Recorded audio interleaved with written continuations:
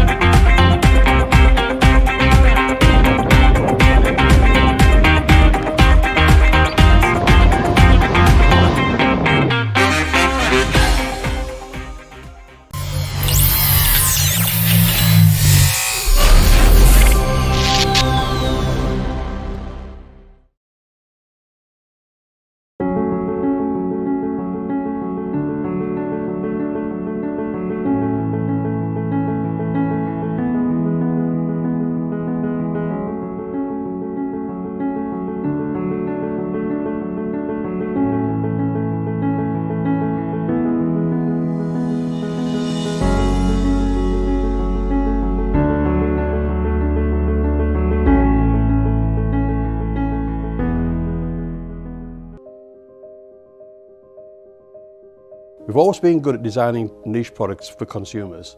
So our thinking was, if we can use the same design skills on products which have got more volume, we'll be more successful. The big issue was the plan to do.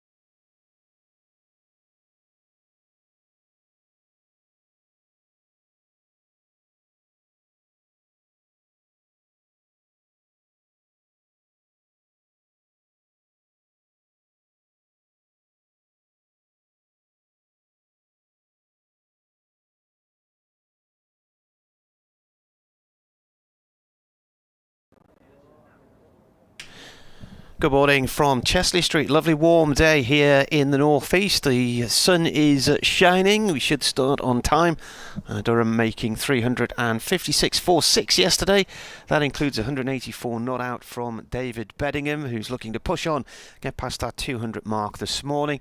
Durham, meanwhile, are another 44 runs away from their final batting point, whereas Leicestershire have picked up 2 bowling points so far. Another 3 wickets for them inside the first 110 overs, and they will pick up their 3rd and final bowling point. So the sun is burning through from the east, and it's a rather pleasant morning, but I have to say there's a little bit of a bank of cloud developing to the west of us, which was similar to what happened yesterday. And yesterday morning it was quite good bowling conditions, so we'll see how things pan out today.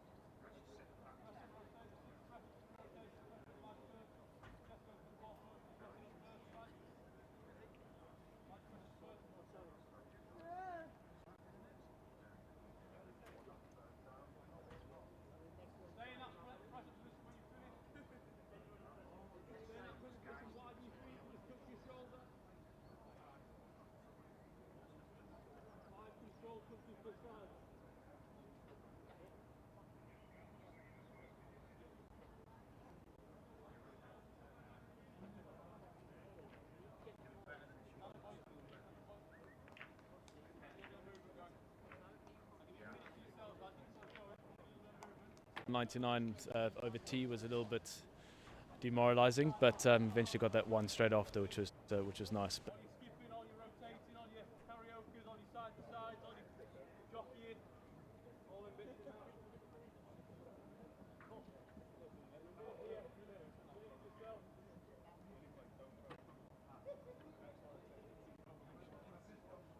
Variations, karaoke, side to side, jockey, backwards running, backwards running. And then next one,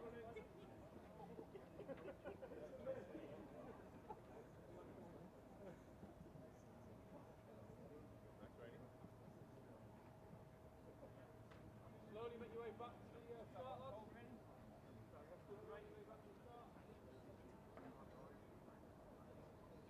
Back on the line, same as yesterday.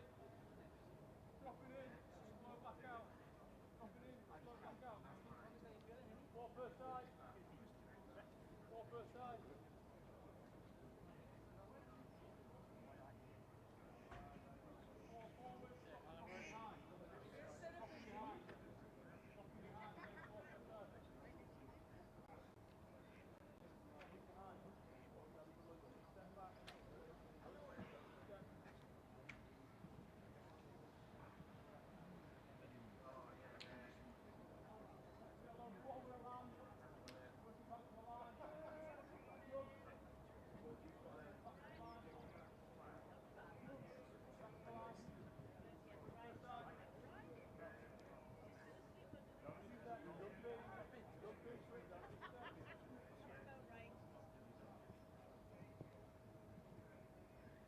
On the spot where you are, dropping in, working to the side.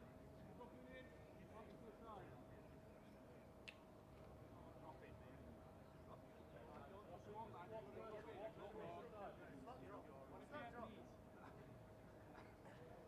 Aerobics odd style. On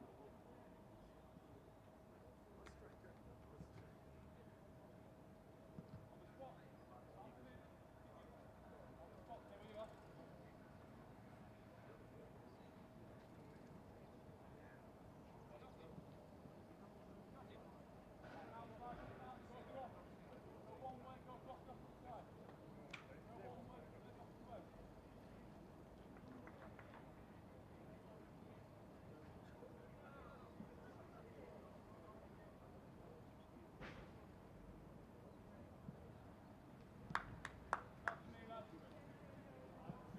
Single leg out to me. Other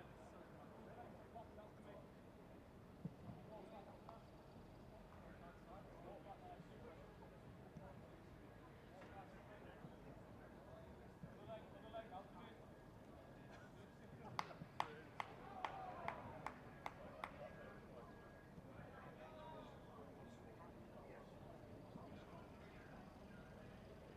Keep the height. Out to me. Keep the height. Get a bit of height. You spend the time on the floor. Higher. Higher. High as you get. High as you get. High as you get. High as you get. Nice slow walk back. Nice slow walk back.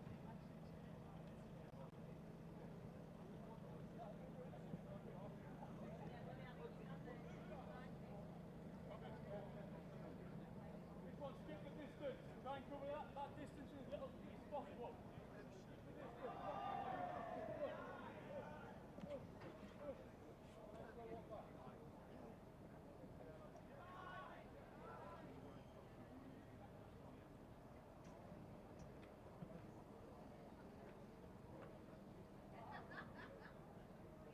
That's one off either side. On this toe.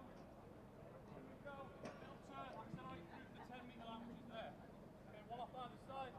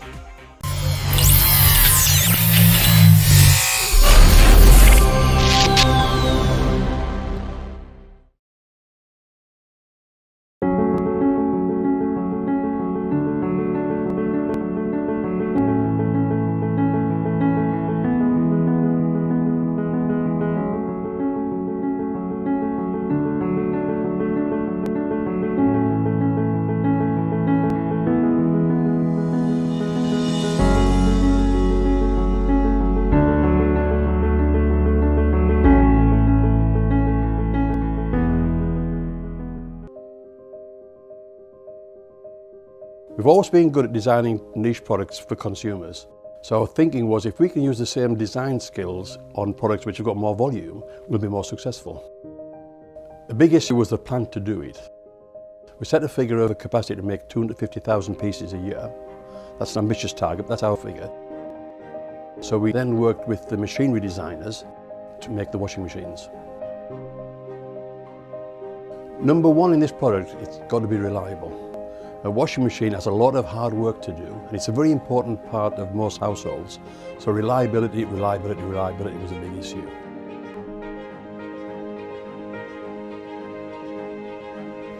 I think any new product, we've got to learn about it, and that's important. We've got to learn about it so we understand it inside out. And that's taken longer than we expected, but we've taken our time to make sure that it's right. There's a big appetite for buying British products, and rightly so, but we can't rely on that. We've got to make a product that competes with all the imports. And of course, remember, we've got our core business here of making domestic dehumidifiers and bottled water coolers and industrial dehumidifiers, so that takes our time, and we don't want to get this wrong.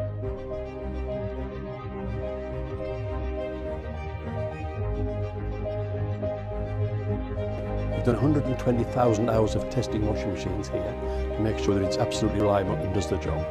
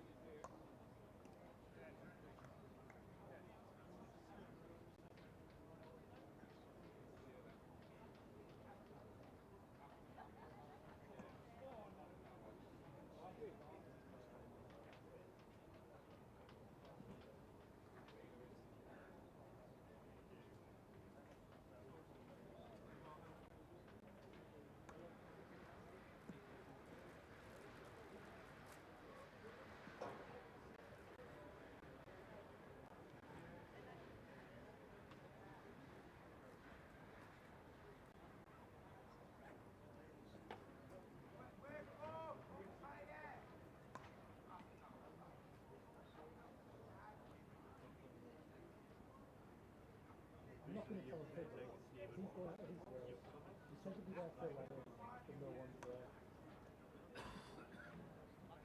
Yesterday, the man's gone out, and I've arranged this. My mate's been out of his workshop today, and no one's there. Good morning and welcome to Chesley Street for day 2 of Durham against Leicestershire. A day which very much went Durham's way yesterday after an iffy start. The first hour was certainly Leicestershire's, but then Durham fought back, having lost 3 quick wickets in around about the first hour of play. Michael Jones, who I don't think would have been playing had Alex Lees been fit, but Lees was declared unfit with an injury before the game. But Keegan Peterson coming in to make his debut for Durham, the South African, yesterday. It looked like it was going to be Jones who would be squeezed out. As it was, Lees had to stand aside with an injury. So Jones played, and in the 5th over, facing Chris Wright, the bowler, he left a delivery. He pulled his bat up above his shoulders and it thudded into his pads, so he departed on 5. Keegan Peterson then, having just got off a plane a few hours earlier from South Africa, was out for 3, dragging a ball from Will Davis onto his middle stump. So Durham was 17 for 2 in the 8th over, and then Scott Borthwick faced 27 deliveries before he was caught in the slips by Colin Ackerman off the bowling of Ed Barnes for 2. So at that point, Durham 34 for 3 in the 17th over, and then in stepped David Beddingham, and he batted all day from that point onwards and will resume this morning on 184. He also put on 231 for the 4th wicket with Sean Dixon. Dixon eventually going LBW to Ed Barnes for 120 quite late in the evening session, so there weren't actually any wickets between lunch and tea. It's his highest score for Durham though, but his partnership of 231 was the best 4th wicket stand for Durham against Leicestershire, and had they added another 4 runs it would have been the best stand for any wicket by Durham against Leicestershire. He was eventually out though for 120. Ned Eggersley made 12, Liam Travaskis 2, and then last night Ben Rain added 12 runs with David Beddingham to take Durham to 356 for 6.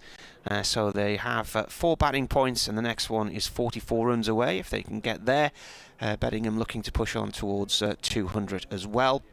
And it's just got a little bit overcast here. It was beautifully sunny when I got here just after 9 o'clock, really warm, and just looking in the stands there are people in t-shirts.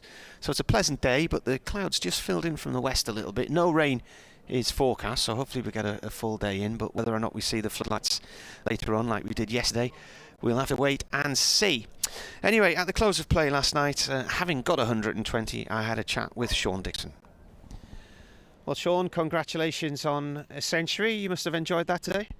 Yes, thank you very much. Yeah, it's a long time coming, but yeah, I'm just really happy I eventually got over the line. Being stranded on 99 over tea was a little bit demoralising, but eventually got that one straight after, which was nice. But just good to get Durham to a good score here on day 1. What's tea like being on 99? Were you able to eat anything or concentrate or not? I don't normally eat much when I'm batting anyway, but yeah, I've only been out 99 once in my career, and I mean the thought did pass over my head a bit, but no, just quite calm, collected, nice feeling in the dressing room, and just kind of went out there and I don't know, just clipped it off my hip quite nicely. Nice little freebie, really.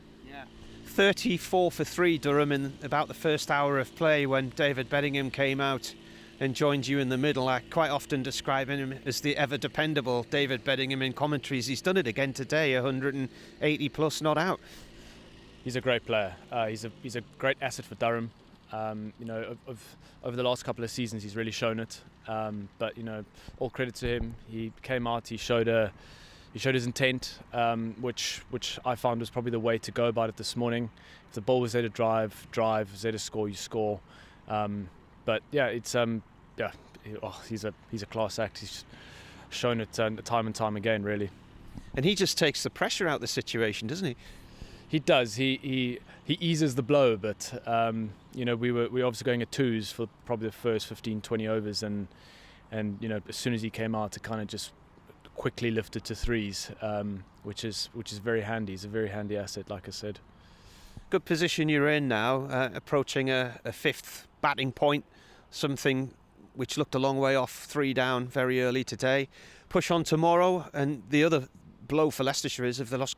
Looks like they've lost Chris Wright, who's obviously a very good bowler, and you don't want to see a player go off injured, but a player of his calibre to walk off with less than 10 overs under his belt, that's a benefit from Durham's point of view as well. Yeah, shame. You actually don't like to see it. It puts teams in a terrible situation. I mean, you could see how Ackerman was just trying to find overs from somewhere. He had to get them out himself, and you don't wish it upon anyone. But yeah, very handy for Durham. They are looking at, if we can try and just get them 3-4 early tomorrow. They might be in a sticky situation, which hopefully will be good for us moving forward. Talking to you before we began this interview, I was asking if you remembered your last century. It was 2019, but there's not been that much cricket since then, has there? Virtually no season really in 2020 because of coronavirus. You were injured last year for a spell as well. Yeah, just nice, and just glad I'm injury free and raring to go. Really, nice to get the 100 under the belt, the first one for Durham in first class cricket, which is always a nice one. But just carry on. Yeah, many more games to come. So that was Sean Dixon, who I spoke to at the close of play last night. Now alongside me in the commentary box is Richard Ray from Radio. Firstly, Richard, to lose Chris Wright yesterday, big blow for Leicestershire. Yeah, huge. Obviously, not just his strike bowling and his experience, but also the fact that the remainder of the Leicestershire attack had to fill in really, and it's quite a young side, particularly young Ed Barnes as well, inexperienced, and they worked very hard, but they did lose their way very much after lunch, and Beddingham played quite beautifully, obviously in company with Dixon, so up against it. They came back quite well in the evening session, but yeah, it's going to be tough, and it looks as though Durham are only going to bat once in the game. And you spoke to Ed Barnes at the close of play? I did, yes. Obviously, he's enjoying getting the experience in at the moment, getting the overs in, but he knows that he has a lot to learn, and that the attack didn't particularly sort of let itself down, but they can learn a lot from the way, certainly, Durham applied themselves yesterday, and hopefully they will. Well, Ed, the first 90 minutes went as well as we could have hoped for, really. Won the toss, put them in, the ball moved around a bit, took 3 quick wickets, pretty much on top at that stage. Yeah, no, I thought obviously we won the toss and we put them in. There was a little bit of grass on it, and we thought we could get a bit from it, and we did. Thought we bowled beautifully up front. To be honest, I thought we put it in great areas, challenged their batsmen, and we got the rewards for it in the end. We had great theatre as well from the lads, and we were really on top. And then you got through to lunch. Yeah, they sort of got through to the last half hour until lunch, kept it tight up to that point, but the afternoon session got away from us, I'm afraid. Yeah, it did massively. The momentum shifted massively in that middle session, and we never really got it back all game, to be honest, all day, sorry. Obviously losing Righty was a big loss, and it was kind of up to us three seamers and Ackers probably to get that momentum back on our side, and we probably didn't bowl in good enough areas to justify that, really, unfortunately. Did the pitch flatten out a little bit? Yeah, definitely. As the ball got softer, it was quite soft underneath. So when the ball got soft, it was hard to beat the bat and to cause issues. And they played straight, they played well, and especially Beddingham played lovely. And yeah, we went up to it. Yeah, and you have to, as you say, you have to give them credit. Dixon in the morning battled through that tough period. He got through it, played 1 or 2 really nice shots, but he basically battled, and then Beddingham came in and took full advantage, didn't he? Yeah, exactly. I mean, we've just spoken there how we can learn from how they've played. Obviously, we've got 3 hard days left of cricket, and if we can learn from how they play, they know these conditions better than anyone. Play straight through the V and cash in on any width, and I think that's our blueprint of how we go forward and get runs. Obviously, losing Chris Wright, it isn't just losing Wright as a strike bowler. It means that you guys, although Ackers did his best to fill in and got a few overs out of George as well, you guys have to bowl the overs. Do you then change? You have to sort of not get tired, but you have to throttle back just a little bit because you're bowling that many overs, really. Yeah, obviously it's tough, and it was probably even tougher today because it was quite soft, especially the run-ups, and it kind of takes out of your legs just that little bit more. But you know, that's why we do the work in the winter with, you know, the S&Cs for days like this, so you're prepared for this. You can almost overtrain, so that this isn't too much of a culture shock for the body. But you know, it's not easy, but that's your job. It's what you get paid to do: run in hard and try to take wickets. When you picked up 3 yourself, and overall, were you reasonably okay with how you bowled today? Pretty good, or? Yeah, probably the tail of the team, to be honest. Just didn't do it for long enough, and didn't do it economically enough, really. Similar to last week, if we can kind of bring that scoreboard down, those late wickets just mean a little bit more. You know, 280 for 6 looks a hell of a lot better than 350 for 6, of course. But you know, we all know that, and that's kind of the improvements that we need to make. 6 down, come back strong tomorrow, try and keep it under, who knows, under 410, something like that. And absolutely, yeah. The ball's still hard. The seam's still hard. If we can go at them tomorrow, a couple of early wickets, and then get batting, would be the ideal world. Yeah. Ed Barnes there talking to Richard Ray at the close of play last night. So out the players come. Bit of a greyish morning now. It was really pleasant earlier. So maybe it might be good conditions for bowling again, like yesterday morning.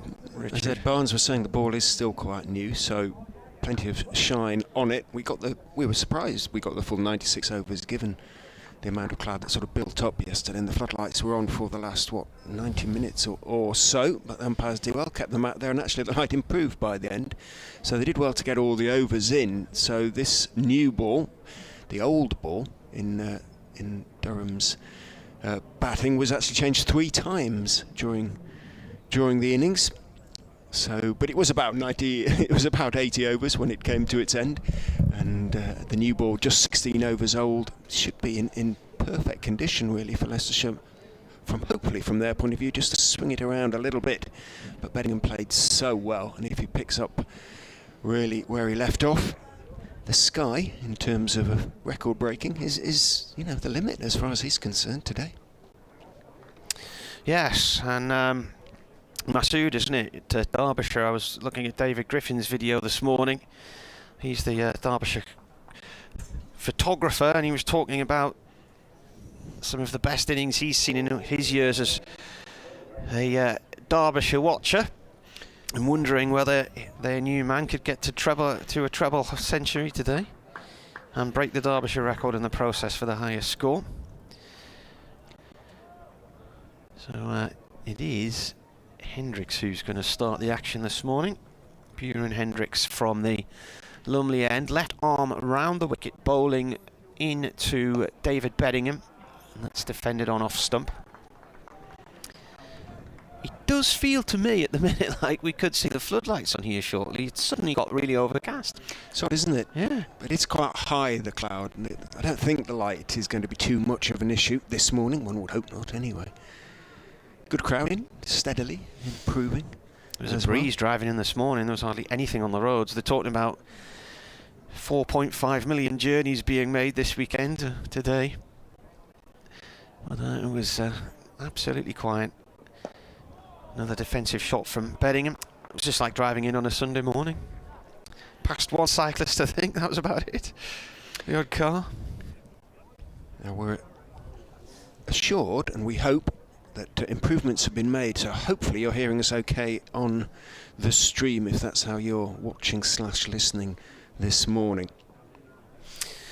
There were a number of issues yesterday in the morning. The sound wasn't right because that was down to a line issue which they altered at lunchtime and improved the sound signal, no problem at all.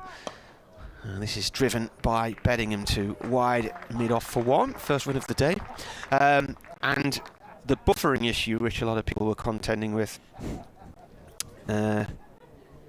was to do with broadband width. So there's so much broadband comes into this ground, and some of it's split up for us, some of it's used in the offices and the bars, and then some of it goes on the cloud, which spectators can use. So I think they've altered how much goes where, so they can give more to the live stream. So hopefully there shouldn't be too much in the way of buffering today, or any, put it that way. The news is currently on BBC Radio Newcastle, so I'll be doing an update there shortly. Hendricks round the wicket with a short one, which I think did that clip Rain in the shoulder there?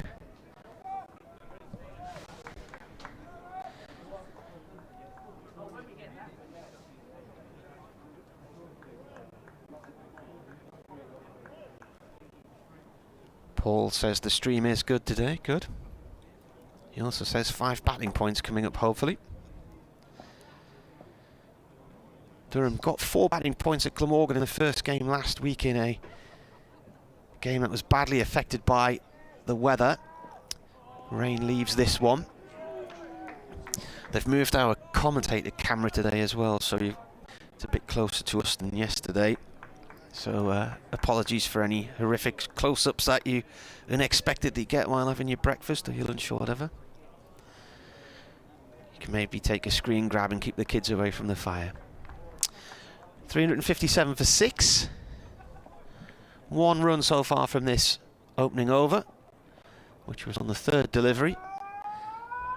Rain now facing the 6th.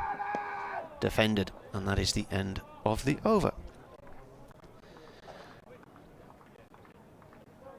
If you want to get in touch with us, remember, you can tweet at Marty Cricket on Twitter or at FoxesCricket22, or the email address is weircricket@yahoo.co.uk. Remember, of course, we're always on the BBC website, so wherever you are, if you haven't got a chance to watch the live video stream, you can still listen to us in glorious surround sound on that BBC stream. Here's an update now for Radio Newcastle.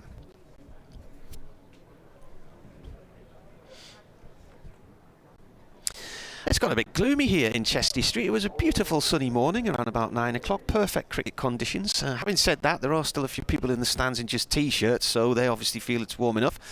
We may, at some point, see the floodlights on if this gloom continues.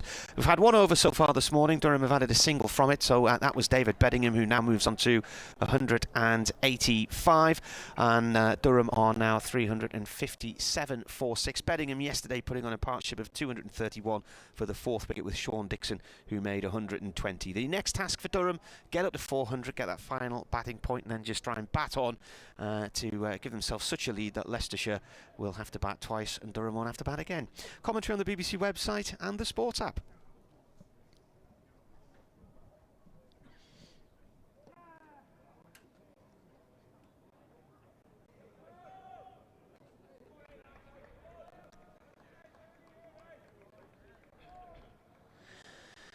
So the first 2 deliveries of the over we're currently in, being bowled by Davis to Beddingham, have been dot balls. The second of them has just gone straight through to the keeper. Here's the third now, right arm over from the Finkel end. And Beddingham plays the ball tentatively forwards to the figure of Hassan Assad, who is fielding it as silly mid-on. So Ben Rains actually standing behind Assad. He's to his right. He's 2 strips away from where the action is, because Assad is virtually touching the cut strip, which he's not allowed to, of course. So he's standing on the strip next to where they're playing. Probably at an angle of about 10 degrees from the batsman. That's gone down the leg side, taken by the keeper.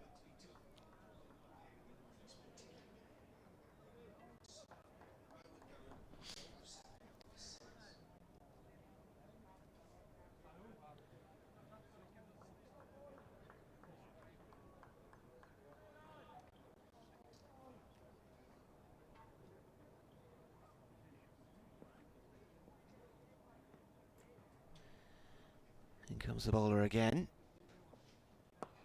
This is defended by Beddingham and rolls to mid-wicket, where it's picked up by Louis Kimber. Dot ball.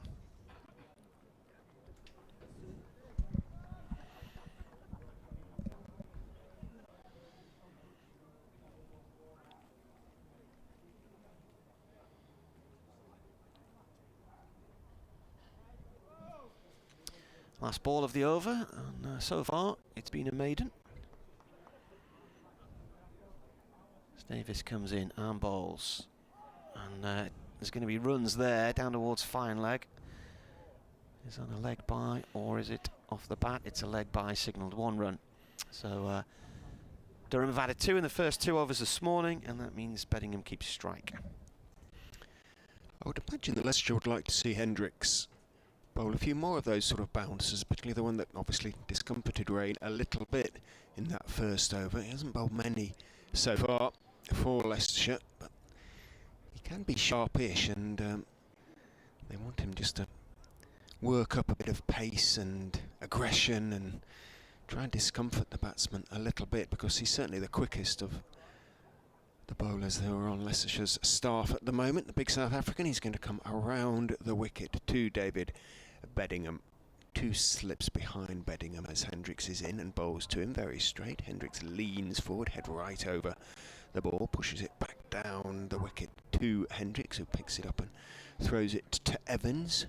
Sort of polishing, relaying it around the outfield. Chris Wright is the polisher-in-chief for Leicestershire. Obviously he's not out there at the moment. Ed Barnes, another bowler, is at mid-on, and he's been doing the polishing.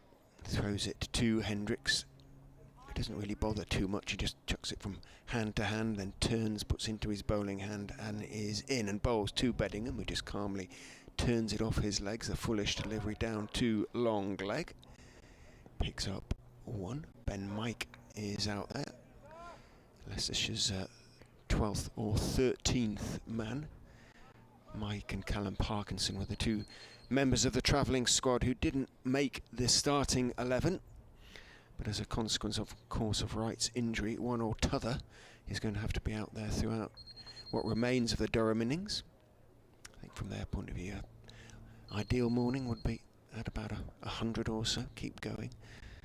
Get through to mid-afternoon. In goes Hendricks and bowls to Rain, who is getting forward, turning his wrists on straight delivery, middle stump, middle and leg, and turning it out to mid-on, where Davis picks up.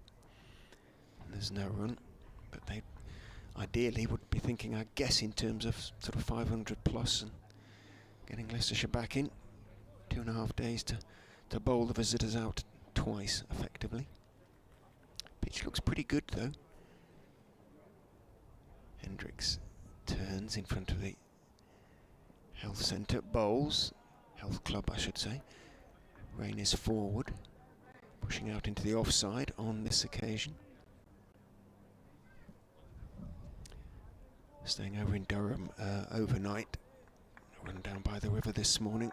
There were a few scullers out. It did look lovely with the sort of little bit of mists, a few vapours rising from the river through the sunlight.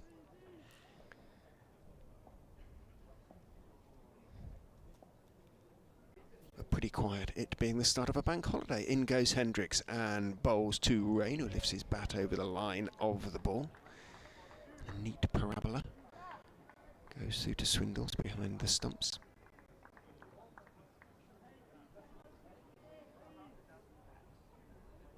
Martin was saying, a little bit of cloud sort of built up away to the west, but it is high and it is fairly light out there. A little pack of dogs is with us again in the same place this morning. I can see, haven't seen the little Scotch Terrier yet, but I can see the hound of, I think, mixed parentage alongside a Labrador down there. In goes Hendricks and bowls, getting to the pitch of that one as he gets forward there, Rain, and blocks it out to mid-off. So playing themselves back in, these 2 Durham batsmen setting out their stall to go big. 359 for 6, just a single from each of the 3 overs that have been bowled so far today.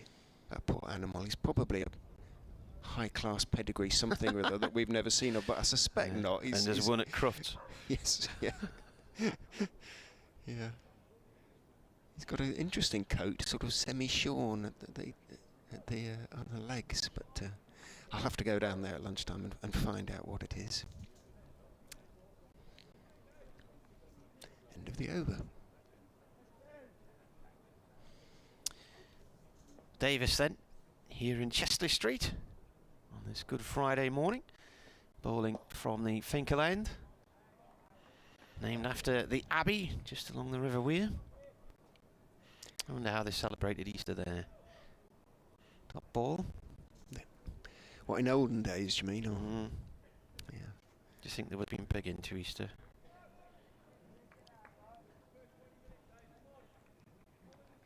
I haven't been to Finkel Abbey. It's a ruin now, It's is it? lovely, yeah. It's great, Sort of great for a game of hide and seek. It's a beautiful spot. Like the North Yorkshire Abbey, sort of like Revo, Yeah. things like that. Davis bowls. Oh, off the pads, possibly an inside edge. Yeah, he's given up on his appeal. Yeah, what's the Fountains Abbey's quite similar, I think. Although there's probably more of Fountains Abbey still intact than there is at Finkel. Sort of Byland, then somewhere like that. Yeah. Yeah. Bylands Abbey. It's probably got a bit more than Bylands Abbey. I think Revo was possibly nearer the mark. Revo's grand. It's got loads, Revo. Oh, well, we'll go back to Bylands then. Bylands is the one near Coxwold, isn't it? It is, Yeah. correct, yeah. Davis comes in and bowls, and punched off the back foot by Beddingham, past point off towards the pavilion boundary for 4. Nice shot. Just sat up for him there. Yeah, lovely shot.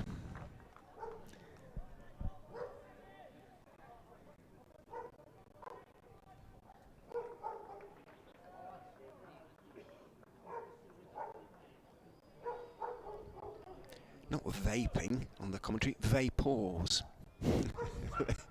Little patches of mist. 363 for 6. Make that 364 as Beddingham plays the ball through mid-wicket for a single. I think safe to say he's still seeing it fairly well. That was a lovely shot through point, and then his turns just so much time he has at the crease. David Beddingham. It's interesting to read his Who's Who entry this morning. What makes you worry? And his answer, life after death. It's a deep thinker, Mr. Beddingham. Perhaps wondering whether there is any. Davis again bowls. Through to the keeper, good ball. Rain forward to it, played and missed. A few years ago, there was a story about that because back in the day they used to send in questionnaires on paper and people used to fill them in and send them back, and there was the suggestion was some players were filling in other players' questionnaires and putting daft answers and stuff down, but I presume it's all done by email now or whatever. Apparently. Because obviously the book actually only prints a sort of selection of the answers. Yeah. Last ball of the over, Davis to Rain. Rain just plays the ball out to mid-wicket, no run. End of the over, 364 for 6. So I asked Dan, who's Leicestershire's cricket operations manager, whether I could get hold of the copies that the players had filled in, because obviously all the questions would have been filled in and you'd got a bit more information about all the players as a consequence. And he said though he was involved in the sort of gathering and distribution, he said the actual forms sent back in by the players on a sort of fairly secure link, so he didn't have copies of the filled in forms, but it does mean at least that we do know that the players themselves have filled them in. They haven't as in the olden days, left them around in the dressing room to be filled in by a mischievous teammate. Hendricks to continue then from the Lumley end is in the air, caught! Hendricks has his first wicket and Beddingham has gone, just sat up a little bit. It was in the air, pushed hard at it, and a nice catch by Hendricks, two-handed away to his left. And that is the end of a superb innings from David Beddingham. And Hassan Azad immediately didn't run to his teammate, he ran to Beddingham and patted him on the back. A lovely gesture, and we'll let you hear the applause for David Beddingham as he leaves the field.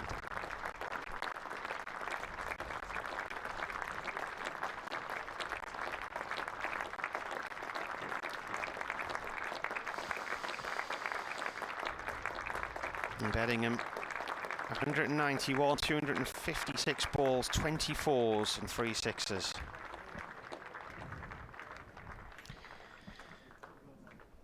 Probably the very first mistake he's made. I can't even remember him being beaten more than once or twice early in his innings, and it was a neat catch by Hendricks, but it was a nice height, wasn't it? Sort of almost waist height as it came back towards the big South African two-handed to his left, flung the ball in the air. He's off the mark for Leicestershire. But what a knock from David Beddingham.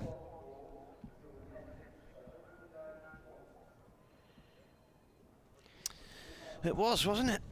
We speculated.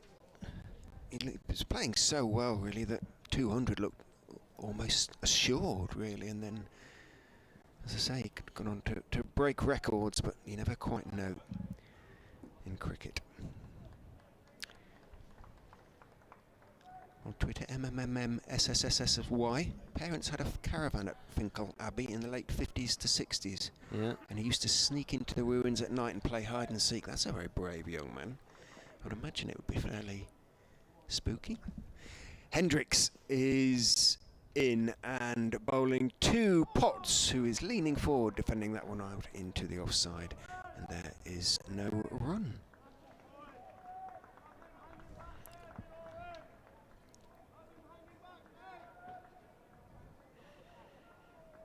I'm not sure I'd have been brave. I suppose it depended how old he was at the time. At night, wandering around the ruins of a old abbey. My wife did a live from there on the TV a few months ago during the illumination thing. Hendricks is in short, but he just withdrew the bat. I suspect Potts there, and indicates that there was a little bit of movement. As we've been saying, the ball is still new. But he played it well, just dropped his hands, made sure nothing was in the way of it. It went through to Swindles behind the stumps. Yeah, they have a thing every sort of 2 years called Lumiere, where varying parts of Durham are lit up with computer imagery and all this kind of stuff, and beautiful lighting and things, art installations and stuff. And one of them this last time was at Finkel Abbey. Hendricks bowls. Potts is looking to get on the front foot. He wasn't quite full enough to do that, really, so he leant forward, played it well. Matty Potts out into the offside it goes.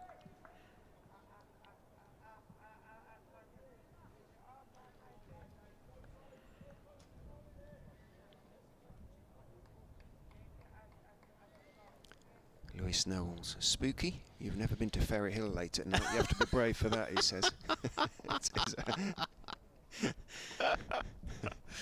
Different sort of spooky, I suspect. Yes. In goes Hendricks and bowls, leans forward. Potts, thick inside part of the bat, sees the ball rather squirt out towards short mid-wicket, picked up by Sam Evans. He was 9. Was our friend who went to Finkel Abbey, so I still think that's quite brave. Be out there at night. Especially with 2 prisons on the doorstep. Yeah, is that right? Which are the 2? Frankland prison is one of them, and then there's a women's prison next door. Hendricks is in and bowls, and it isn't going to be a wicket maiden because it's short and sits up quite nicely on toward the sort of hip of Potts, and he calmly swivels and pulls it around the corner down to Ben Mike at long leg and takes a single to get off the mark. So the first wicket taking over that Bjorn Hendricks has bowled for Leicestershire. He now has 1 for 88 from 23 overs. Durham 365 for 7. I know from their point of view, as I say, they're looking at maybe 450 rather now than the sort of 500 mark, and that still sets them up very nicely. But from the game's point of view, we'll move it on. The betting wasn't able to go on this morning. Be interesting to see what happens from here.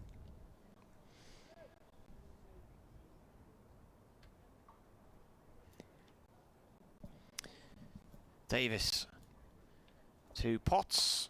Potts defends, the ball bounces back high towards the bowler. From this point now, I think Durham really do need to concentrate here and make sure they get the 5th batting point, because they fell apart at Glamorgan on Sunday morning trying to force the issue along. Too many of them got themselves caught out. They lost and bowled, lost them 7 for 31 and failed to get past the 400 mark. I think they were beyond getting that 5th batting point anyway. The overs had run out, but There's still time here today, if they're sensible. That's a low delivery, wide of off stump. Disconcertingly for those viewing the stream, they've put the commentator cam much closer now, so you're getting a much Yeah, I've just been mentioning more of a close-up. Sorry about that. It's nothing to do with us.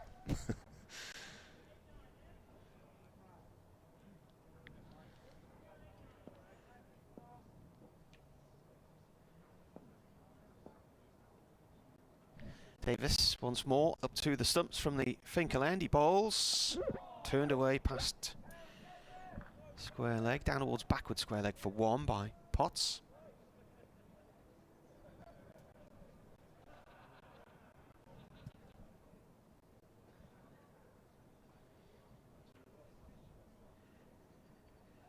Not quite as big a crowd perhaps as was in yesterday, despite it being a bank holiday. Might just fill up a little bit as the day goes on.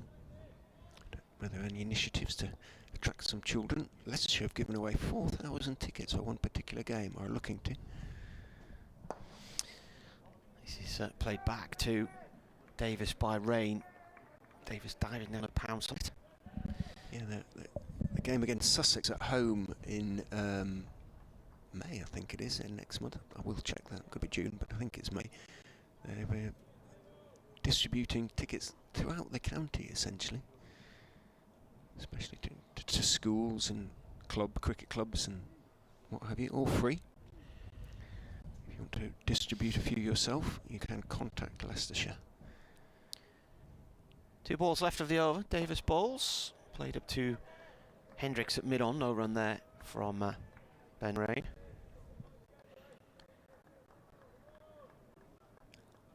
And do tweet us if you want to get in touch other than via the stream at Fox's Cricket 22 or at Weir Cricket. At Marty Cricket. At Marty Cricket, yeah. Sorry. It's the Weir Cricket is the email, isn't it? The at Yahoo. Last ball of the over. Nice drive from Rain. Over pitch from Davis. And Rain saw his opportunity. 4 runs straight back past the bowler. Yeah. A good player, Ben Rain. Look at it there. A lovely straight drive. Very straight off drive. One of those when the bowler immediately sort of turns away in resignation.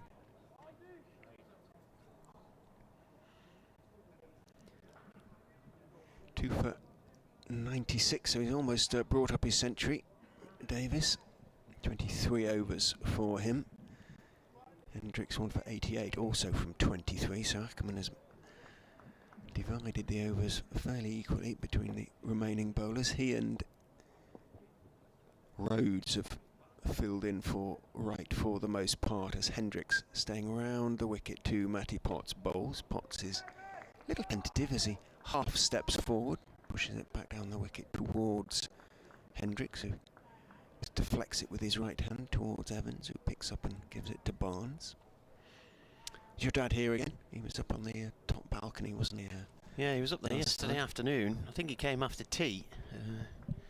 I'm not sure what his plans are today.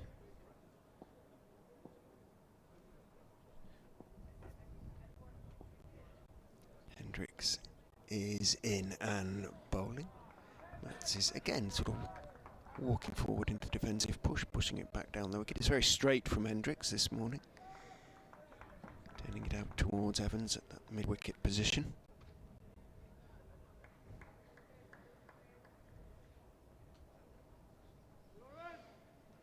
It is definitely working better, certainly on my computer, the stream this morning, and hopefully on yours. Yes, it is, according to Chernival 1. Hendricks is in and bowling, and nicely played by Mats. Off the front foot, steering it away into the gap between point and cover. It's Welch who's fielding in the covers, who runs back and fields. Throws high to Swindles, who, having leapt up to take the catch on the retreat, almost as he does so, gives Welch a slightly old-fashioned wicket-keeper's look before handing it to Azad. Potts picks up a couple, moves on to 4. 372 for 7.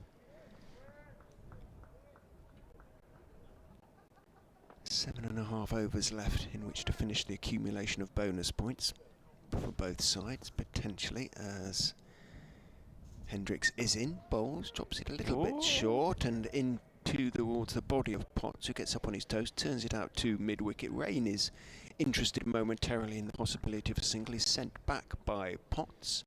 Evans is quickly enough to the ball to justify Potts' refusal, and Rain retreats into his ground, is sent back, gives a thumbs up sign to Potts, examines his gloves. 3 slips for the new batsman. Kimber back in at third as Hendricks is in and bowls. Back foot defensive shot from Potts, very solid. Bounces back down the pitch towards Hendricks, takes it on the third bounce. Azad at first, Ackerman at second, Kimber at third. George Rhodes at backward point. Welsh in the covers. Davis at mid-off, Barnes mid-on. Evans mid-wicket. As in comes Hendricks and bowls. Potts is looking to drive. Bit of a thick inside edge, might just have shaped back into him a bit. Wasn't quite there to be hit. Ran out to Evans at mid-wicket. And that is now a run. End of the over, 372 for 7. Matty Potts has 4 off 14. Ben Rain. Confidence, I'm sure, boosted by that lovely straight-driven 4 in the previous over from Davis, as on 16 from 39.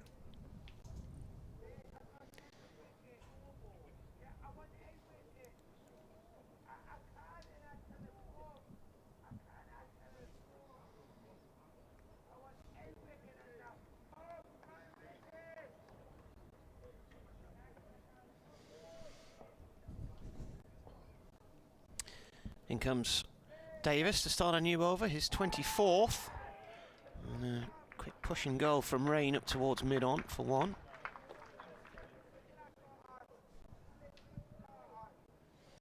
Coming up to half past.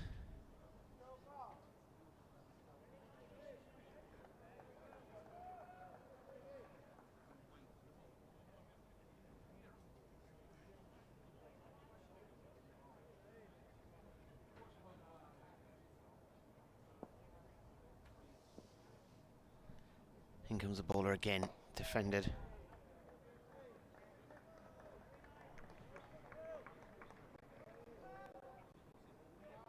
By Potts.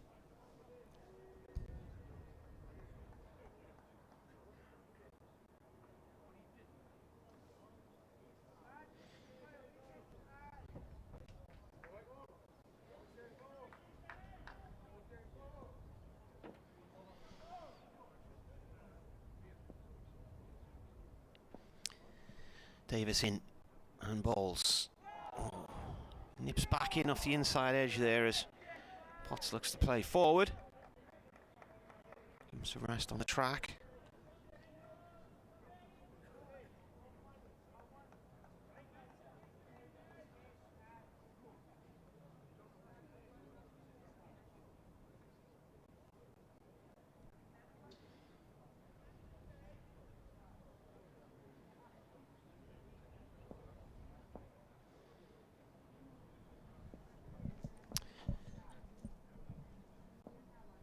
Fourth ball of the over now. 1 run from the first delivery of it. And Potts now plays the ball off the back foot up to Hendricks at mid-off and goes for a quick single.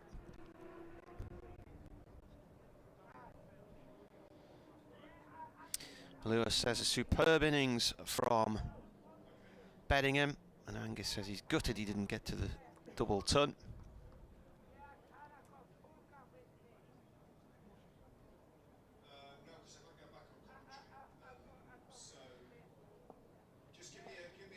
I think the weather forecast's not bad for the rest of the weekend, actually, as Davis comes in bowls again. Playing a miss there from Rain. It goes through to the keeper. Monday's the questionable day, weather-wise. I think there's a band of rain going to drift in. And it depends where the high pressure's sitting as to how far across the country the band of rain will come. Of course, there isn't any county cricket on Monday, but it might affect club cricketers. I think the league programme starts tomorrow in the North East Premier League, so if you're playing anywhere this weekend, give us a shout and we'll give it a mention as Davis bowls. This is turned away down the leg side to fine leg for 4 by Rain. Nobody down there.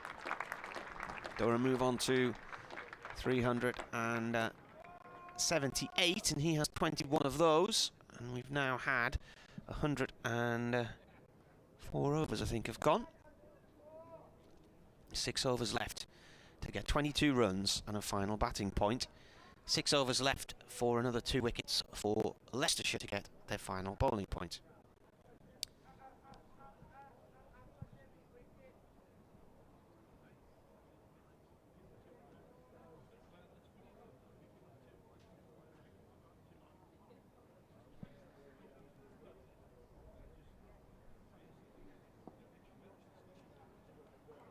Hendricks from the Lumley end, left arm round, coming in to bowl 2 Potts. Potts forward to that one, plays it into the ground and it trickles away towards mid-wicket.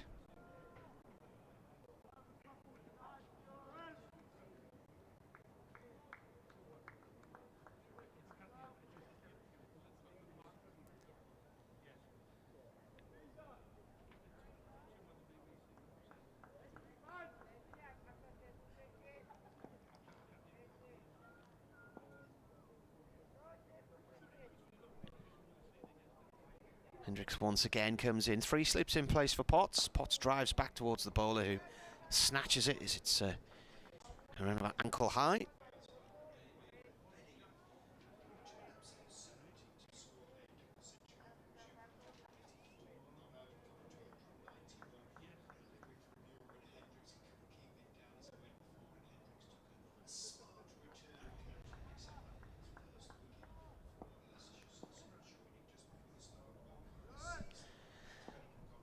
Once again he comes up towards the stumps now, past the umpire and bowls. Potts plays the ball up to mid-on, it's no run.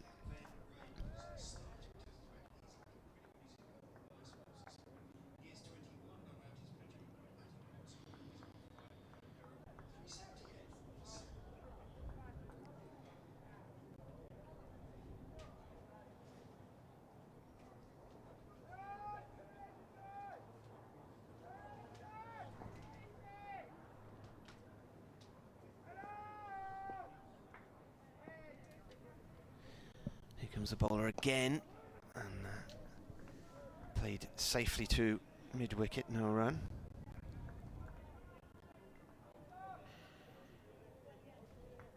A few more drifting into the ground now, crowd increasing. Very little wind this morning looking around. Just looking to see if I can see any. There's a flag of St George on top of the pavilion which is fluttering a little.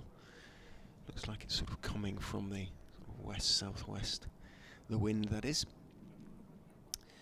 Hendricks to Potts. Potts finds mid-on again, no run. The Durham bowlers will be watching carefully now the behaviour of the pitch. That might just have stopped a bit. Eddie Barnes said it was quite soft underneath.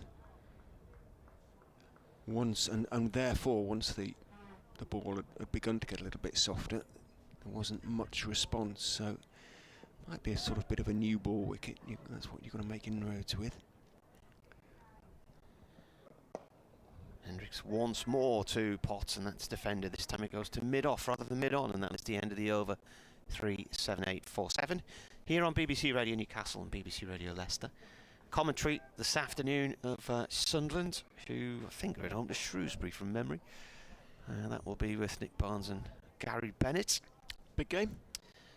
They're all big games now because time's running out, and having been top of the table at the start of the year, they then went into free fall, so they're now just clinging on into the playoff places. But they're not on a bad run. I think it's 8 or 9 unbeaten now. So.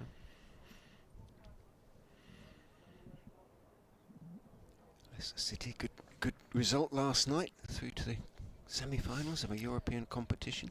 That none of us understand. They'll understand the trophy if they win it, I'm sure. Davis to continue then.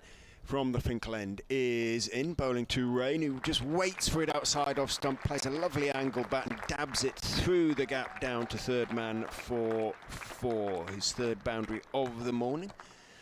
All very different, all very nicely played by the former Fox. Very much a Durham man. This is his third season at Durham starting, and he's certainly done 2 full ones, hasn't he? Maybe even 4th now. Who's that, Rain? Yeah, Ben. Don't worry, it's just off the top of my head. I think it's his third. Moved on to 25 from 43 balls. 12 not out overnight as Davis is in. Bowls to him. Again, he's waiting for it, playing with an angle bat this time, but guiding it along the ground to Rhodes at point. Yeah, he came back and started playing again in 2019. So this is his 4th season then, 1920-21. Yep. How time flies. Ed Barnes starting to warm up. Mid-wicket as Davis is in and bowls to Rain, who again is instinctively getting forward, plays it firmly down into the ground. It punches up quite high and is picked up by Welsh. Running in, Welsh, long-sleeved sweater on, a little bit cooler perhaps out there now the sun has gone in. One or two of the Leicestershire players in long-sleeve sweaters, so as I say, perhaps it's not quite as warm as it looked like it was going to be. They've been saying on BBC Radio Leicester anticipating temperatures around about 20 by lunchtime. As Davis is in, bowls, turn of the wrists from Rain as he leans forward and defends that one back down the pitch. It's stopped by Davis and it's in the end picked up by Potts, who very politely throws it to Welsh, saves everybody a bit of time. Paul says, greetings from a sun-kissed and warm Costerdale Hartlepool. Excellent performance yesterday after a disappointing start. Davis in past umpire Debenham and bowls. Rain steps across his stumps, then leans forward and defends it back down the pitch to Davis, who does pick it up cleanly this time. He said, I should be with you until 6 PM today before going out to watch an excellent soul pop band called The Addiction. Keep up the excellent commentary and have fun, and come on Durham. And I would imagine Paul, knowing that he's fond of a chippy tea, he'll be nipping out to get some fish and chips because it's Good Friday as well. And no doubt you'll be seeing photographs of people queuing for fish and chips at Coleman's and South Shields and varying other places on your timelines later today. Davis is in to Rain, who is beaten outside off stump. Good length, did a little bit, did enough. It bounced again before it got through 2 Swindles. Still a little bit there for Will Davis, and just on that occasion went past the outside edge. End of the over, 382 for 7. Potts 5, Rain 25. 4 overs left for Durham to score 18 runs if they want their full allocation of batting bonus points, and Leicestershire to take 2 more wickets, ditto bowling bonus points. Be a shame for Durham to miss out, having been so well positioned on that extra batting bonus point. 18 off 4. Barnes replacing Hendricks. Ed Barnes then coming in from the Lumley end and bowls. Pitches and stays fairly low. Defended by Potts. Big stride forward from him.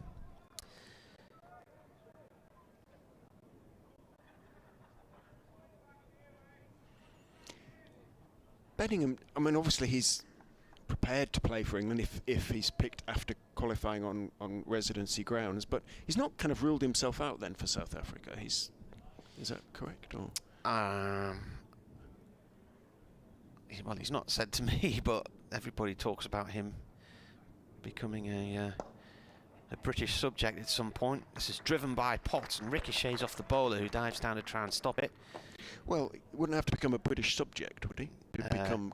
Well, he can get a UK passport in 2 years, I think, can't he? He qualifies for England in 2 years. That's the difference.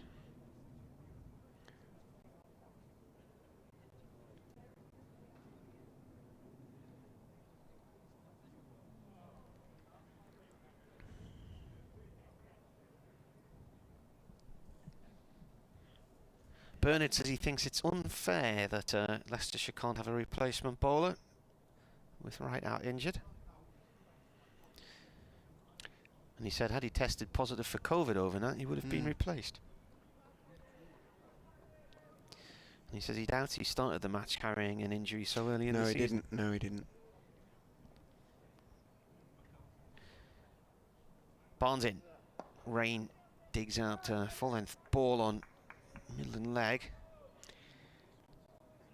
I think Bernard's right, but it could open a bit of a can of worms, couldn't it? If you allowed full participation playing substitutes, then tactical injuries might become a matter of debate, mightn't they? I suppose in the end. I accept that in football, rugby, tactical substitutions, but not yet in cricket. In comes the bowler again, and this is played up to mid-on, no run there. You can't fake a COVID test positive, I don't think. But unless you've got a little red fine liner. An internal sort of muscle pull, something like that. Well, I suppose that's... one has to take the word of the physio or the scan or something like that. Barnes comes in and bowls. This is played away by Rain up to mid-off. Bernard says, on a personal point of view, I've hidden away to avoid the COVID-19 virus, but sadly have now suffered a vitamin D deficiency as a result of that. So listening to the cricket on the radio is a huge plus for me, especially as osteoarthritis in my knees is catching up with me rapidly as well. Caused me to retire from the railways aged 50 in 2005. He says, I do hope to attend some games during the season, but it's very likely to be the T20s or a 50-over match. Barnes bowls, driven by Rain. That's a nice shot. He really opened up his arms there, Rain. Give himself some space on the leg side and hammered the ball along the floor, through mid-wicket and wide of mid-on, up to the junction of the Castle stand in the North Terrace for 4 runs. Good shot, end of the over. 387 for 7. Durham need 13 from 3 overs. I don't know if that is their priority now. I say that having just watched that 4, but the scoring rate's quite slow this morning, isn't it now, particularly since Beddingham's gone. More about just building a big lead, I suppose. Ackerman bringing himself on. 13 from 3 should be well within the way Rain is playing, and some of the shots he's played this morning have been a real nice variety, all played with exquisitely, really. That one muscled away to the mid-wicket boundary, but also a really delicate little shot down to third man, a couple of very nice straight drives. Started the season well with the ball last week, Ben Rain, showing his very much value as an all-rounder. Watching at the moment as Ackerman bowls a few looseners. Leicestershire's skipper and occasional off-spinner, albeit T20 world record wicket-taking holder with a 7-for. He's got a very short mid-wicket in as he comes in to bowl 2 Potts on 6. Tosses it up a bit, foolish, and Potts looking to drive, can't get it past the diving Louis Kimber at shortish. Extra cover. Ackerman is in shorter and a little bit flatter, goes back and cuts, and there's a bit of confusion between Potts and Rain, because it was misfielded slightly at backward point by Azad. Azad picked himself up. Rain urged Potts on. Potts was watching the ball rather than listening to his partner, whose call it was. Eventually responded and made his ground comfortably. Potts on to 7, brings Rain down on strike on 29. 388 for 7. Ackerman's going to go around the wicket to the left-hander. He is in. Rain is forward, looking to push it through mid-on, but Kimber scampers across from that short-ish mid-wicket position to cut the ball off. Long on and long off, but no mid-on, although Kimber is quite straight at mid-wicket. Ackerman is in, tosses it up, down the wicket goes Rain, drives along the ground, out to long off, where Davis very correctly forms the long barrier before throwing in. 1 to Rain, on to 30 now, 389 for 7, 2 from the first 4 balls of the over. Ben Mike goes back in at that short, straight, mid-on position. Ackerman is in. Rain is pushing firmly, but again another good falling stop by Kimber, who then shakes his right hand because it was hit cleanly and firmly by Potts. Ackerman is going to try round the wicket. So Rain trots across. Mike has to take a step or two to his, step or 4 or 5 even, to his right. He's at a shortish mid-wicket position now. Ackerman is in. Potts pushes it back past Ackerman, who will be cross that he let it go past him really, because it rather burst through his hands. Runs down to Davis at mid-on. The single is taken. So 390 for 7. 10 of the next 2 overs will secure that 5th and final batting bonus point for the home side. Just finish off Bernard's email because he covers a number of different sections here. One of the news stories breaking this morning around about 9 o'clock, Joe Root has resigned as England captain. From what I gather, there's nobody won more tests than Joe Root as an England captain. However, he's only won 1 in the last year or something, and they've had an appalling year and a half.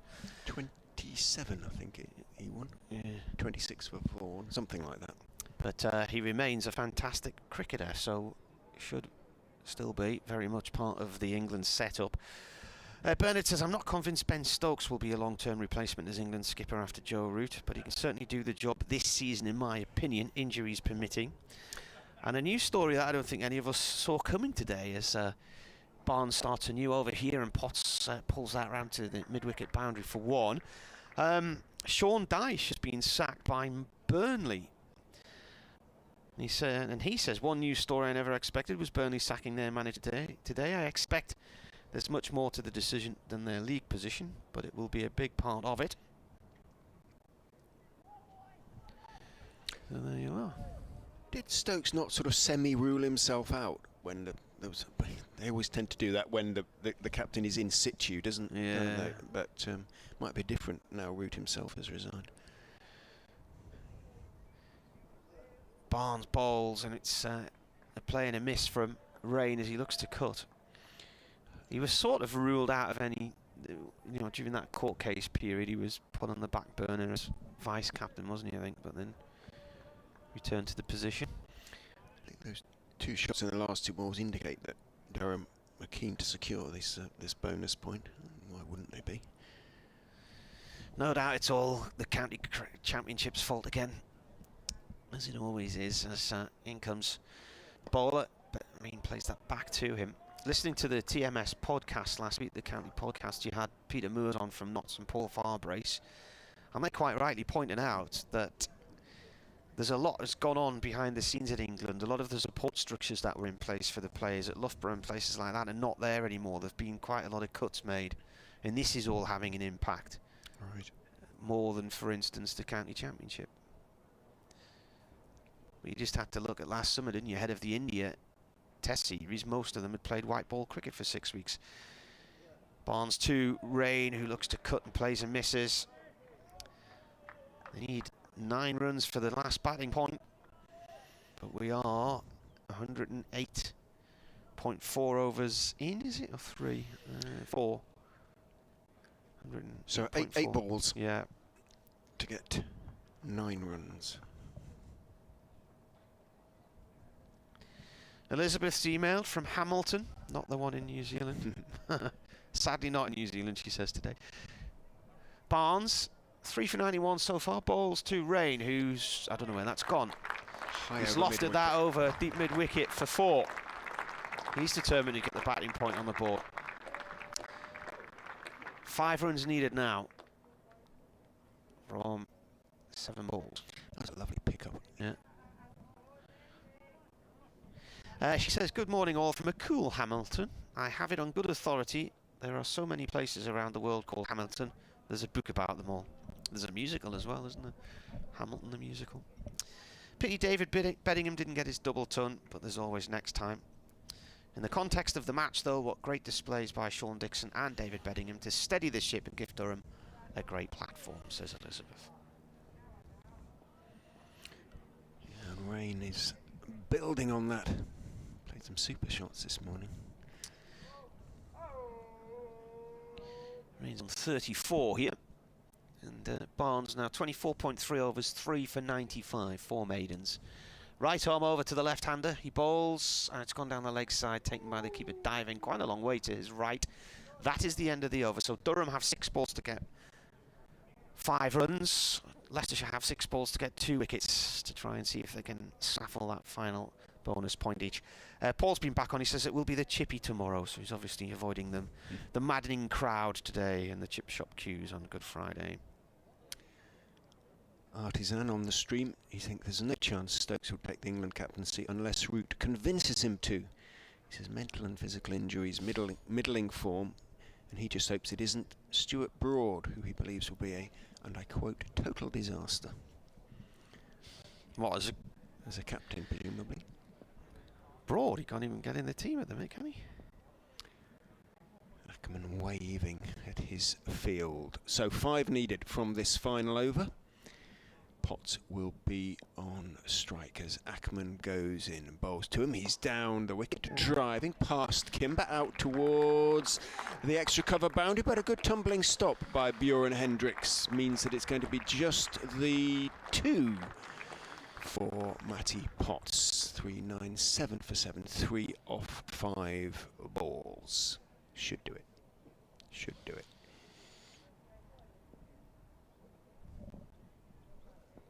Ackerman is in and bowls. Back goes Potts, cuts it out to the gap. There is some cover out there on the boundary. Eddie Barnes is out there, that short boundary in front of the Robson Pavilion. So just a single for Potts, but 2 off 4 balls. 34 runs these two have added now from 55 deliveries. Ackerman will go round the wicket and he's bringing in the cover from the boundary just to try and make Rain hit over the top, essentially. Be prepared to hit the ball in the air. Ackerman in, bowls. Rain is forward, just looking to push it down towards long off. Doesn't quite get as he would have liked, so Mike is able to get across and make the stop at that short-ish straight extra cover. Ackerman is in, Rain is down the wicket, swinging, thick inside edge. It runs out towards Azad at backward square and he makes the stop. So Rain was going for it on that occasion, didn't get it. Still need 2 off 2 balls. Little moment of tension. Doesn't really matter too much, you wouldn't have thought, but clearly does to Durham. 2 off 2, and Ackerman, realising that, sends Mike back from that short straight position into a single saving position.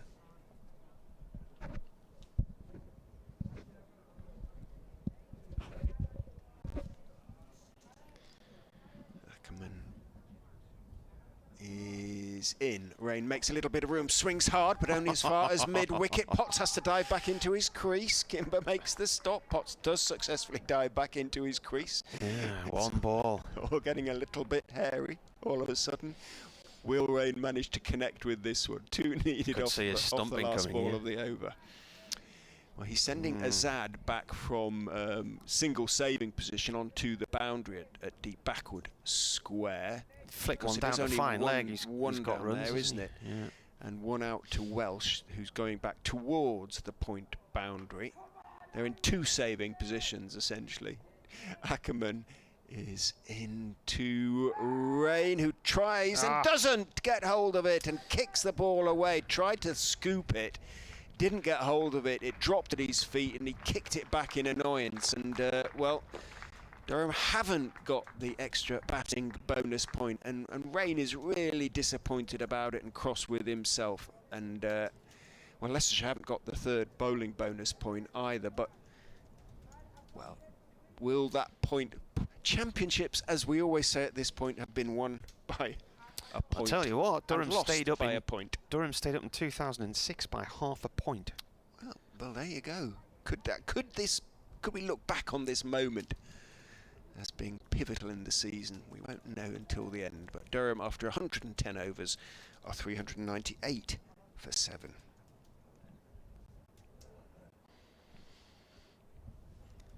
Rain did his best. Didn't quite come off.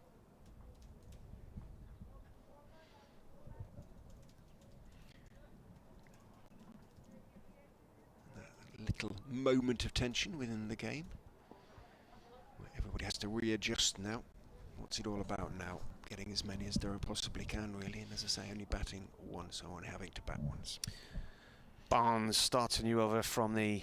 Oh, look at that, straight to the boundary.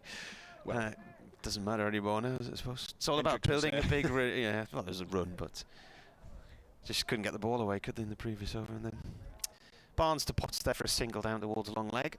So Durham 399.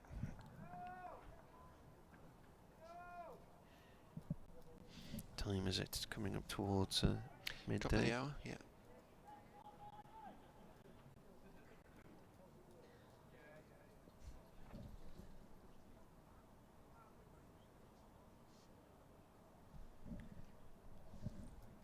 Rain retakes his guard, resets in every way, essentially.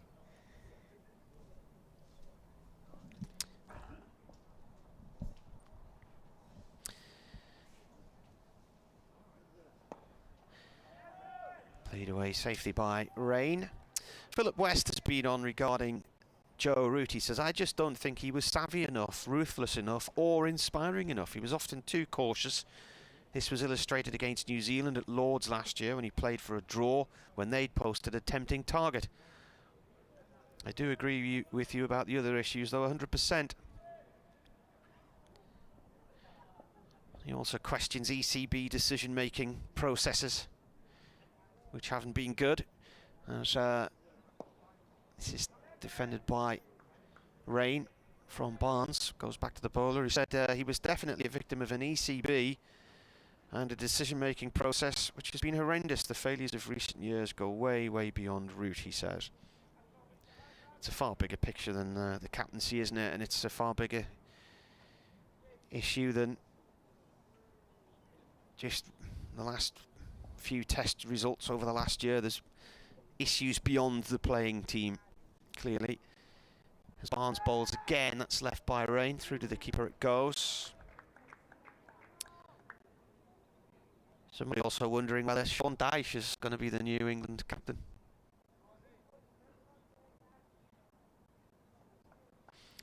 Harry Clapp wonders if it's too early for Ben Stokes to step into the role as skipper.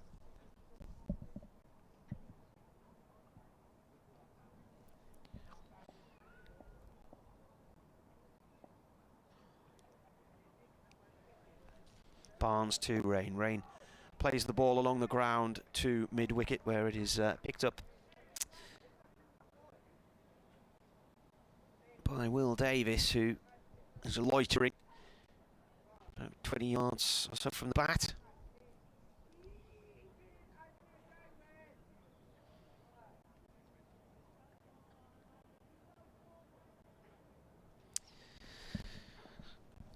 Paul says he's been England's best batsman during the last 5 years, and I'm not sure who can replace him as captain. Barnes in, bowls. That's gone off towards point, no run. He said no, but in that side, who could do it? And he said, I doubt Stokes would want to, due to his injury issues and his workload. Well, somebody's got to replace him as captain, because when you've gone into the losing streak England have gone into, something has to change. It's like that conundrum, why sack the manager who's out there? Plenty of people still do.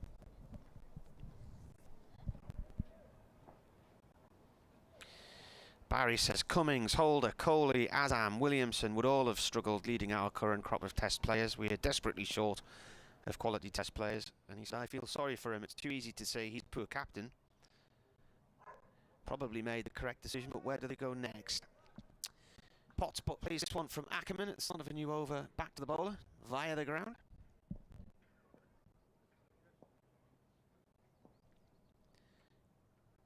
In comes the bowler again. That's defended. Goes short to the leg side. No run. Update from Radio Newcastle.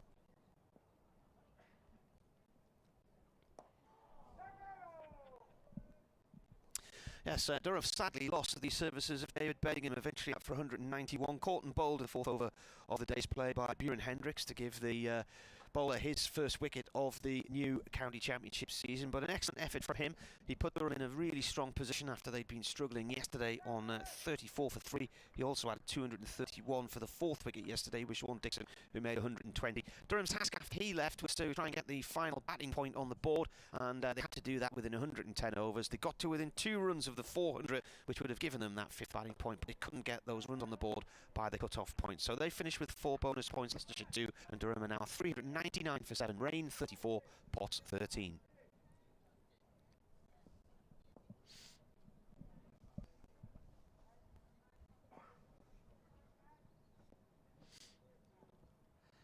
Ackerman comes round and bowls. Played off through mid-wicket for the 400 by Potts. So 400, 4-7 after 112 overs.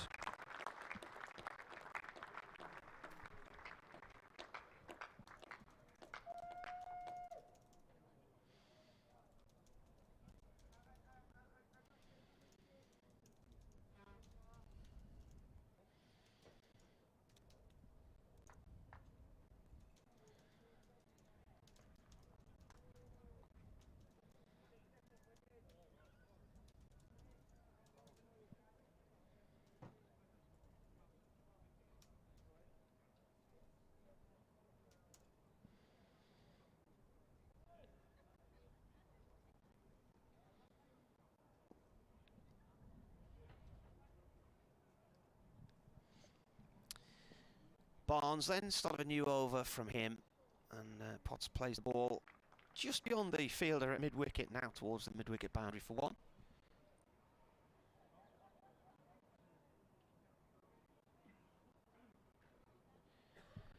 James North thinks Joe Root will now break all kinds of records now that he's unencumbered with that responsibility.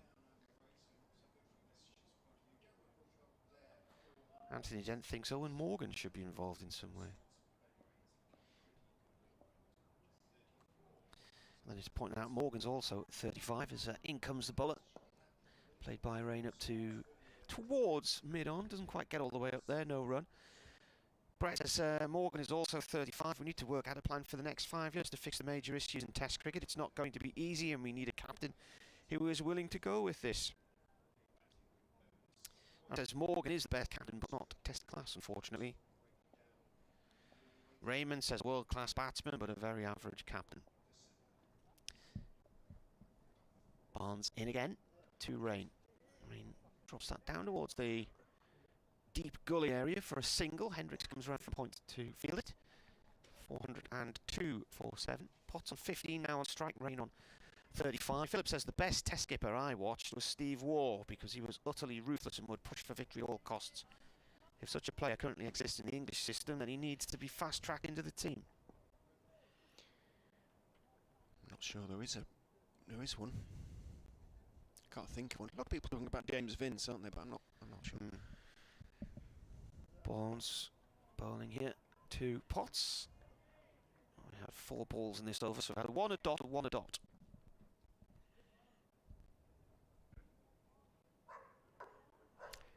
Our friends, the dogs. Alfonso Thomas has been making friends with them as he walked around the boundary. They are matey animals. Always pleased to see anybody who shows an interest.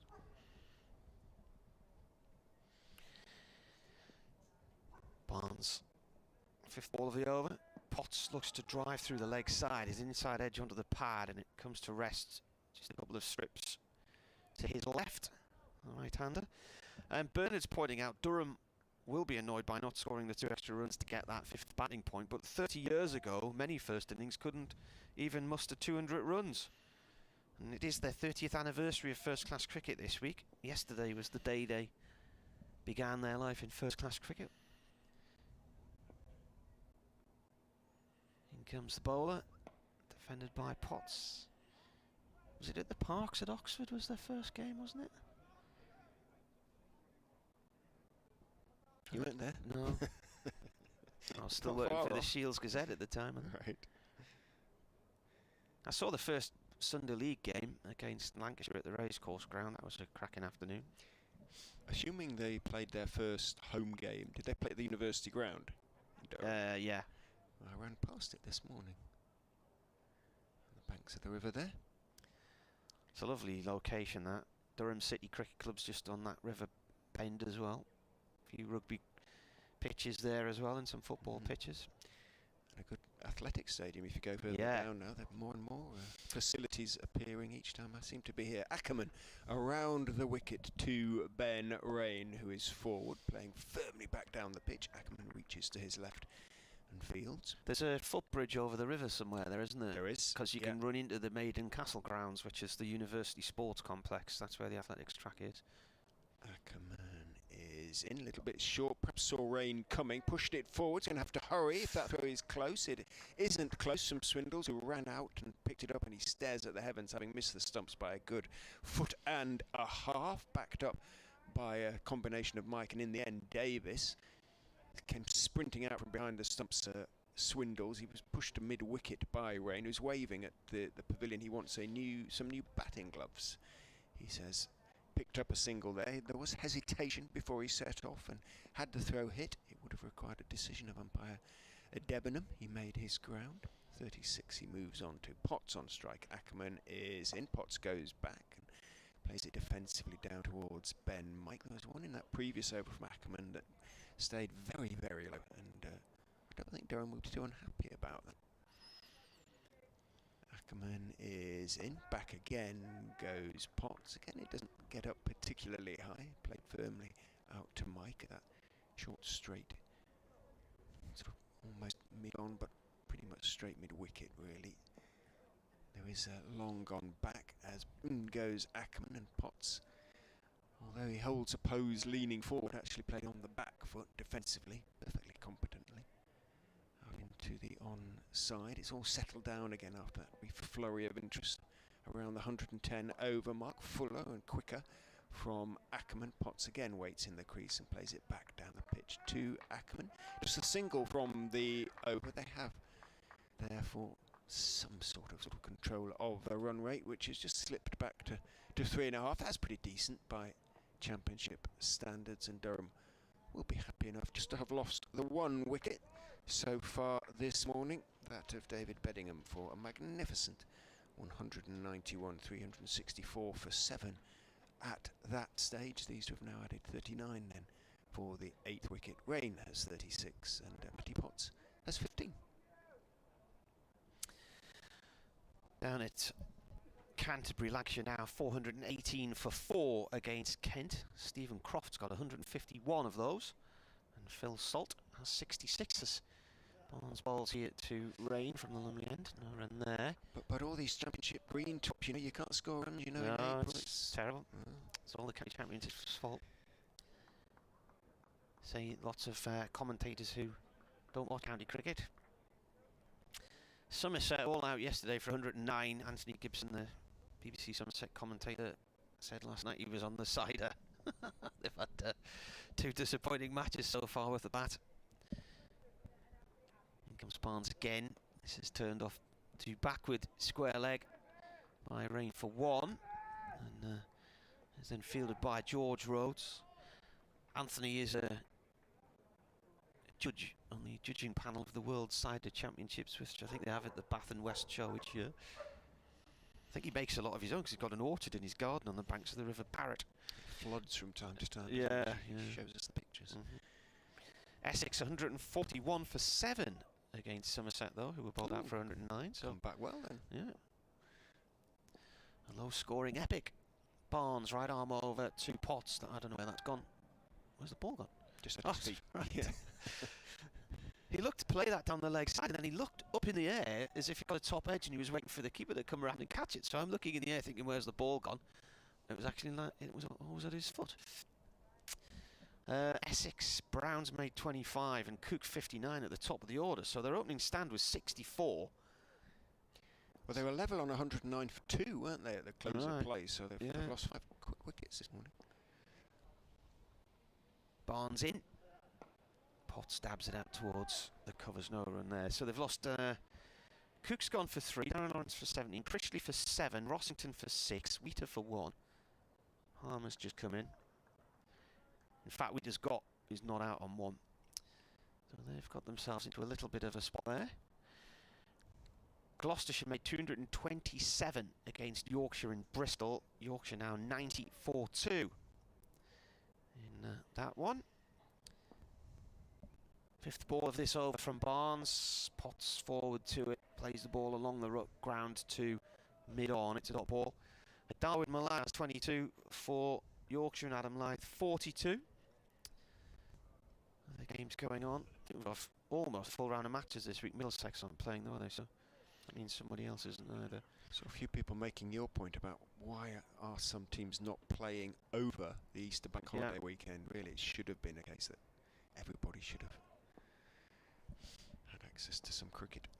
Surrey 354 for 5 against Hampshire. That's off the pads. There's a big appeal. Was there an inside edge? Or was it going down the leg side? Not given anyway. It was Potts who was on strike there. I'm just waiting to see it again. Do you think it might have been going down leg, or do you think he may have got an inside edge there? I think possibly the latter might have saved him. It looks straight-ish. Height wasn't an issue. Slow, wasn't it? Ollie Pope 127 for Surrey. Hashim Amla made 73. Ben Folkes has got 45. Ackerman, who's bowled 24 overs in this innings now, 0 for 71. He's only gone for 3 and over. Will continue. He's going to go around the wicket to Rain, who is looking to drive, not getting to the pitch of it. He was kind of beaten in the flight a little bit there. Came off a thick outside edge, went along the ground towards sort of short third man stroke backward point, but he was looking to sort of flick away and got nowhere near the pitch of it. Ackerman is in again. Rain waits for this one. This time it stays a bit low, but he works it away through the sort of mid-wicket in front of square down towards Barnes on the mid-wicket boundary for 1. Where are we? Notts made 300 yesterday. Glamorgan 87 for 2 at Trent Bridge. Ackerman over the wicket to Potts, who's also waiting for it. Again, it stays a little bit low. Azad falls to his left, slightly ungainly, makes a two-handed half stop. Shan Masood for Derbyshire's now on 236. Ackerman is in a little bit short. Potts waits on the back foot, turns it out towards backward square. Evans throws to the bowler. Ackerman looks very unimpressed. Why wasn't that over the stumps? And it's a reasonably legitimate question. Potts had made his ground, I think, anyway. He moves on to 16. So they're getting very excited at the Incora County ground. As round the wicket goes, Ackerman bowls. Rain goes back, looks to turn it into the leg side. I think it mainly was pad, but no signal, so a little bit of it bat involved as well. Rain picks up 1, moves on to 39, 407 for 7. Durham building slowly towards that whatever target, if there is a particular target Borthwick has in mind. Ackerman is in. Potts is forward out into the offside. Rain wants one. Potts is setting off very late indeed, has to dive, but the throw is wide again. There have been numerous sort of hesitations between these two, and Rain was almost up to Potts before Potts set off and decides he needs gloves, having dived in, probably with the Velcro a little bit in so doing. Complete confusion between the two. That Potts made his ground eventually anyway. An indication that there was a run and a little bit there, really. Anyway, they got it in the end. Potts has 17, he's kept the strike. Rain has 39, and Durham 408 for 7. Shan Masood at the moment is the 9th best total for a Derbyshire batsman. Overall, completely. Yeah, in first class. But it's up there on debut, I would imagine. It's oh yeah. In comes Barnes bowling to Potts. It's defended. Is there a category for highest score on debut or not? 101st match for Derbyshire. Might be somewhere. Yeah, that's the highest on debut for Derbyshire. Previous was 170. Wayne Madden against Gloucestershire in 2009 and Lewis Rees against Northants in 2017. Made 168. Potts looks to turn this down the leg side. It hits him in the thigh pad, drops short on the leg side. Leg by is signalled as he runs to the other end, called through by Ben Rain. Barnes is desperately striving not to become the first Leicestershire player to concede 100. 3 for 99 his figures at the moment.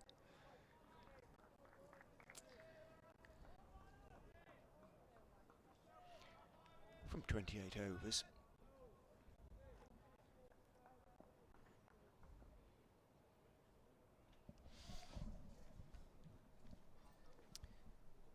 In comes Barnes in a gloomy, overcast conditions here in Chesley Street. Played by Rain out through mid-wicket for 2. Sky's filled in all around us now. It's quite a high cloud base. Greyish skies though, and sunlight is blocked out. I think possibly it looks a bit sort of sea fretty, as if higher clouds drifting in from the coast maybe. Having said that, at ground level, well, it's just a gentle breeze now. It's difficult to say which way the flag's blowing. I think maybe from the south. Barnes to Rain. Rain plays this one up towards mid-on. It's snaffled on the way though. Out at mid-wicket by Will Davis, coming across towards mid-on.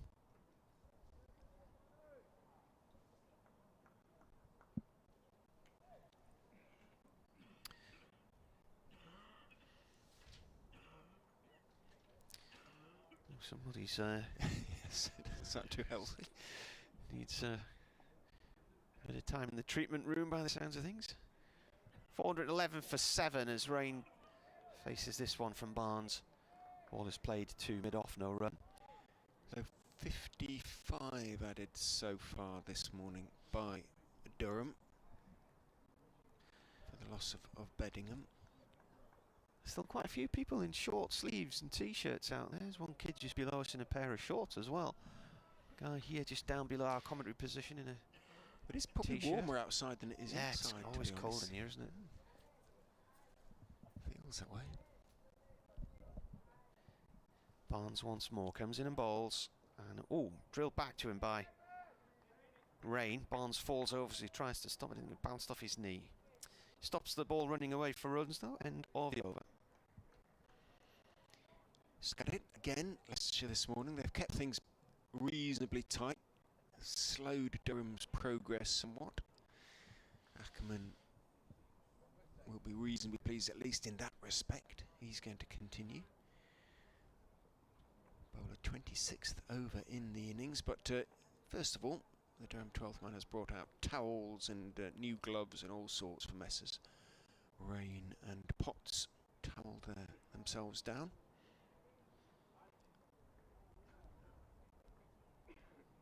Potts it will be, who is on strike, so Ackerman will be bowling over the wicket with Azad in that short-ish, straight-ish,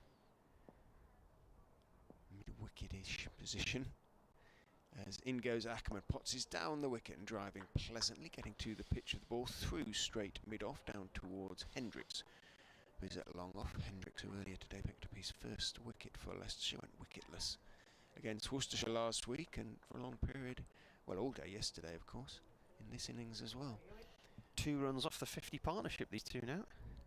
Ackerman is going to go around the wicket to Ben Rain. He is in. Rain is standing, waiting for it, and then just defends out towards mid-wicket, where Kimber is the fielder.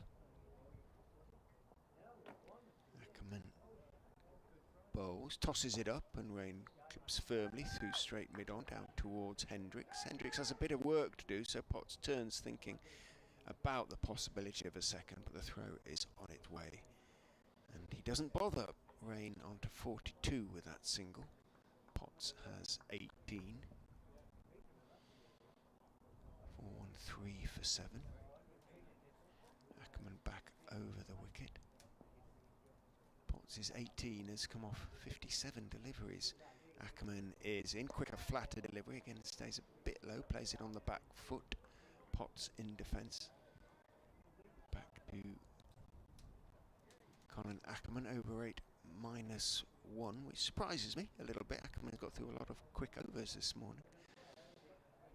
He is in, again a little bit short, back foot out through the backward point area. Will be just a single though, as Barnes runs away to his left and makes the stop. But that is the 50 partnership between Ben Rain and Matty Potts. Potts 19 of them, 59 balls.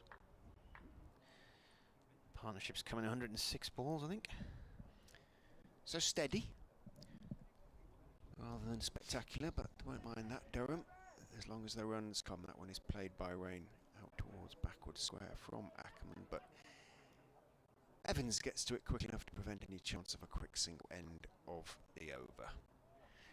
414 for 7.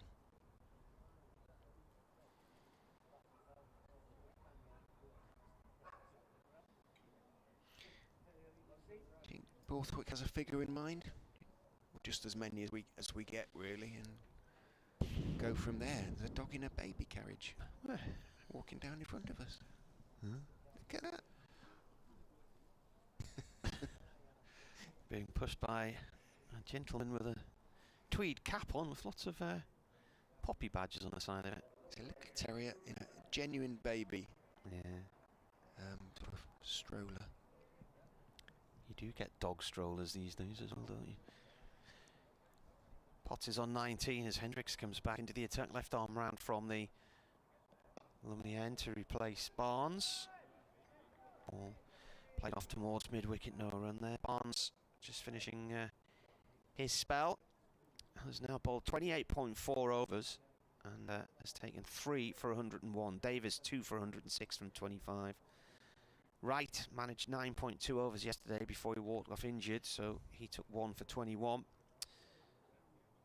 Hendricks 1 for 90 from 25.1, 3 maidens from him.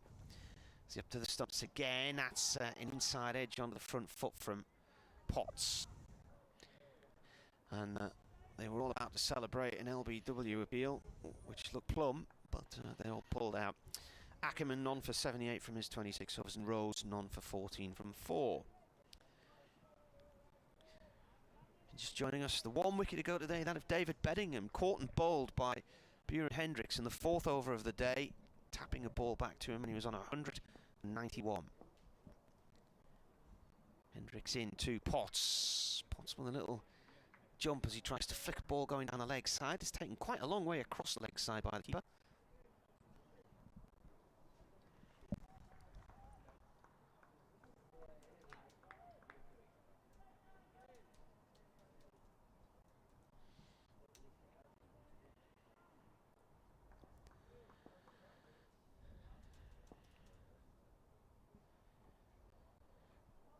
Hendricks bowls, Potts forward to it, defends.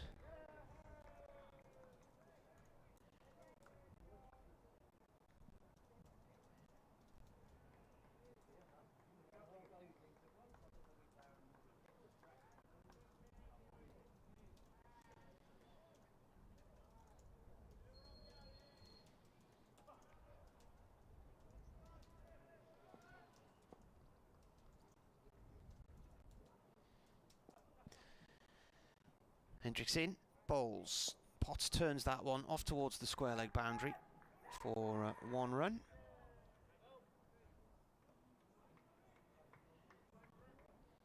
So 4 dot balls there and then a single. Last ball to come of the over. Durham 415 for 7 here on BBC Radio Newcastle and BBC Radio Leicester.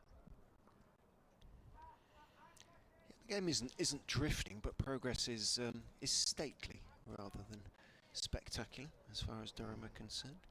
Plenty of time left in the game though, and a good forecast.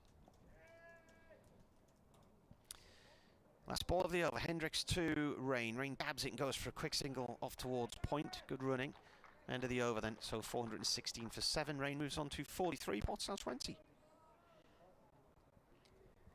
If Ackerman bowls this next over, I might just get it in before I have to go do the next update for BBC Radio Leicester's FM frequency. 9 for 78 from 26 for Ackerman. I don't think he's turned one yet. It's been a little bit hard to tell. There's not going to be much of that. The spinners might begin to deteriorate a little bit. Ackerman hands the ball to umpire Debenham to do something too. What's he doing? Is he putting it through the hoop? Or the He is. Oh, how many overs have we had with this? So 39, and we're going to have a ball change, I suppose. It's a few overs later than usual.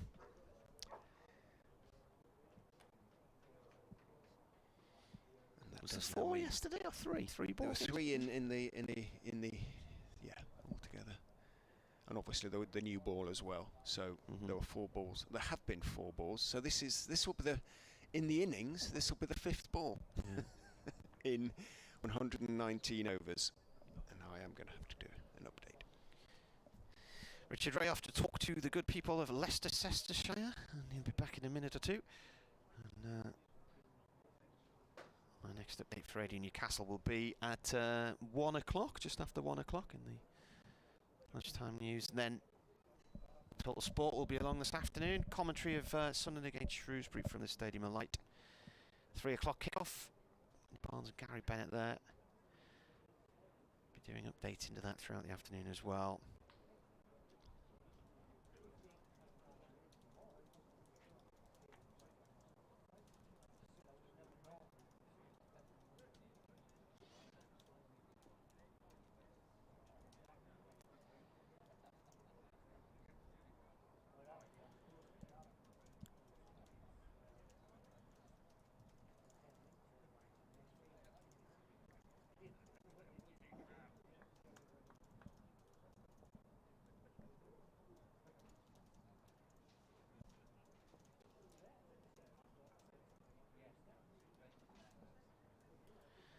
So they've got the replacement ball. I recommend to start this over eventually. He's just altering his field. He's bringing backward point round a little bit squarer. Right arm round the wicket now to Rain, who nibbles one to fine leg. There's nobody there. There's a chase on. They will get 3. 1 for the throw. In fact, it's yeah, they've got the 1 for the throw. Good running there from Potts and Rain. Ball chased down the far end of the ground by, I think, Sam Evans.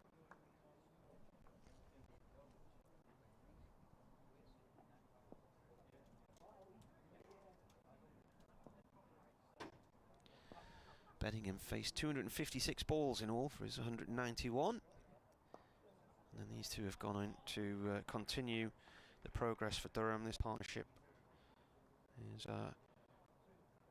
now 55 off 114 balls.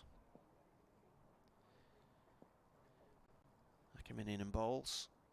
Turned by Potts out towards square leg, and he'll get a run.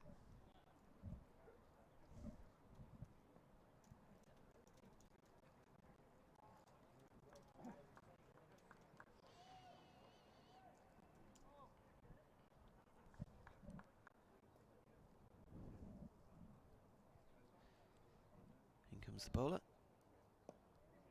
Tapped away by Rain to short mid-wicket. An attempted run out.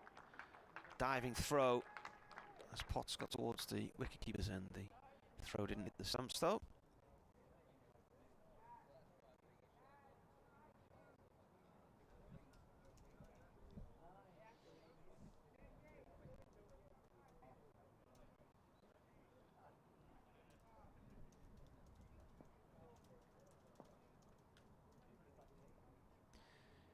Rain cuts out towards the Sorry, Potts cuts out towards the covers for a single. He moves on to 22. Rain has 47.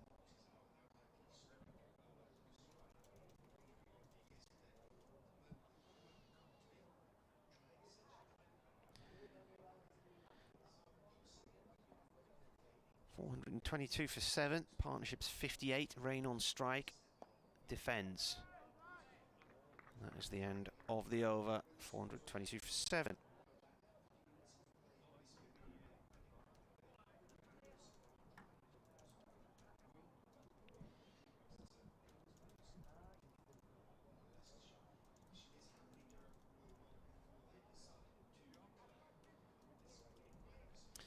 How many overs? 120 overs have gone.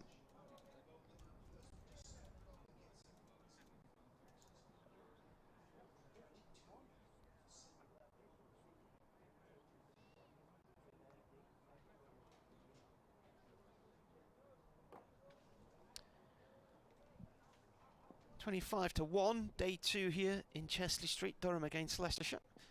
Hendricks starts its new over from the lonely end. Potts plays that towards mid-wicket, no run.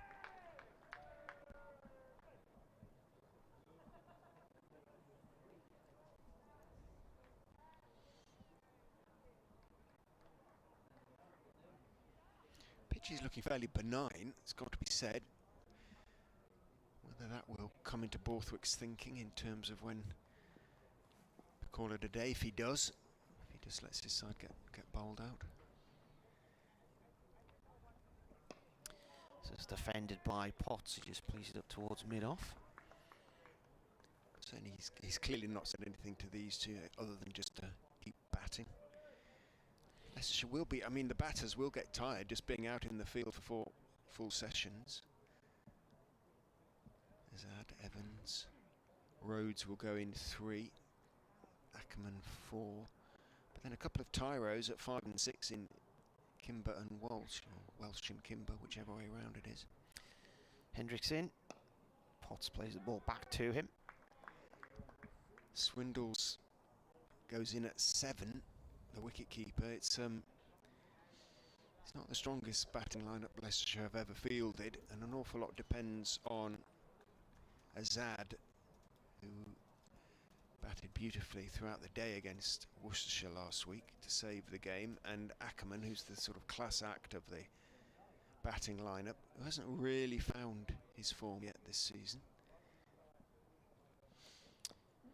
That's turned by Potts down towards fine leg for 1 off Hendricks. So, sorry, go on, Yeah. Martin. I was just going to read a tweet out from Peter Dawson. He says, as a lifelong member and a gold member at the moment, I was so looking forward to the new season after a horrendous brain tumour up in the winter, only to fall for the COVID virus a few days before the season started. So I'm now lying in bed with my laptop on. Great coverage as always. Well, hopefully you'll be here next week, Peter. Hendricks left arm over to Rain, the left-hander, and Rain plays that to the cover boundary for 1. He moves on to 48 against his former team. Yes, get well soon. But I'm sure he will be back shortly. Rain's highest career score in first-class cricket, 82 against Northampton 2019. He has 12 50s. It's ridiculous, really, that he hasn't got a first-class century to his name. He got one in T20 for Leicestershire, didn't he? He got one in... Was it Warwickshire? Yeah, that was it RL50? Or I don't think it was T20. It might have been T20, but it certainly was at Edgbaston. But Yeah. I think it was the whatever the equivalent of the 50-over competition was at that time. That's the end of the over. A dot ball to finish with from Hendricks' point of view there. Where are we? 424 for 7 Durham, and 121 overs have gone, and it says in brackets 41, suggesting that we've had 41 overs since the new ball came in, but the new ball's now been changed after 39 overs. Yeah. It's so ridiculous number of changes, really. You have to have a good stock of balls of a certain age, don't you? Don't chuck any away, whatever you do, unless they're absolutely battered. Will Davies coming back on to replace Colin Ackerman in Leicestershire's essentially 4-man attack now. 3.5 man, but Ackerman has got to admirable amount of work. Hasn't taken a wicket, but has only gone for about 3 and over. Davis has, I think, been the most expensive in terms of runs per over. 4.2 he's conceded. 2 for 106 from 25. He's going to go around the wicket to Ben Raine on 48. Davis is in. Raine is solidly forward. Playing it out onto the onside. Azad picks up. I was mentioning the Sunderland commentary a little earlier. There's also rugby commentary tonight because Newcastle Falcons are in action. 8 o'clock at home to Glasgow Warriors. And Smithy and the team will be bringing you commentary of that one from BBC Radio Newcastle as well. Ooh, an update from Derby. Davis turns, is in, bowls to Raine, who's in the, momentarily in there. He wasn't sure where it had gone, I don't think, then, and he was looking around for it. Yeah, I think he went quickly too soon on it, came off the back and looped towards Kimber at a shortish mid-wicket position. Fortunately for Raine, didn't get there, but I think he was looking out towards a backward square boundary. Sean Masood's 239 is now the highest individual score for a Derbyshire player at Derby, beating Stan Worthington's 238 in 1937 against Sussex. Davis is in. Raine does turn it successfully into the leg side, but it'll be just one because it's more or less straight to Barnes on the deep square boundary. Went on to 49 from 92. His strike rate is 53. Potts is 32 essentially at the moment, 23 off 72. And he checks his guard with umpire Debenham, who says, yep, you're still on middle or whatever he was on. New bowler, of course, in terms of a change in approach. Davis over the wicket. 2 Potts bowls, hits him on the back pad. There's an appeal for leg before he's gone. Stayed a little bit low. He stayed on the back foot, came back in. The only question might have been had it hit him outside the line, but looking at the replay doesn't, or not the replay, on the stream because it's a bit behind, doesn't look like it did. So Potts' vigil comes to an end. Slightly laboured innings of 23 off 73 balls. Will Davis has his 3rd wicket, and Leicestershire chipping away. 425 for 8. Out comes the 12th man with a drink for Ben Raine. But a decent stand between Matty Potts and Ben Raine has moved Durham along and given them plenty of options. The speed at which Beddingham in particular scored yesterday has made life so much easier for his team for Borthwick as well. It means the tail, shepherded by Raine, can take its time in building a really substantial score. Or it's already a really substantial score, of course it is. But it means they're not under real time pressure as such. 425 then. For 8, young Mr. Gibson to the wicket for the first time for Durham. Yes, Ollie Gibson from the Derwent side area, County Durham. Played at Shotley Bridge a few years ago. He's been through the Durham Academy in the 2nd team.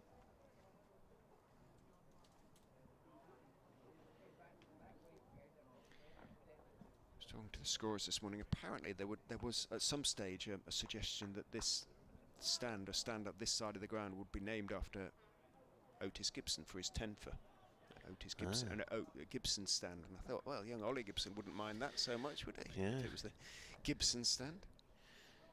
Otis Gibson did a job on Hampshire that year in 2007, took all 10 wickets in one innings here, then went through them in the Cup final at Lord's.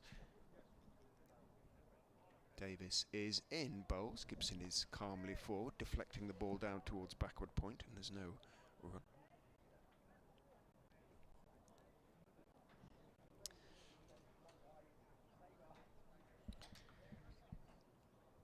I think he took the first 2 wickets in the 2nd innings as well against Hampshire, so he took the first 12, but trying to remember, thinking back.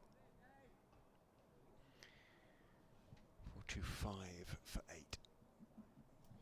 Slip has gone in for the new batsman at sort of 2nd slip. He's quite wide there, Kimber, as in goes Davis and bowls to Gibson. Stays on the back foot, plays it well.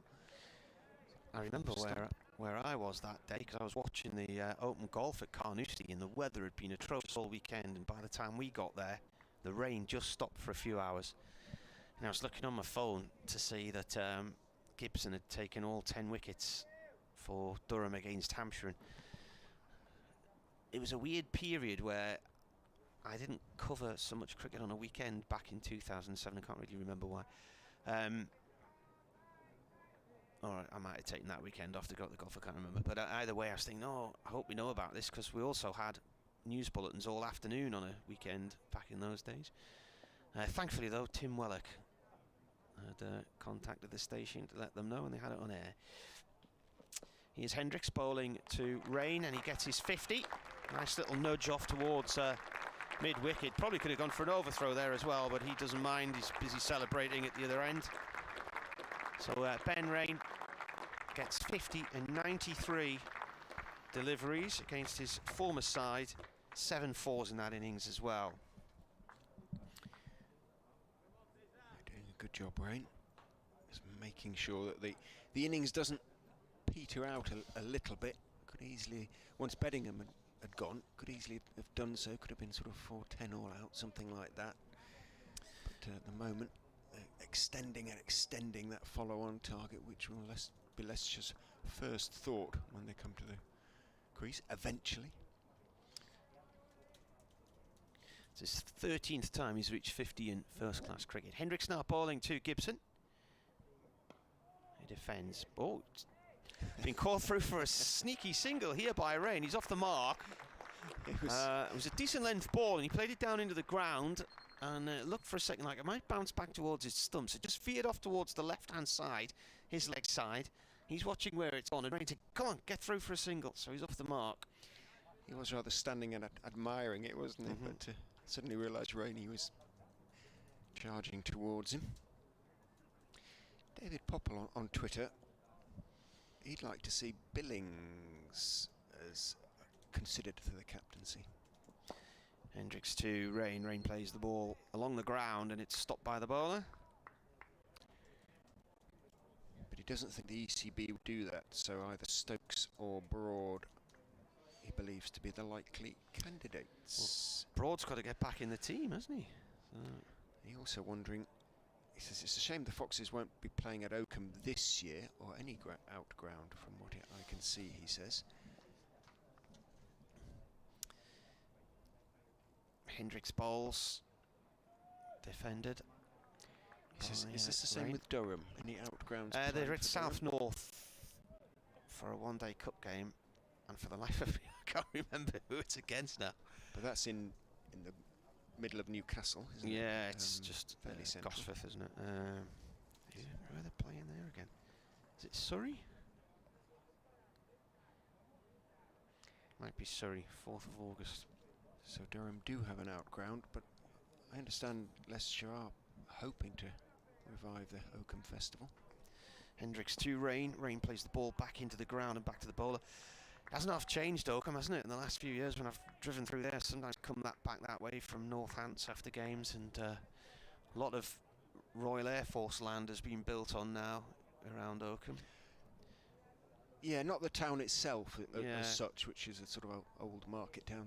The county town of Rutland, as you say. But wasn't there a big issue about whether it should have a McDonald's or something? Wasn't there a row over that? Yeah, they've resolutely refused to let the Golden Arches, bless them. I tell you what, you noticed the litter around our way when McDonald's opened up again, and the other fast food places once lockdown ended. People come in their cars and just chuck the stuff out the window. Hendricks bowls. That is defended. I think the worst thing I saw one night was I walked past the car and there was a woman sitting in the front seat with a mate in the passenger seat. They were eating a curry, and I knew this woman because she'd lived in our street for a period of time. And I just happened to think, I bet that curry ends up on the floor when they leave. There's a bin about 10 yards from where they were parked, and when I came back later on, curry all over the street. Just announcing the stats for Ben Rain there for his 50. The amount of times you just see burger boxes chucked out car windows and cups of milkshake and stuff like that. So no wonder the people of Oakham are fighting their corner. Davis continues then from the Finkel end in to Gibson, who's driving, or looking to, but just checks the shot slightly. Wasn't quite to the pitch of the ball, pushes it out into the offside, and there's no run. Good morning to Neil Austin on Twitter. all right this morning, Neil? Was the Bionic Man Steve Austin? He was. Yeah. We can rebuild him. Wasn't he known as the $1 Million Man or something? You wouldn't get much. A lot of money in those days. Yeah, you wouldn't get much for that now, would you? Davis is in. Gibson is back, defending. This time out towards mid-wicket, turning the face of the bat on the ball. Rhodes in there at mid-wicket, I think, at the moment. Runs in and picks up. Polishes the ball at the bottom of his Leicestershire shirt, then on the back of his trousers. Approximately 43.2 overs old. I say approximately because it was changed after 39 overs. Davis is in and bowls accurately on off stump. Gibson has to defend, blocks it out towards Ben Mike, who's at mid-off. I wonder if the Leicestershire 12th men will sort of take it in turns, whether Parkinson will do the afternoon session. Mike having done the morning session. In terms of fielding, that is in place of the unfortunate Chris Wright.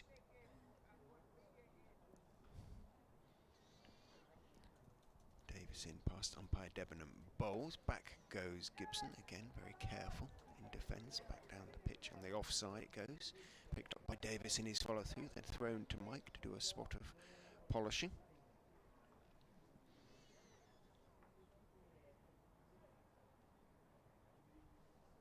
Stuart Broad's name is indeed trending. So a former Leicestershire player, of course, may get his moment in the sun in terms of the England captaincy. Who knows? In goes Davis. Bowles looking for the Yorker, clipped away, but nice work. There's a mix-up. Welsh fails at the stumps. The bails are taken off, but Gibson's run out. Been run out. Good work by Nick Welsh to his right there at mid-wicket. It was so clear in the end that I don't think the umpire, Steve O'Shaughnessy, needed to raise his finger. The unfortunate Gibson was probably correctly sent back by rain. I think he advanced too far down the pitch, but far enough, and so his first-class innings for Durham ends, unfortunately, not exactly in ignominy, but not the way he would have liked to get out. Didn't look to be in any trouble facing the ball, but a mix-up. There've been a few between Rain and Potts earlier this morning, in fact 3 or 4. But on this occasion it was the unfortunate Gibson who was sent back and didn't make it. So Welsh played his part in that dismissal, and the 9th Durham wicket has fallen. If the 10th falls immediately or quickly before lunch, then that will now, I suspect, be lunch. They wouldn't have time to get it in and back out again, would they? I don't think so. What's this, 124th over? It is. Pity that. Got himself run out really there, didn't he? There was never a run on. Welsh should be pleased to have been involved in his first class wicket. Swindles did well though, because the throw was quite high and he had to take it and reach down and take the bails off, and did manage to do so. Initially I didn't think he was going to throw the ball back in. There seemed to be a little bit of a delay. Gibson turned to start going back to the keeper's end, and Welsh's throw was more of a sort of a lob, wasn't it, rather than a hard throw. I guess he realised he just needed to be reasonably accurate, didn't need to try and hit the stumps, just needed to get it into the gloves, and did just about. So 427 for 9. Davis is into Chris Rushworth now, who waits with bat raised, bowls, and Rushworth is solidly forward, playing the ball out towards wide mid-off, and that is the end of Davies' over. 3 for 107 from 27 for him. 427 for 9, the Durham score. Do you think if they get through to lunch, do you think he'd call it a day at lunch? Possibly, yeah. or try and squeeze every run out? I think they could declare now, don't you? Might as well go to lunch, but then... Yeah. I suppose you've got Rain at the other end. If he could say, go on, Rain, you can have another 3 or 4 overs to whack it around a bit, which he can do.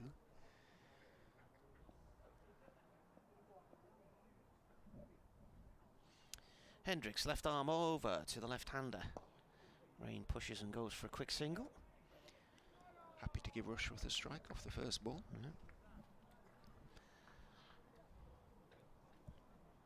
He can bat, Chris Rushworth, can't he? No. He's got 1.5 century. There you go. And a 46 at Taunton, but I think the average is about, is it 10 or something? Coming in at number 11, he's quite often not out, but the average is 11.9.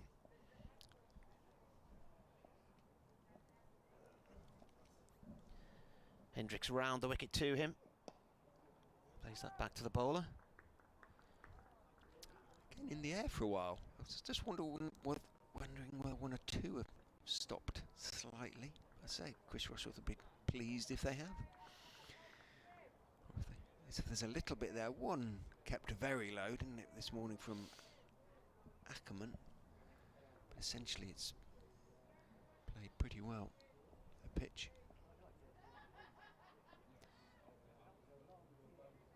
Hendricks to Rushworth, drives at that one, it's gone to the covers and is picked up out there by Nick Welsh. Wasn't a bad looking shot actually, he made it right on the bounce. I know you were involved with his benefit. Was it a good benefit? Was it a successful one? Was he happy with it? I'm not sure. He was raising quite a bit of money for local charities. I think they're always a hard sell up here, to be honest with you.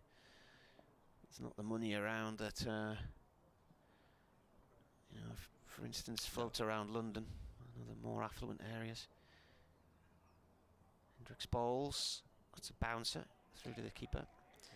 I wasn't involved as such. I wasn't on the committee. I did a couple of talk-ins and things with him. One of them was Nico, wasn't he? Paul Nixon. We went to CM Cricket Club, CM Harbour Cricket Club, and had a canny night there.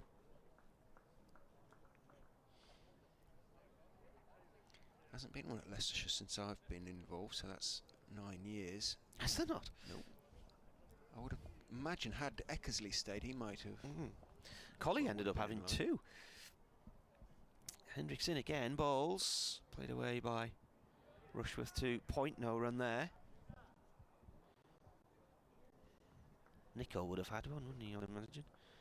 He was there a long time. Yeah, I would think so. I just don't know if there's the money in them these days that there used to be a few years ago. It's a slightly odd system, isn't it? People rarely stay at a single county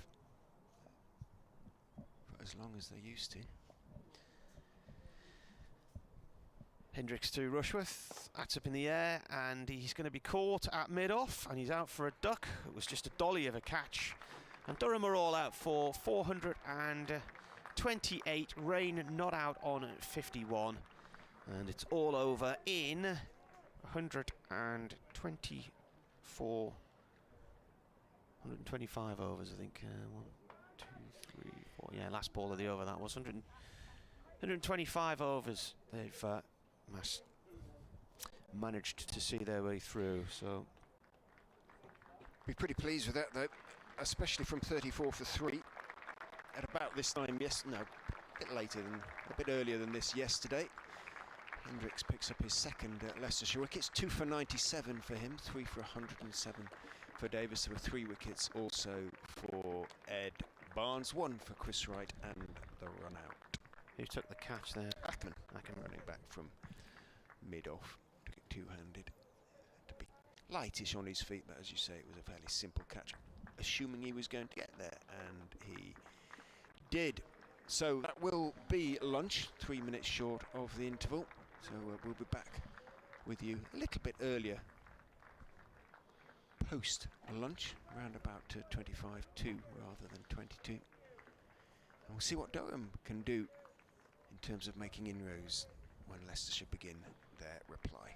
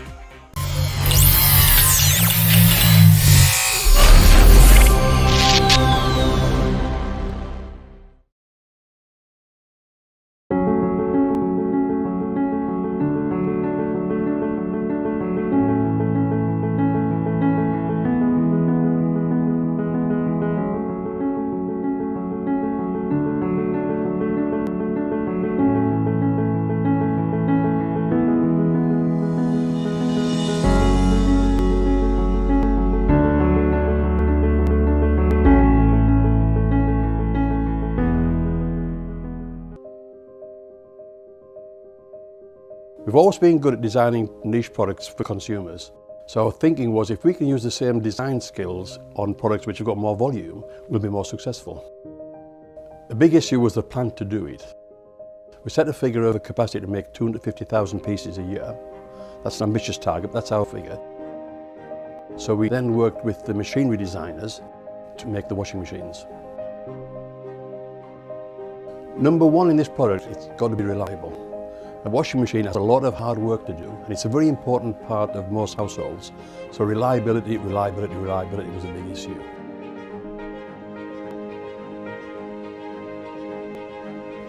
I think any new product, we've got to learn about it, and that's important. We've got to learn about it so we understand it inside out. And that's taken longer than expected, but we've taken our time to make sure that it's right. There's a big appetite for buying British products, and rightly so, but we can't rely on that. We've got to make a product that competes with all the imports. And of course, remember, we've got our core business here of making domestic dehumidifiers and bottled water coolers and industrial dehumidifiers, so that takes our time, and we don't want to get this wrong.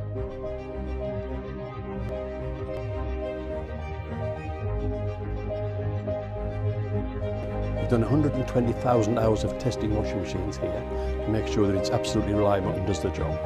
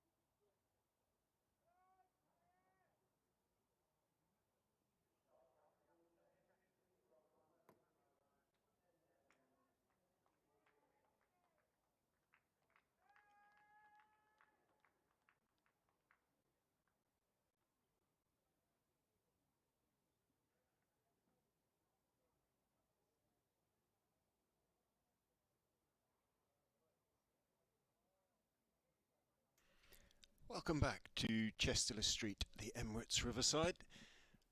Afternoon session on the second day of the LV Insurance County Championship fixture between Durham and Leicestershire. BBC Radio Newcastle, BBC Radio Leicester, Martin Emerson and Richard Ray, your commentators for the game. The two umpires, Steve O'Shaughnessy and Ben Debenham, heading back out to the middle, followed by the Leicestershire team, led by Colin Ackerman. No, it isn't. It's followed by the Durham side, of course it is. Led, of course, by Scott Borthwick, because Leicestershire about to start their first innings reply to Durham's first innings of 428. Slightly confused by the fact that the full score remained on the electronic scoreboard. The lunch score, that is, when Durham were all out shortly before the interval for that 428. The end coming quickly in the end, 425 for 7 becoming 428. All out. So the two Leicestershire openers are Hassan Azad and Sam Evans, left-hander and right-hander. And the Durham attack will be opened, as ever, by Chris Rushworth. And he's going to come in from the Lumley end. The glorious sunshine we had this morning continues to stay away. It began to cloud over shortly before the start, really, and it remains a little bit cloudy up here in the northeast. But perfectly fair and fine for playing. Azad made a sensational century, and it was sensational. He's made 7 first-class centuries in his career. Azad, he can sometimes look a little bit awkward, and he had 1 or 2 technical issues last year, but he looked to have ironed those out in that innings against Worcestershire. It was his best first-class century, and probably his hardest earned, batted throughout the entirety of the final day. For 104 not out, turned down numerous opportunities to get his century before eventually taking the runs he needed with Bjorn Hendricks, last man at the other end. Rushworth is going to come around the wicket to the left-hander and bowled. It stays a little low and it hits him on the back pad. There is an appeal choked off for a leg before it was going down the leg side, and so the appeal is not followed through, but a little bit of movement back into the left-hander there. Martin is with us. Yes, what time is it? They've come out because early, haven't they? Well, because we finished early. Remember, I know, but I finished didn't 3 think they'd minutes finished early. as early as this. About 3 minutes. So round the wicket comes Rushworth and bowls. Azad is half forward, a little tentative on the off stump, angled bat, dropping it out square on the off side, and as is his wont, wanders away towards short leg. 3 slips and a gully for Rushworth bowling to Azad. Point, long leg, wide, mid-wicket, mid-on and mid-off, both wide. Rushworth bounds in and bowls to Azad. Gets a little bit more lift with that one, but Azad equal to it on the back foot. Standing up and playing it out towards wide mid-off. And there is no run. Thoughtful crowd during the interval. I think they'll be pretty pleased with that score. The Durham score compiled over 4 sessions of 428. Leicestershire's first target then, if they are to avoid the follow-on, is, he says, doing the maths in his head, 279. In goes Rushworth and bowls down the leg side. Azad steps across, fends a little at it. He has been caught once or twice instinctively fending down the leg side. A little unluckily, a strangle, as they say in cricket, but didn't get anything on that one. Rushworth needs 2 wickets for 550 in the championship for Durham, and he now has 788 in all formats for them. A great servant to the club. And in he comes and bowls to Azad, who is staying on the back foot, turning, straight delivery, off middle leg out towards square leg, and there is no run.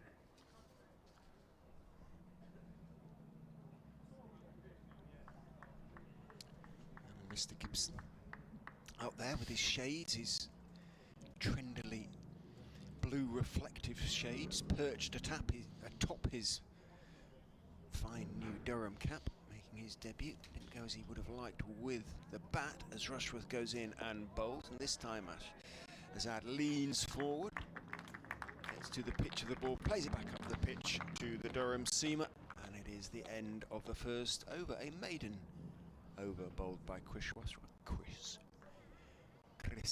an S, not an SH. Rushworth takes his cap from the umpire and his sweaters, because even going out during the lunch interval it wasn't particularly cosy, and those in the County Durham stand away to our right, looking from the Lumley end, from the Finkel end, are in their fleeces for the most part. I'm told Mike Hirsch is here. A lot of people who played in the Durham Senior League will remember Mike. He was coached at Durham School, but he was from Perth in Australia and used to come over here each summer to play cricket for, I think Durham City was his team when he was here. I remember him bringing a player called Andrew Pratt to play for Whitburn from Australia, from Perth in 1992, and Rob Romeo in 1990. As Potts starts his first over of the day, and that's an edge and doesn't quite carry to first slip. And we spent a bit of time with Hershey out in Perth in 1992 during the Cricket World Cup. An edge there from Evans, just didn't quite carry to Keegan Peterson at third slip. And those of you who saw that video in the winter, in January I think it is, will know what a good slip fielder Keegan Peterson is. Especially when he's had some sleep, bless him. Yeah. Hopefully he'll be better. Potts in again, balls, that's gone down the leg side and is taken by Eckersley. You know what I've been meaning to do all day, and I'm going to do it now. I'm going to get me binoculars because they're still in my case. Sam Evans didn't have the greatest start to the season. 11 and 1 he made against Worcestershire. Bold leaving, which is never a nice feeling in his first innings. Potts once more, balls. Forward comes Evans, defends, ball rolls out towards mid-wicket. How many games has Potts played now for Durham? This is his 20th first-class match. He made his debut on General Election Day in 2017, one of the 43 general elections we've had in about the last 10 years, down in Kent. Was with the Lahore Qalandars in the Pakistan Super League. This is defended. He didn't actually get a game for them, but said he enjoyed the experience of bowling to some of their players in the nets and just the opportunity to be out there and gain a bit of experience. He's still only 23.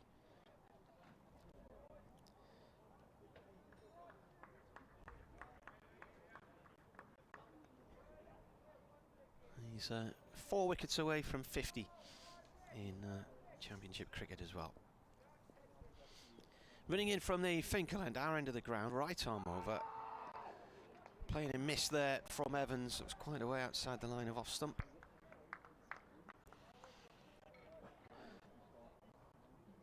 Yeah, it's played down the wrong line. Those of you who didn't hear us describing yesterday, they're across towards the pavilion side of this square. So probably about 10 strips from the middle of the square.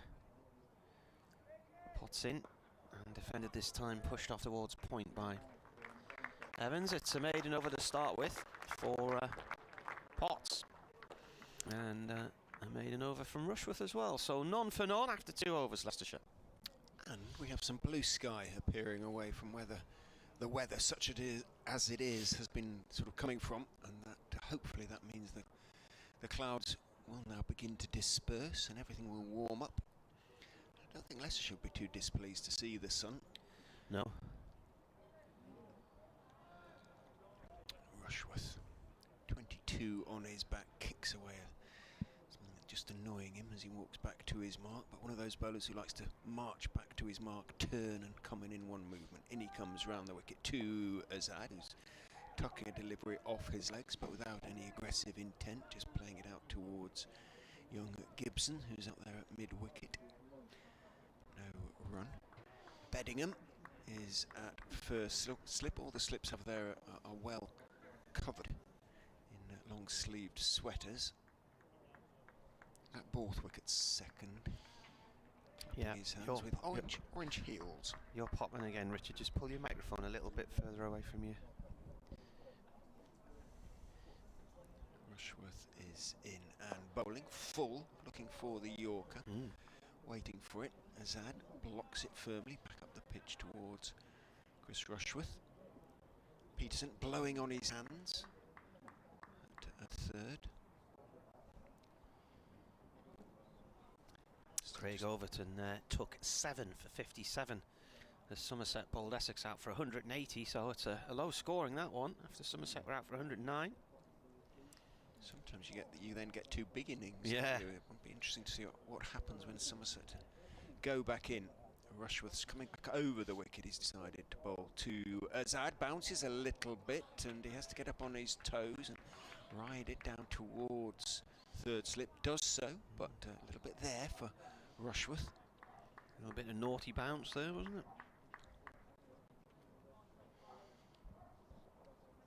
Derbyshire 437 for 6 against Sussex at lunch.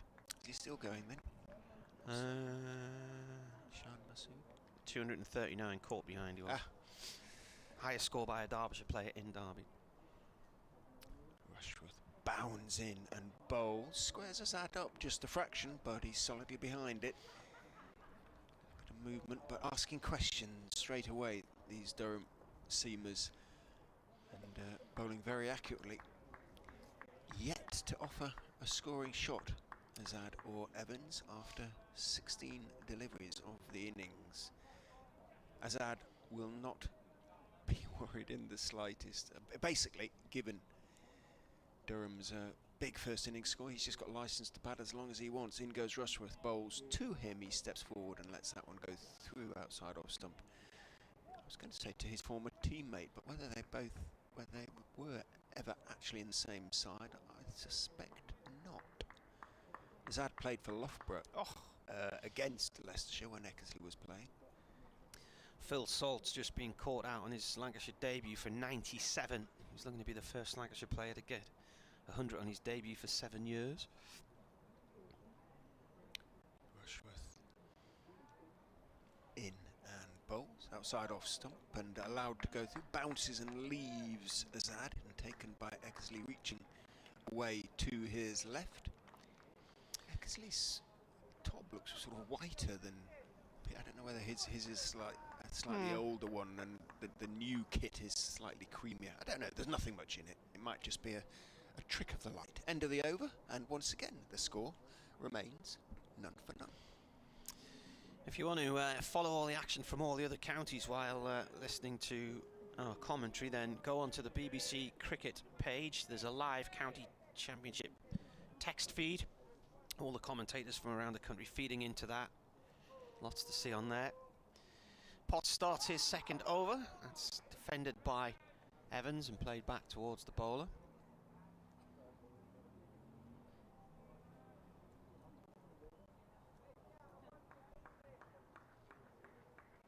If you want to get in touch, it's weircricket@yahoo.co.uk on email, or @MartyCricket on Twitter, or FoxesCricket22 on Twitter.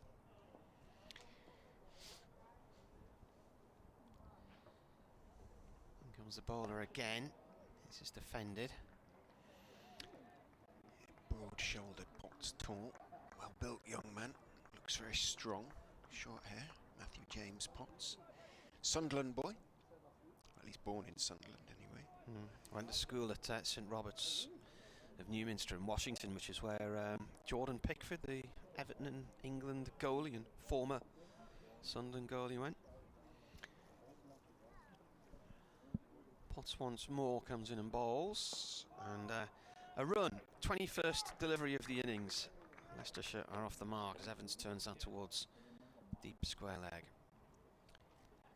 His first cricket club was the Philadelphia Cricket Club. Yeah, they're just up the hill from here, really, just beyond Burnmoor. he was in charge of county cricket, he'd establish a conference league system. I think it worked well. Leicestershire really enjoyed it last season. I think the myth that everybody had a chance of winning the title was absolute codswallop. Because as you saw, most of the sides drifted to where you thought they would do, or certainly where I thought they would do. So to change things up a little bit, didn't it? And I liked the system, but not to worry. Well, the other daft thing about it, which they said if they were going to do another conference this year, was the points that you took with you, because Durham lost 2 matches in the first 10. They were both to Essex. They ended up in a group with them and took hardly any points with them at all. So, despite the fact Durham actually beat Warwickshire quite convincingly, and Warwickshire went on to win the title, Durham took nothing into the second half of the series, and then as soon as they lost the first game to Surrey, that was it. It was just a dead rubber of a month after that.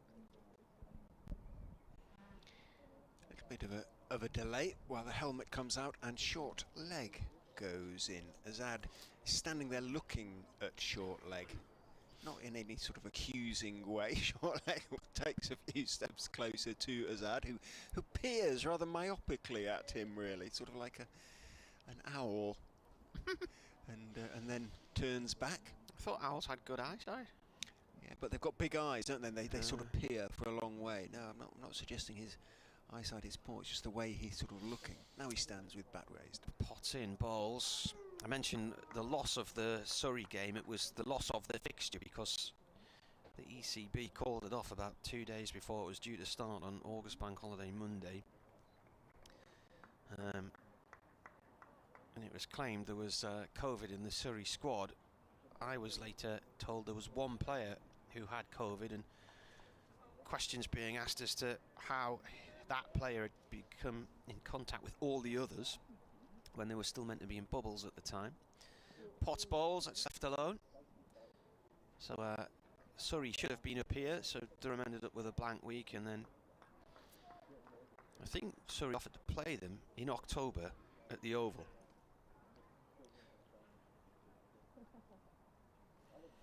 And the sun comes out, hurrah! Looks a lovely picture now. The ground and the outfield.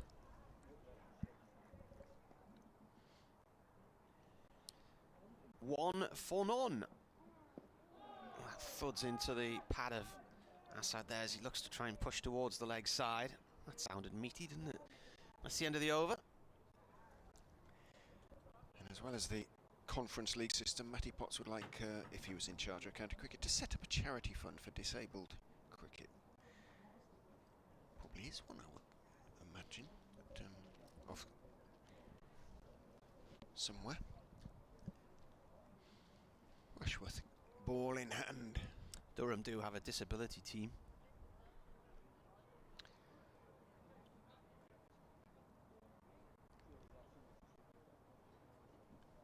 Still, they've developed a lovely nursery ground out back of here. All the square and everything's bedded in. There's some nice nets out there as well. He's going to be bowling to the right-handed Evans for the first time outside off stump. It goes, leaves him a little bit, and a little bit short to Evans. Has nothing to do with it. I think the last piece of the jigsaw really now needs to be some fencing around the area and a pavilion. But it's designed to be used by the academy players and junior teams, girls teams, and I think the disability side as well. It's on the other side of the athletics track if you have a few spare minutes and wander around and have a look. Rushworth on his toes is in and bowls to Evans, who leans forward to negate any movement. Gets pretty much do the pitch of it, turns it out towards mid-wicketish, where Paul says, did you know both Sorry. Jordan Pickford and Casper Schmeichel played for Darlington? Yes, I did. They were both on loan there. Would that have been Schmeichel in his Leeds days, or? Possibly, yeah. Short hop up the A1. In goes Rushworth and bowls, and he's going to pick up his second run, Evans, there, as he gets forward and turns his wrists on it, turns the delivery that was coming back into him down towards long leg, off middle and leg, jogs the single, 2 without loss, as the sun comes out brightly now. A little bit more cloud to come, but it does look altogether better. And I suspect, once again, we're going to get very much our full allocation. Famous last words. Radio Leicester have any sport on this afternoon? Is the rugby on or anything? Rushworth over the wicket to Azad, goes past the outside edge. Looked as though he wasn't deliberately playing inside the line of that. You know, he wasn't. He had a little play at that one, and it went past the outside edge to Eckersley. City certainly, excuse me, aren't obviously, but the Tigers have their European return against Clermont tomorrow. I think. So but, having won down in France in some style, they're very much the favourites to go through there. Rushworth is in and bowls outside of stump this time. Azad leaves. The basketball team who've won the Leicester Riders, whatever the BBL's sponsor is. Whether it has a sponsor, I don't know, but they've won the Premier Division anyway. I don't know whether they're done for the season. Yeah, that was they've last got a game weekend, I think, a game wasn't or it? two Yeah. left.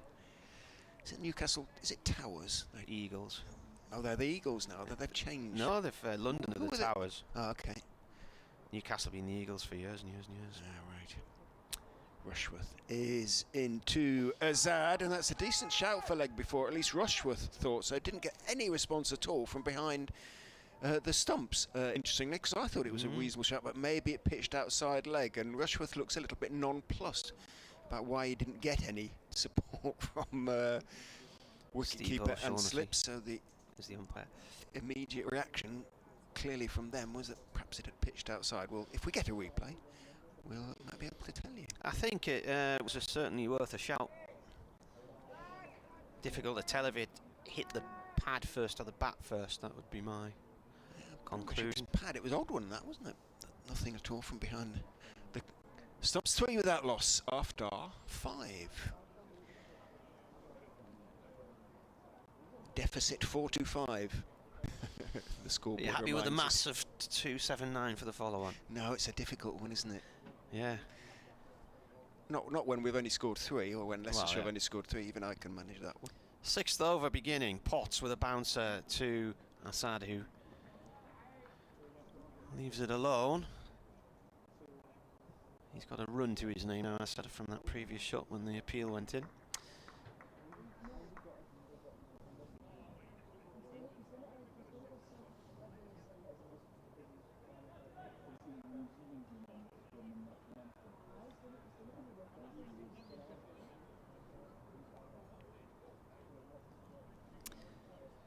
Potts once more, right arm over to the left-hander, and that's cut down into the floor, and the keeper takes a catch off the bounce as he goes tumbling across to his right-hand side.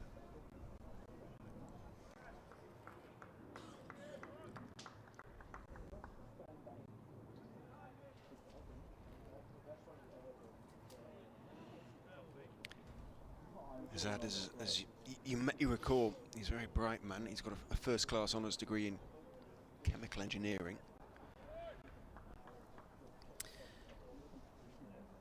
Two dot balls so far. Potts in again. Azad plays that off towards point. No run there. So is it nicknamed the Professor or something then, is it?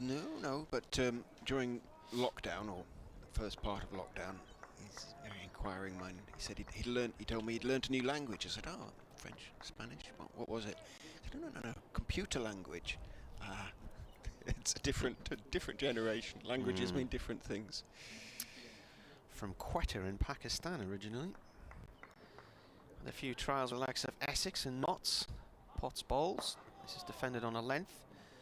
Was he one of the Loughborough Uni lot as well? Yes, he was. Yeah. He went to Loughborough after Nottinghamshire let him go, essentially. So he thought, well, I'll go and get my degree, and typically did it in style. He's played minor counties cricket with Lincolnshire and was top of the Division 2 run chart in 2019, which was his first full season with Leicestershire. It's his 43rd first-class game, and he went into it with 2,430 runs, 712 50s. He ducks out the way of another short one from Potts. And it's in the keeper's mitts. Did you do a degree? Yes, yeah. Did you? Yeah. What in? Law. Law? I have a degree in law. My sister did a law degree, and she finished it the final year. Was at Chester College of Law, which is a private law college. Yeah, that's where you go and do your finals. Yeah. One of the colleges where you go and do your finals. There were 3 at the time. There's one in York. Potts bowls again. That's gone down the leg side. It bounces just in front of the keeper. There was Chester, York, and London. Yeah, I think the one in York was in the middle of the race course, wasn't it? I don't know. From memory. Now, when she lived down there, lived in a little village called Waverton, and there was a group of students had basically rented this farmhouse on the Cheshire Plain. It was fantastic. If ever we went down there, we could play cricket in the garden. One of the guys who had a business there was buying up all the old red phone boxes from British Telecom and exporting them to America. And there was a microlight club in the back garden as well. Some of the students used to get taken up in the microlights for a flight around Beeston Castle or whatever. Beautiful area. Very flat there. With short leg in, Ben Debenham is he's thinking about going across towards point, but no, short leg is moving to one side, so Debenham jogs backwards, so to speak. I don't know if jogs might have been a bit of an exaggeration. He's on his toes though as Rushworth goes in and bowls. Evans is getting forward, pushing in towards the gap. He's going to have to hurry a bit. Azad had that throw hit. Debenham might have been involved, certainly would have had to have given the decision. Travaskis ran away to his right, picked up left-handed and got his throw away. And Azad, who readily admits, although he's much fitter than he was, isn't a sort of natural athlete, and he runs in a slightly crab-like way. He's much fitter than he was, as I say, but there's only so much you can do when you're not really a natural. And he tried to put on the afterburners, but it didn't make an awful lot of difference. However, the throw didn't hit. Evans on to 3-4 without loss. Short leg goes out. Rushworth stays over the wicket to Azad. He is in and bowls. Azad is waiting in position, solidly behind it, dropping it out into the leg side. Ollie Gibson comes running in. I wonder why he's chosen 73. Whether the young players, whether they have a choice or whether they're told, but I suspect it's such a high number that he's chosen it. Sunderland against Leeds, of course. Could be that one. Do you reckon? Is he a I don't know. Black Cat supporter? No idea.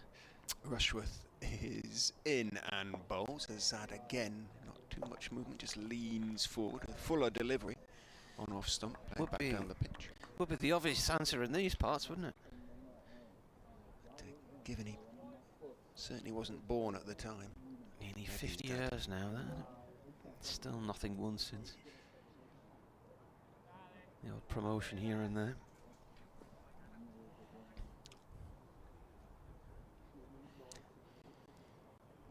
Rushworth in and bowling, goes past the outside edge again and looks away to his left towards Gibson. No great histrionics though from Chris Rushworth. It's like Chris Wright in a way. They've both been around long enough to know that in the end there's no point getting too frustrated. The luck tends to even itself out. Updates time, which I've just about forgotten. Hopefully they're still there.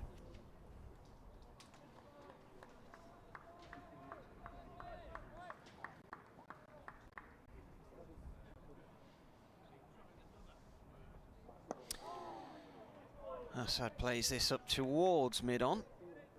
2 Potts off Rushworth.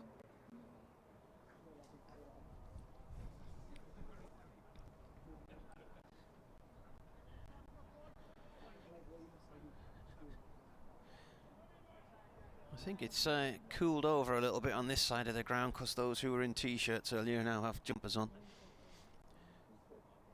Rushworth bowls, Assad bat raised, plays this one off towards the covers, no run there.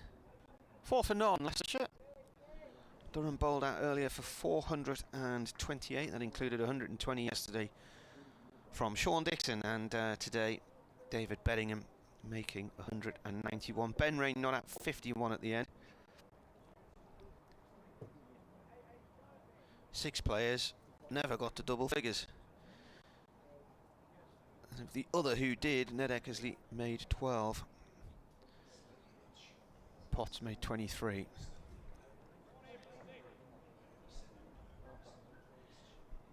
Three wickets apiece for Will Davis and Ed Barnes. 2 for Buren Hendricks. Potts bowling to Evans. That's guided off down towards third man. The vacant third man will be the name of a pub, if I ever own one. It's gone for 4.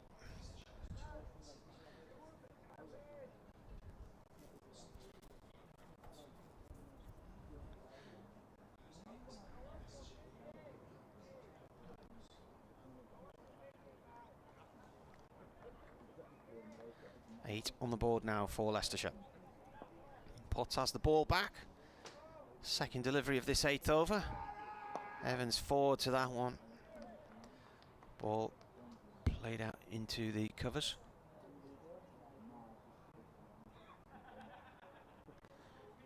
No run there.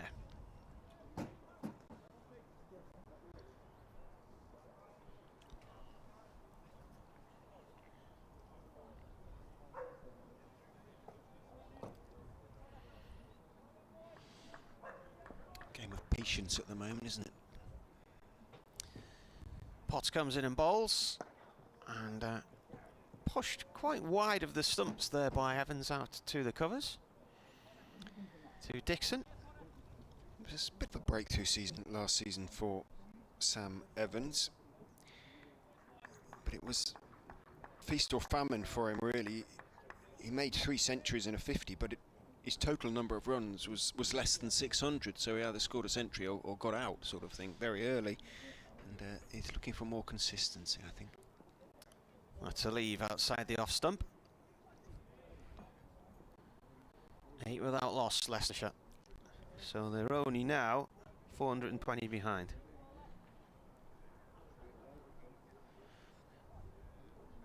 Do you think they just noticed the bins, the wheelie bins around the ground there, the Leicestershire new green, aren't they? They're not dissimilar, you're right. And the red lids are a bit similar to the Red Foxes badge on the Leicestershire kit as well. They brought their own bins. Potts balls. Evans up on his toes, plays the ball out safely into the covers to Dixon, no run. I've got to do an update for Radio Newcastle in a few minutes. The sports show is now on.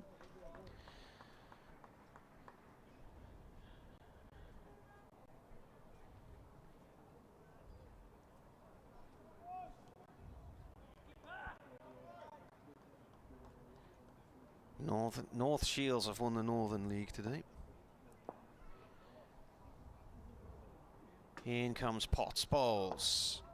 And Evans plays it back into the ground and back to the bowler. Bobbles into his hand. I think it was a sort of shootout between North Shields and Concert in the end as to who was going to win the Northern League. Still promotion hopes for Gateshead in the National League North. They're in a head-to-head with Brackley, who, tell you how far Brackley is, it's past Silverstone. Yeah, no, there's a couple of the teams based near there, the F1 teams. Yeah. Oh, you used to cover the F1, didn't you? And Gateshead in a shootout with Brackley. I think South Shields have still got a chance of going up in the league below that. It's between them and Buxton, I think, from memory. Do you need to keep going then if you're going to do an update? They're just doing non-league at the minute, so you take over. Okay, in goes Rushworth and it's edged along the ground through the slips past Peterson. It's running down to third man for 4. It was hotly pursued, but it just about had enough legs going down the slope. So the edge for Rushworth coming around the wicket to Azad, but he did have his head over the ball, managed to keep it down, and it flew past Keegan Peterson. Couldn't quite get down in time. He still looks a bit discombobulated out there, Peterson. As I say, he had a heck of a journey to get here in time for this game, we heard.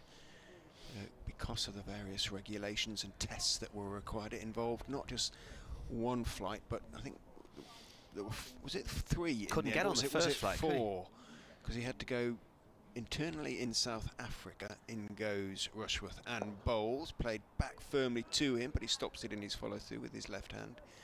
and then from South Africa to London, and then from London, of course, up to Newcastle. So I think it was just just the 3 flights in to get here at the end of the Test match. So he did wonderfully well to get here, but as I say, he's probably not quite sure where he is still, finding his way. He's at 3rd slip at the moment in his smart new Durham cap as Rushworth goes in and bowls to Azad. Again, a little bit squared up, but soft hands and covers up and deflects it out towards point. And there's no run.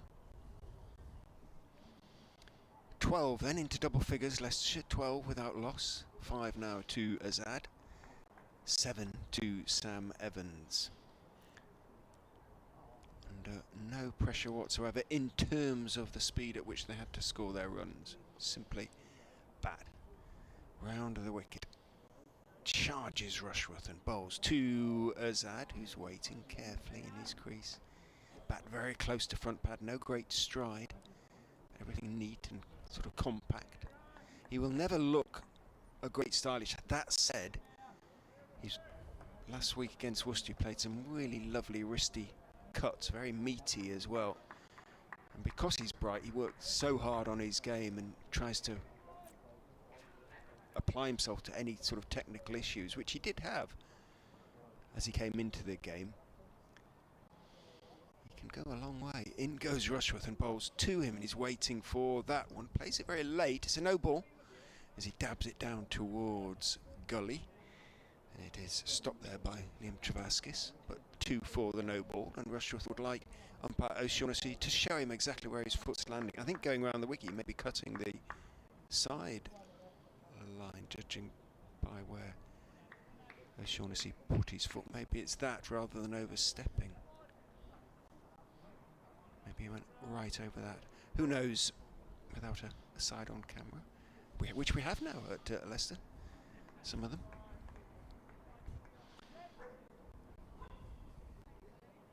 Charges in again then Rushworth and bowls to Azad, who leans forward, again careful, forward defensive out towards extra cover, a familiar figure to Leicester supporters of Ben Rain, who was the big encourager, the most vocal encourager in the field at what is now the Upton Steel County Ground, Grace Road. I don't know if he is here up at the Emirates. A volley of verbal encouragement. He knew Leicestershire in the field because it was Ben Rain. Back over the wicket comes Rushworth and bowls a bouncer, and coming from over the wicket, Azad sort of had to fall away from it towards the offside, so to speak, and again it looks a fraction ungainly but effective enough. End of the over. The 9th of Leicestershire's reply, and they are without real alarm yet. A couple have beaten the bat, 14 without loss. Couple of changes for Sunderland today ahead of their match with Shrewsbury. Luke O'Nien and Elliot Embleton come in. Corey Evans and Patrick Roberts miss out. Commentary of that one at 3 o'clock on Radio Newcastle. Leicestershire at the moment 14 without losses. Matty Potts starts his 5th over. None for 5 so far. 2 maidens from him as well. He bowls. This is defended on a length by Evans. He's faced 20 deliveries now, Evans, for his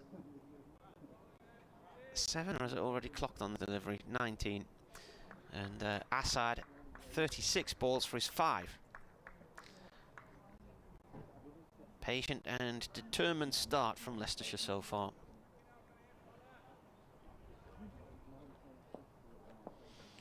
Cloud starting to break up a little bit as this is played to short mid-wicket, no run there. Jones collected. Little patches of blue sky we can now see, so it's a thin cloud base. There's a bit of glare out there as well at the moment.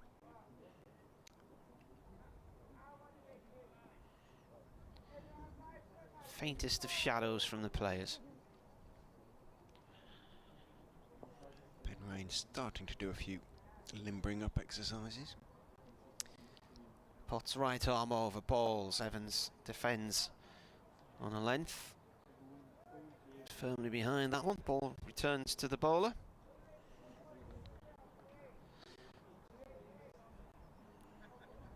Just listening to an interview here from Northumberland FA. They've got 20 cup finals to organise in the next week or so.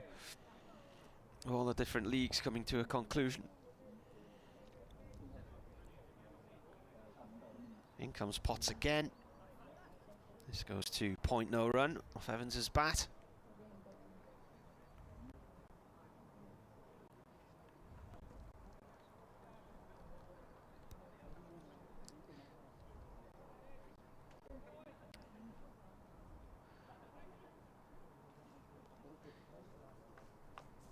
Decent crowd in, one or two might have been tempted off to the Stadium of Light by now.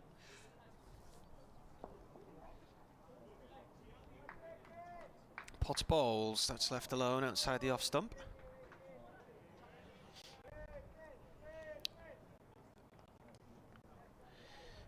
There's a sprinkling of people up on the upper balcony today.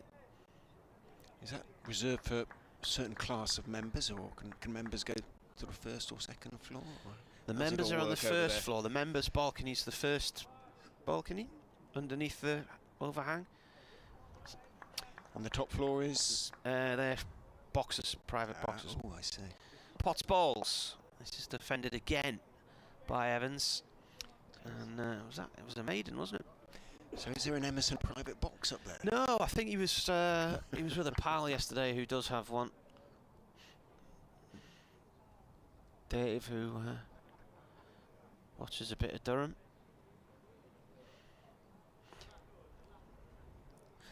I think the local league cricket starts tomorrow as well, so North East Premier League getting going in the county leagues and whatnot. Rain is going to replace Chris Rushworth. 5 overs, 2 maidens, none for 9 for Rushworth in his first spell. Scott Borthwick making a reasonably early change. 9 overs, well, 5 at 5. I think they are guessing, Durham, that bowlers might have to get through a fair amount of work, so don't want to over-bowl them. Rain is going to go over the wicket to the left-handed Azad. He still has the 3 slips, goes in and bowls. Azad is on the back foot, forcing it away in the gap in the cover, slightly short of a length. It's dragged back just in front of the electronic scoreboard, and Azad has to settle for 2. He joins Evans on 7, and the electronic has ceased momentarily. Well, both the scoreboards have ceased momentarily. We hope it's momentarily.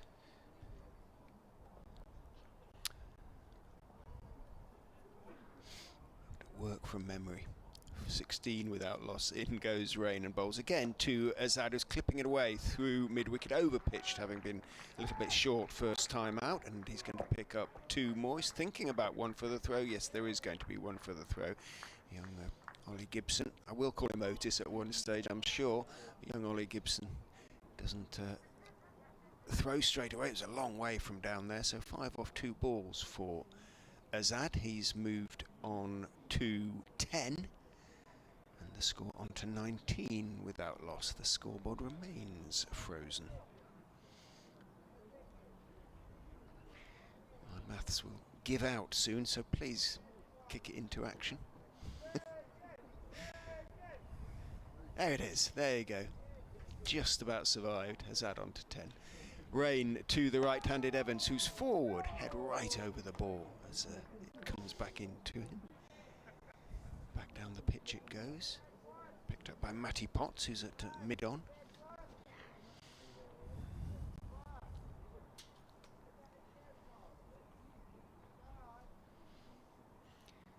Deficit still immense, 409.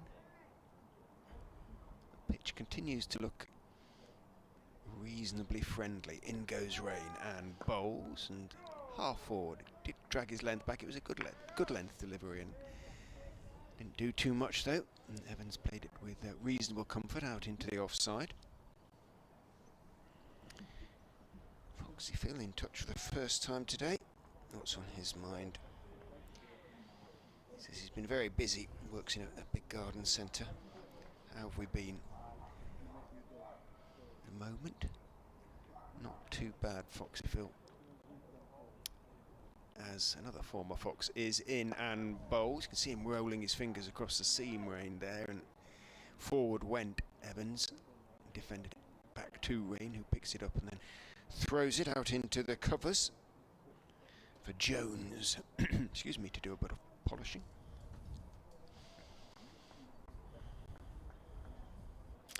I will be doing this update soon. Just going to say, it's I've been listened to 15 minutes of the show now. a long old time coming. I'll tell you what, this is a very loose version of 10 past 2. As Rain is in and bowls down the leg side. Evans sort of tries to help it on its way, but not too hard. And it's taken by Eckersley down the leg side. End of a loosener of an over, I suspect, really, for Ben Rain. He looks a bit cross with himself.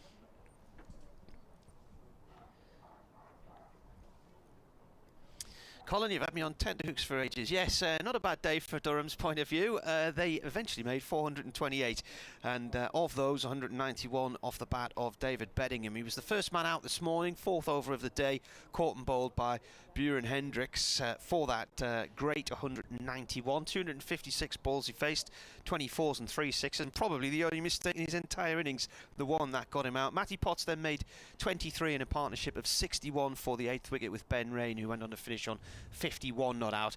And Durham also saw Ollie Gibson on his debut run out for 1 by Welsh, who got the ball back to Swindles when Gibson set off for a run that was never on, and Chris Rush with the final man to go for a duck. 3 wickets apiece for Will Davis and Ed Barnes, 2 for Buren Hendricks, his first wickets of the season. So 428. My colleague Richard's done the maths, and I believe him because I'm hopeless at maths on the radio, but he reckons the follow-on target for Leicestershire to make Durham bat again is 279. They're currently 19 without loss. Hassan Azad has 10 of those, and at the other end Sam Evans has 7. There's commentary on the BBC website as ever, and the live stream as well, the YouTube channel from Durham as well.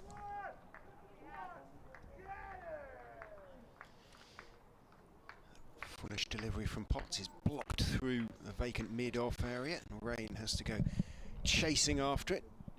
Azad picks up 2 more. Moves on to 12. 21 without loss. I feel like I can relax again now. There was a lot of interviews to listen through there, wondering when my cue was coming. Not always easy to commentate while feed is in your ear. Potts is in, bowls outside off stump. Azad steps forward, lets it go through. There was a colleague from who is no longer on the circuit, who used to insist on having an entire radio station's output in our ears all day long. So Good Lord. Yeah, and I used to complain about it, and he used to say, if I can't hear the radio station, then I'll miss when they come to me. And I said, well, all they need to do is give you cue about 2 or 3 minutes beforehand. Exactly. So I started pulling the headphone socket out and leaving it out. Potts around wicket. And forward goes Azad, carefully, just blocking it out towards point. No run. It was the most difficult thing to do, to try and commentate when listening to Cher or Tina Turner in your ears or something like that. And some of these kits don't turn down fully, so even though you've got the volume down on your cue, you can still hear output from bass. I've had mine rewired, so I can actually turn it right down now. But anyway, that was then. Potts is in and bowls outside off stump. It dies into the gloves of Eckersley, standing quite a long way back as it was allowed to go through by Azad. Remains on 12. Leicestershire 21 without loss. Much lighter, brighter. Altogether more pleasant out there now. It wasn't unpleasant before, it wasn't cold, but it was cloudy. But Potts casting a shadow as he runs in past umpire Debenham and bowls to Azad outside off stump, and Azad just steps forward and holds the pose with bat raised. That one goes through outside off stump. End of Potts' 6th over. It's been accurate but not particularly dangerous. 6 overs, 3 maidens, none for 7 for him. The dog doesn't seem like anybody approaching the seats where it's sitting, does it? Well, it's pleased to see it. It you know, it wags its Some tail. friends are, Leaps some up family everybody. turning up to join in. Must get his Six name. of them sitting there now with how many dogs? 2 dogs? 3 dogs? 3 if the Scotty's there as well. You can't see him because he's so little. The Labrador and the indeterminate breed, him, is not too sure. I'm sure there's some Labrador in there. Don't let a dog lick your face. Here's Rain then from the Lumley end. Right arm over. Oh, inside edge onto the pad for Evans there. It runs to Peterson at 3rd slip. Was that Nico there, is it? Yes. Walking down across to the nets. I think that's Harry Swindles under his helmet. The great rock and roll Swindles.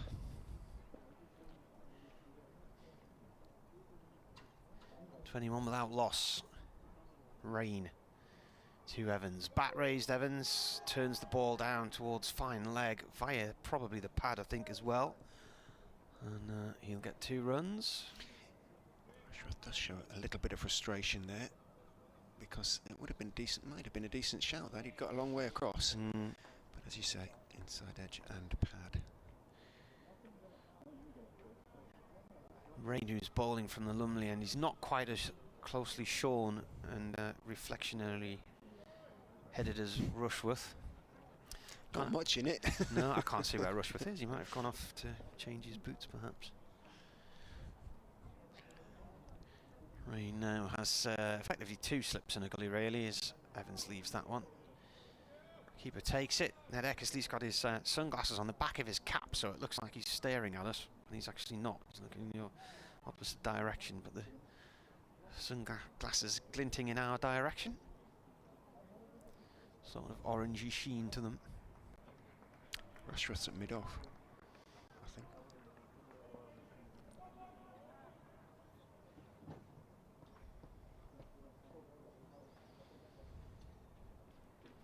Rain comes in and bowls. It's picked up by mid-off. That's Potts. I think Rushworth's off. No, the mid field. on. No, Rushworth's at mid-off. He's behind Potts now. Is he? Yeah. He's walking now back across. Well, Yes. Potts at mid-on. He's still stretching. He looks really lean, Chris Rushworth. He looks in really good, Yeah, he does. good nick. I think the last 3-4 years have been the fittest he's been. Rain in again. And that's a bit of a leading edge as once more Evans looks to try and tuck him down the leg side. It's come off the leading edge and bobbed out towards the offside over and there. Durham Grassroots has tweeted today, it's time, the recreational cricket season starts this weekend. The women's T20 club matches begin tonight. To everybody play and go well and enjoy it. And send in your photos of those first moments out there in 2022. And it won't be too cold either, will it? Good. Could have been a lot worse. I wonder I wonder if there's anything on down at Whitburn Cricket Club tonight. Is that your local? Yeah. Rain, bowls, it's left outside the off. The problem is, by the time we get away from here, it's nearly 8 o'clock and any club matches will have finished anyway, won't they? Yes. Better over that from our old friend.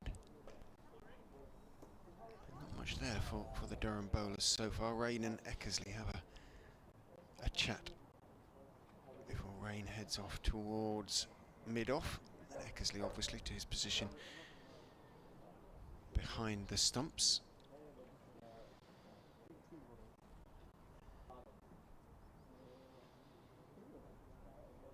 Change of bowling. Matty Potts is done for now. 6 overs, 3 maidens, none for 7. And we're going to see a new name, certainly to me, and to 1 or 2, I'm sure, of the Durham supporters. Ollie Gibson's going to have his first bowl. Fair-haired young man. I don't think I've seen him play either, to be honest with you. Number 73 on his back, and he's got a little sort of bandage on his elbow, maybe just scraped an elbow fielding. On his right elbow, right arm and elbow. Short-sleeved shirt. As I say, fair, shortish hair. Neat parting. Made his Durham second team debut in 2018, and this is his first team debut. You'd better take it, Martin, as I have an update to do. Have you? Oh, yeah. Here he comes then, right arm over, and bowls. Played off towards mid-wicket, no run there. First ball bowled to Hassan Assad.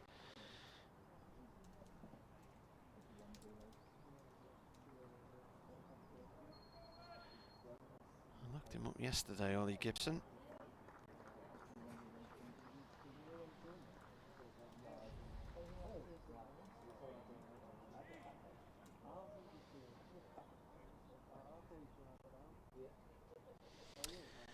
In comes the bowler. Assad plays this to mid-wicket as well. So he was born in North Allerton, but then went to school in Hexham, and Derwent side sixth form college. So the teams he's played for, as well as Durham seconds, he's been in the academy, the under-15s and the 17s. He's had a few seasons at Shotley Bridge with the Collies, 2016 to 2019, and Burnett Field in 2020.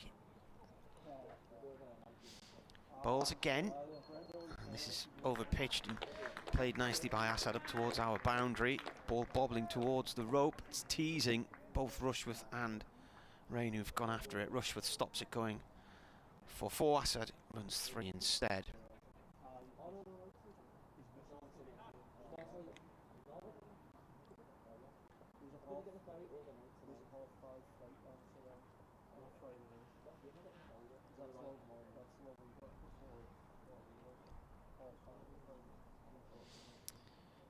Second 11 championship matches. He's played in a few of those.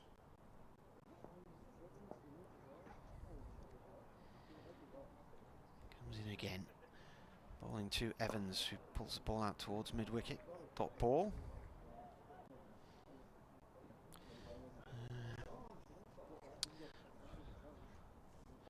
Among all of my compendiums and menagerie of this and that, Durham Yearbook hasn't come yet.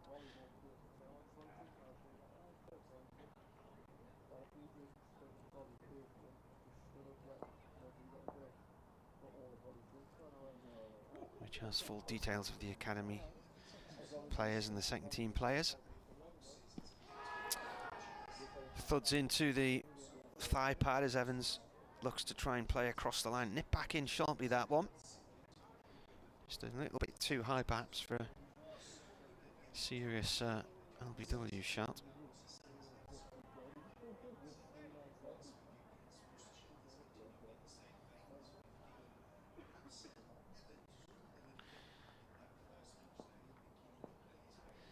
Apparently the Durham Yearbooks are arriving on Wednesday. Gibson bowls. This is defended by Evans. That is the end of the over. 26 without loss. The Yearbook this year is a bit more reflective because it has it looks back on 30 years of first-class cricket with Durham. That 30-year period began yesterday, 30 years ago, and in it a number of us have written features about our favourite years covering the club and whatnot. What was yours? I went for 2013 because nearly everybody who was a cricket writer in the country that year had Durham as certainly to go down, and I tipped them for the title and they won the title. Rain is making changes to his field. He's still got the 3 slips, but he's bringing Rushworth up from third man to mid off. He's still got a wide long leg. Otherwise it's a fairly conventional field. Mid wicket, mid on. Cover, point, and as I say, the 3 slips. In goes Rain and bowls to Azad, who is playing carefully out to mid wicket. Picked up mid wicket by Jones, and there's no run. I don't know where you were in the summer of 2012. Were you doing the cricket back then? You were, I think. Yes, I think so. It was. I mean, can you remember? It was the wettest summer on record, and there was just matches lost left, right and centre to the weather. Durham lost about 1,200 overs that summer. As Rain comes in and bowls. That's a decent shout for leg before against Azad, but did it just pitch outside leg? Possibly. That's might be the thing that saved him, but umpire O'Shaughnessy was not sufficiently convinced. He was on the back foot, didn't hit him too high. Durham in 2012, it took them until the 10th game before they got a win, and they drew 4 of the first 9. Couldn't get games finished because of the weather, but were bottom of the table, and then Paul Collingwood took over as skipper, and they went on a really good run at the end of that season, won the last 6, I think, or 5 of the last 6. Rain outside off stump, allowed to go through by Azad. Was that? No, that was not, no, it was another season. But that was at the end of that year. I thought they put together a really good run of form, which was championship contention. And when it came to the next season, there was a really good bond among the players. There wasn't any money to go to United Arab Emirates for a pre-season tour, so Collingwood took them all up some mountains in Scotland instead. And I just felt there was a chance, if they could continue on where they'd left off the previous season, they'd have a good chance of winning the title. Rain is in and bowls. Azad is playing firmly, but only as far as mid-on, where Potts moves across and makes the stop. I remember Collingwood being captain at Grace Road one year, around about then, maybe a year later, something like that, when we were rained off on the last day. But Durham left at about 9:30. We were rained off really early. Oh yeah, I was still having a breakfast. Yeah, that was 2019, I think, wasn't it? They're halfway up the motorway. Oh, that was the 2018 game with 18, was it? Yeah. In goes Rain and bowls. Good one, bounces, and a little bit too good for Azad. He kept everything together, but that was Rain getting a bit of movement. That was the match where Latham and Cameron Steele put on 234 for the first wicket. But we knew the weather forecast was shocking for days 3 and 4. And as the players walked off the field at the end of day 2, I think it started to rain a few minutes later, and we just knew we weren't likely to see any more cricket. And yeah, probably never stopped. So Rain finding a little bit of something now. 1 ball left in his 3rd over is in to Azad, who is forward to a fuller delivery, getting behind it, but not entirely convincingly, pushing it out into the covers. End of a good over from Ben Rain, his first maiden. 3 overs, 1 maiden, none for 7. He did beat the bat of Azad, who remains on 15, and Leicestershire remain on 26 without loss. Yeah, that Durham team that year was a mixture of the likes of the experience of Collingwood, and then quite a lot of younger players starting to make a name for themselves on the side. A very young Mark Wood, that was his first real breakthrough season. Ben Stokes was 10 years younger than now. Keaton Jennings was starting to make a name for himself, and Mark Stoneman and Borthwick as well. Skipson comes in and bowls, gone down the leg side. There's a little bit of a noise as it passed the batsman Evans. Only 1 reaction in the slip cordon from Scott Borthwick. Oh, ladies and gentlemen, the first ice creams of the summer that I've seen. Proper ice creams as well, sitting down in front of us. Mr. Whitby, is it? Oh yeah. Well, I did see the ice cream van leaving yesterday. It's parked behind the TV screen in the corner. It was driving up and down Milligan Road throughout the game against Worcester, much to Dave Bradley's amazement, it being about -15. Gibson bowls. It's left alone outside the off stump.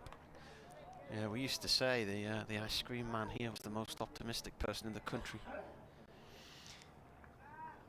So I didn't have many takers last week. Did you get the hail in Leicester as well, or not? We had a bit of sort of sleety stuff, but nothing like you had down in Cardiff. Nothing like that. Marcus North, the Durham Director of Cricket, just down below us with Alan Walker, one of the coaches, as Gibson runs in from the Finkel end. Evans forward to that one, defends it. Marcus North was hotly tipped to be the next director of England's men's cricket team. Well, I was away on holiday a couple of weeks ago, and then there was a piece on the internet yesterday saying he'd ruled himself out. Yeah, no, he did it. Family reasons. I think the end of last week he came out and made a big statement. Not for me. Can't blame him, who'd want to go live in London, eh? Gibson bowls. It's a shorter one, pushed off the back foot by Evans. That's the way through the covers. Should go for 4. Vasquez chases it to the fence in front of the pavilion, but can't get there in time as the ball beats him to it. I wonder if it's like a football manager. I remember the Birmingham manager at the time, Alex McLeish, was it, telling me that the first thing anyone did as a manager with their contract was you sort out what your leaving terms are. Always. What am I going to get if you when you sack me? Yeah. Because you will in the end, as Sean Dice has found this morning. In comes Gibson. This is turned towards mid-wicket and square leg. Jones collects it, 1 run for Evans. Is now a good time to be going in and taking up the reins of a job in England? Seems to be a bit of a mess, doesn't it, at the moment? As I say, it depends A, Would you want the what hassle? you're getting, and B, what you get when you leave. Because even if you only do it for 6 months, if you're going to get a year's pay or something like that at the end of it, then a year's pay in the Premier League you may not need to work again, judging by what some of the players and the managers get. Astronomical sums. I haven't actually spoken to Marcus about the whole thing, so Yeah, it'd be an interesting one if I you don't know what his thoughts are, to be honest with you. Gibson in. That's gone down the leg side, taken by the keeper. Everybody's heading down towards our end now at the end of the over, but the scoreboard's 2 deliveries behind at the moment. Does he ever come up and do a bit of... Sometimes, yeah. Because Yeah. maybe get him up and ask him about it, see what his thoughts were. Excited also about Durham's prospects, perhaps, going forward, and wants to be part of it. 31 without loss, Leicestershire. The deficit below 400 then, 397. There goes the ice cream. Heady days. Oh no, it's not an ice cream van, it's That's a plumber's van or something. Service van of some kind. Going to do something at the health club, perhaps. It's Hodson's fish delivery van. There you go. In goes Rain and bowls, and Evans leans forward, doesn't get to the pitch of it, but back solidly enough, back down the pitch. There's a big picture of a crab on the side. Can you see it? The Yes. brown thing? Yes. So that's on the menu for Yeah, we tonight, might be getting perhaps, or tomorrow. crab sandwiches tomorrow, then, eh? Hope so. Love a nice crab sandwich. Rain looking for the breakthrough. 16 overs and a delivery is in and bowls. Evans is forward, leaning into his defensive push out into the offside. It goes, picked up by Sean Dixon with his, like everybody, like most of the other players, sunglasses perched on his cap rather than being worn. I think the top corner of the pavilion, it looks like the players' family lounge. Okay. Up there, see 1 or 2 relatives of players there, and a baby being bobbed up and down as well. Rain is in, bowls outside off stump quite wide, and Evans steps forward but leaves his bat raised. Lets it go through.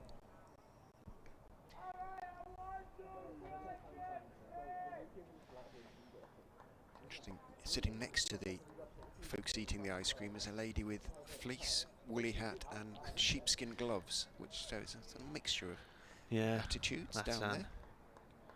She used to run the bookstore downstairs, can you remember? Yeah, what's that? I don't know where it went. There was used to be some good stuff in there. Rain is into Evans, again outside off stump, again Evans leaves.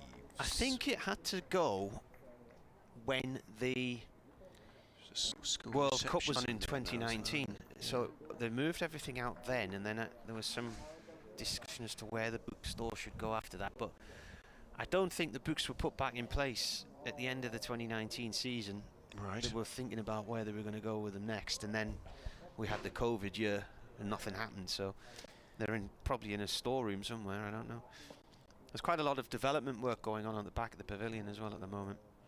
Rain is in. That's straighter one for a second. Thought might just have squeezed through via the bat, but it came off a thick inside edge and ran towards sort of backward square. And Eckersley ran out from behind the stumps to or ran up from behind the stumps to pick it up. But again, a little bit of movement back in from Ben Rain. The North East Warriors women's team play their season opener at Whitburn on Bank Holiday Monday, 10:30 start against Yorkshire women. They sound a bit scary, the North East Warriors. Yeah, and a 4:30 start against Cumbria women, so that must be T20 matches perhaps. Rain just pauses before the start of his run, but it's a familiar sight. He likes to sort of put both feet together and stop, and then he goes in and bowls a bouncer. One of the first of the, perhaps the first I should say, of the innings. And Evan it isn't, because Azad just lent out of the way of a few from both Potts and Rushworth. But Evans just ducked underneath it. End of the over, 31 without loss after 17 overs, so slow going for the Foxes. The run rate, which was pretty much 3.5 or better, well, much better when Beddingham and Dixon were going nicely yesterday, was ended at about 3.5 for Durham, and it's 1.8 at the moment for Leicestershire. Derek sent that message. He says, this is on at your place soon, Marty. And he said, meanwhile, Ellie is playing for Gateshead Fell tonight in the girls' T20 fixtures. Gibson has ball in hand, ready to start his third over, none for 8 so far. Right arm over, bowling to the left-handed Assad. It's played into the ground and defended on the offside there, no run. Gary Neville tweets, and his tweets are often worth reading.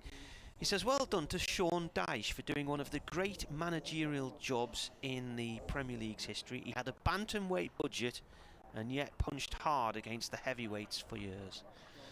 It's a fair comment, I would have thought. He must have made them a fortune in terms of income by keeping them up there.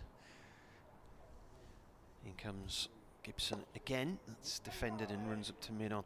I remember a stat a few years ago. Per head of population, Burnley is one of the smallest towns to have an established football team like it does, and per head of population those who go to watch the team. And it was once said that if Man United would have an equivalent attendance of people living in the area which Burnley do, then they'd be watched by something like 250,000 every week. Gibson to Assad, ball played back towards the bowler's end. It's a 0. My friend John Hazelwood, a journalist, did one of those books when you go to every ground during the season, 92 games. That was 1999, and the game he covered at Burnley was the last game of their season. It was either it was Burnley versus, I think it was Plymouth, and whoever won stayed up in the Football League. Is that the one where the dog ran on and bit the goalie or something? Is that the same match? Well, it's not in John's book. If it did. Gibson with a short one to Assad. It's pulled off towards the square leg boundary on the pavilion side of the ground for 1. But it was a heck of an occasion. Chris Waddle was the manager of Burnley at the time. I remember that, yeah. And they won, so they stayed in the Football League, and that would have been 22 years ago. So that just shows what a possibly important game that moment that was, really. I think Waddle had not long since left Sunderland at that point, and I think Gordon Armstrong might have played in that Burnley team as well that day. Former Sunderland midfielder. Gibson comes in and bowls. Rising ball outside the off stump, and nearly takes the edge of Evans's bat with that one. We had hosted a talk-in with Gordon Armstrong and Gary Hours at Whitburn Cricket Club last year, probably October time. Some great stories from the two of them, and I think that was Gordon sort of finished his career at Burnley, Bury, flitting around that area. Leicestershire 31 without losses. Gibson bowls. Good start from their point of view, a solid start. This is played out into the covers, no run. The women's T20 League fixtures tonight, then, if you want to go and watch some local league cricket. Gateshead Fell play Ledgate, bit of a derby. Brandon against Durham City, slightly a derby. Shotley Bridge against Norton, that's definitely not a derby, I wouldn't want to walk that one. And Philadelphia against Willington, there are the fixtures this evening.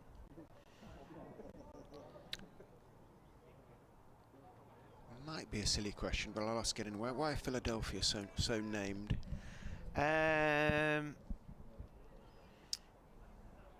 was it after the pit?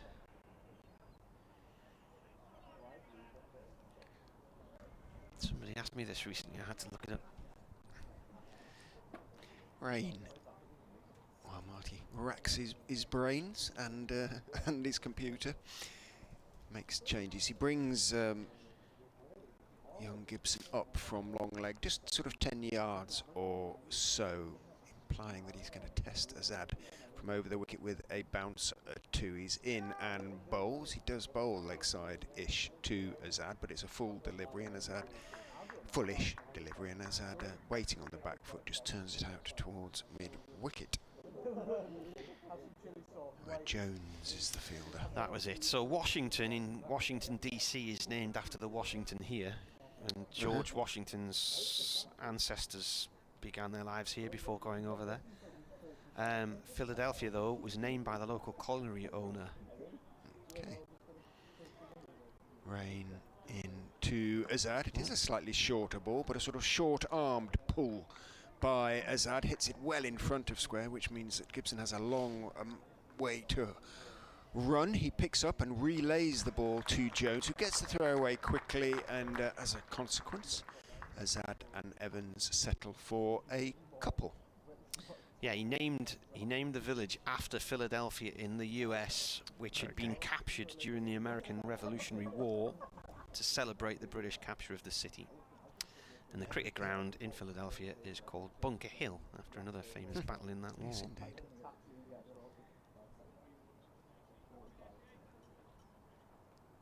Azad on to 18 with that couple. Waits as Rain is in again to him. A much higher bouncer this time. Let's try and hook that one. And Azad just moved his head out of the way. One for the over, says umpire Shaughnessy. 34 without loss, Leicestershire. Pitch continues to not offer too much to the bowlers. It's the 19th over of the Leicestershire reply.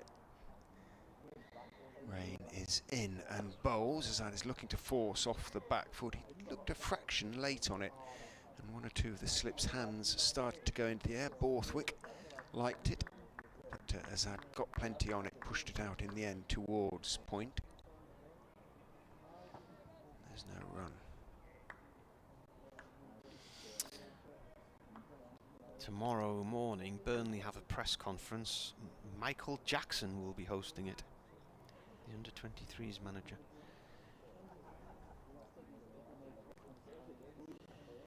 Who will be in temporary charge, presumably. In goes Rain, bowls outside, off stump, pushes it across Azad, but too wide, and Azad lets it go through, and Eckersley has to hop across and take it almost in front of Beddingham at first slip.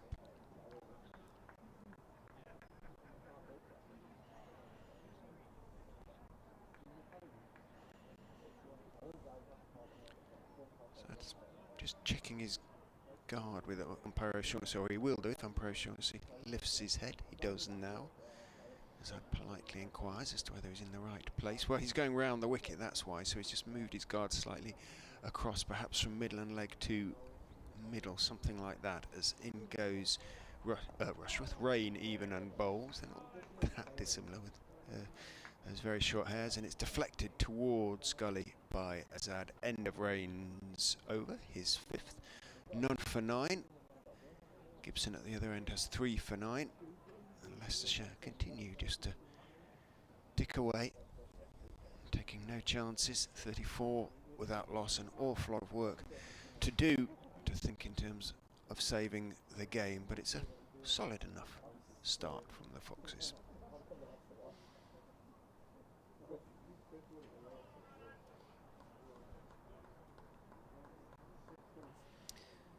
Gibson then to start his 4th over, none for 9 so far. Rain at the other end, none for 9 as well. He's bowled 5 overs with 2 maidens. Gibson in. And angles that right in towards the foot of off stump, played away by Evans to mid-on, no run. Looks lively, doesn't he? Young Gibson looks... He's not the biggest of young men, sort of shoulders-wise, but he reminds me of a young Mark Wood, actually.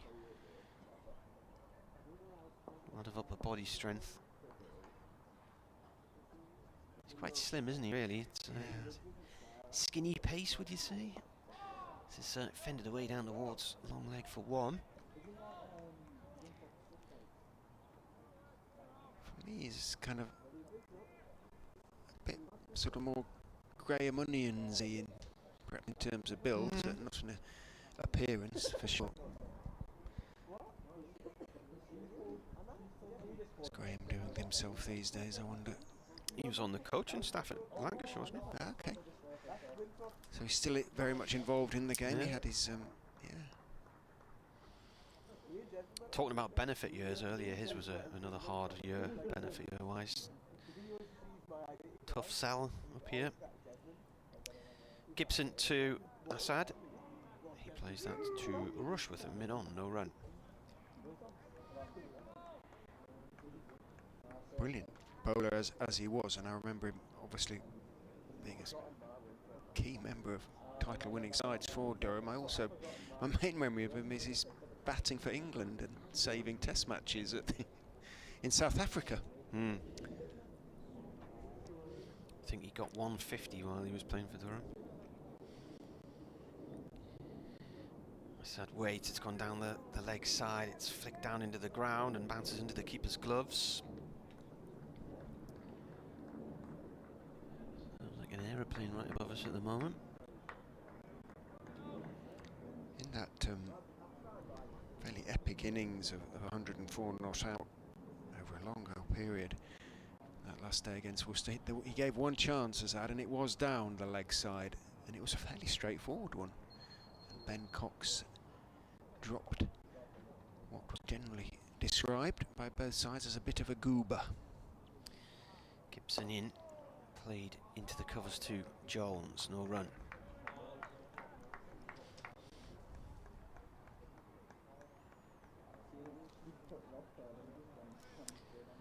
Somebody walking another dog at the far end of the ground. Ground staff out, occupying the chair. Alfonso Thomas, is it?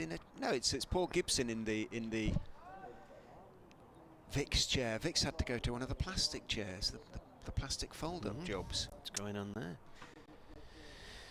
Gibson is turned by Assad down to the very empty fine leg area for 4, and Assad just stiff arms just shoved at the ball there, raced along about 7 or 8 feet above the ground, and when it landed there was an awful lot of dust came up and sand, and then it found its way over the ropes pretty quickly for 4. End of the over, 39 without loss here on BBC Radio Newcastle and BBC Radio Leicester. There's a sort of little explosion of whatever They've relayed all the outfield in the winter, because I was here one night in late October and they'd put loads of loam and sand and everything down, and been doing a lot of work. Borthwick in deep discussions with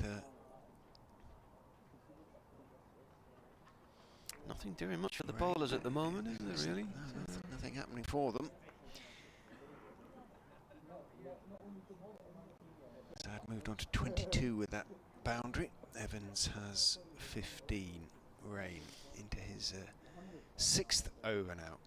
2 slips and a gully as he comes in and bowls to Evans, who turns him away through the leg side down towards deep square. Has to move to his left to field, gets his throwaway. Evans in that short boundary has to settle for a short 1. 16 to him, 40 up for Leicestershire.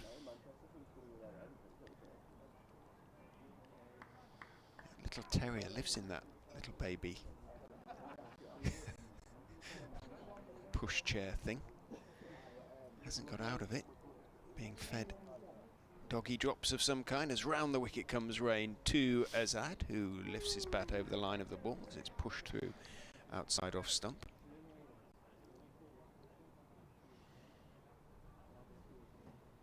This cloud has broken a little bit. There's still plenty of it around, but altogether lighter.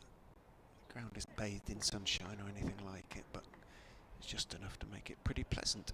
It's like Ben Mike is the latest to head for the nets with his cricket bag, huge cricket bag full of stuff clamped to his back.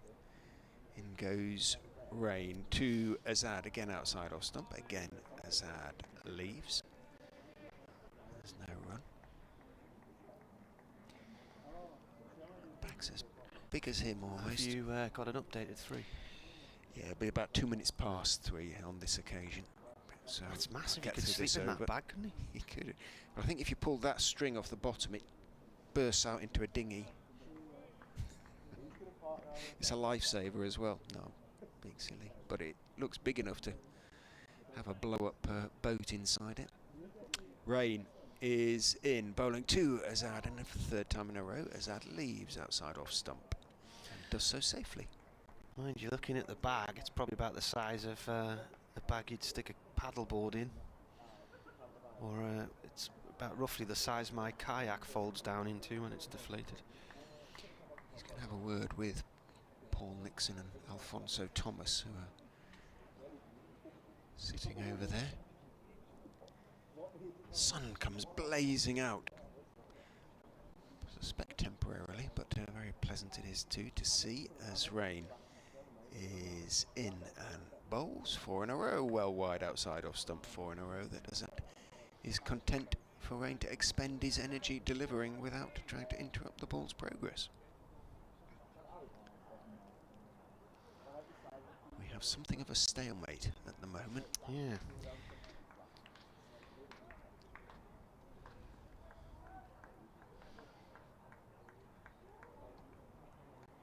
But having scored 428, Durham know they're not going to lose this game.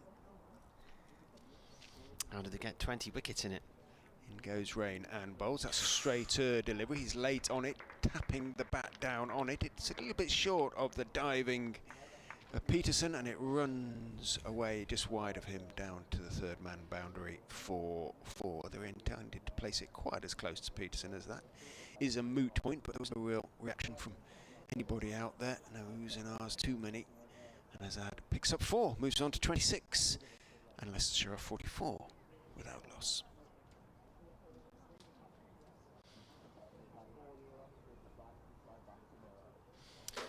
Richard off to do an update for BBC Radio Leicester. My next one for Radio Newcastle will be around about 10 to 4.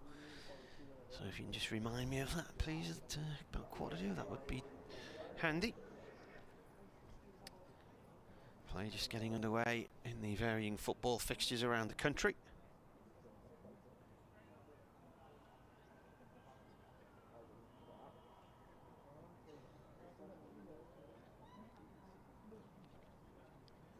Just kicked off at the Stadium of Light, Sunderland against Shrewsbury, our commentary match on Radio Newcastle this afternoon. Chris Rushworth's coming back into the attack now. He's switched ends from earlier, so he bowled 5 overs earlier, none for 9, 2 maidens. That was from the Lumley end. So he's now coming in from the Finkel end. First delivery to Evans is played towards point. It's a dot ball.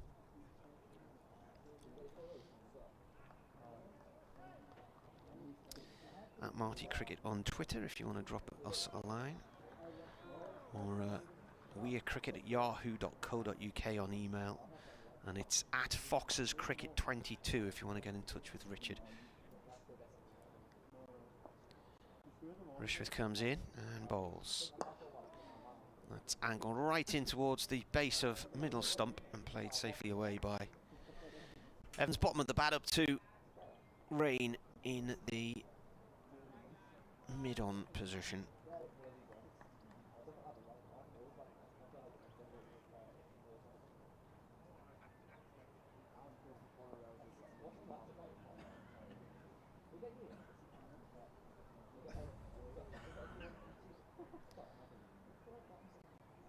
Rushworth in again.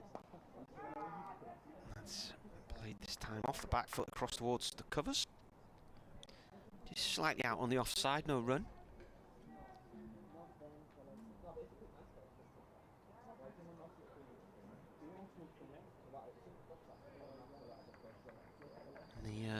The National League North today, Gateshead are playing Guiseley, who won in midweek and have put Blythe in serious relegation bother. Blythe, I think, are playing Farsley in their relegation clash today as well. So Rushworth in. Oh, playing a miss there from Evans as Rushworth nearly takes the outside edge of the bat. It's gone through to the keeper.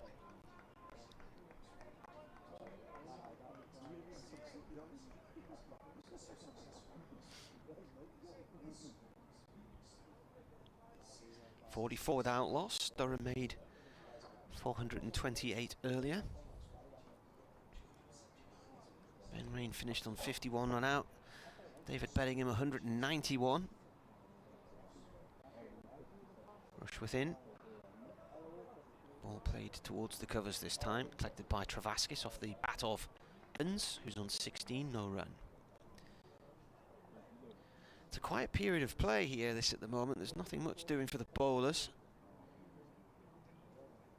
Pitch seems fairly up and down, really. And some spirited, determined batting from Assad and Evans. Evans has faced 59 balls for his 16, Assad 73 for his 26. The sun is shining though as Rushworth comes in. It's a length ball, it's defended and it rolls short on the leg side. Probably the brightest it's been today, actually. Just threatening not to get up too much, that one, so that's the only sort of vague bit of encouragement for the bowlers at the moment. The odd one might keep low from this Finkel end. Azad loves situations like this. It's like he said last week, his teammates said it was ideal for him really just to go and bat the day, and he's an old-fashioned sort of red ball opener really.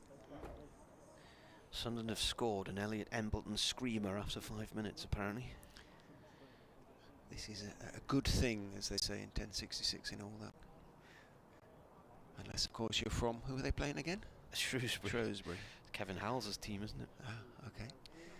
Round the wicket, Ben Rain for his 7th over. He's going to come to Hassan Azad, who bowls outside off stump, and again Azad is content to leave and will be all day. 5 out of 6 in the last over, I think it was, from Rain. In the end, Azad was not required to play it and didn't.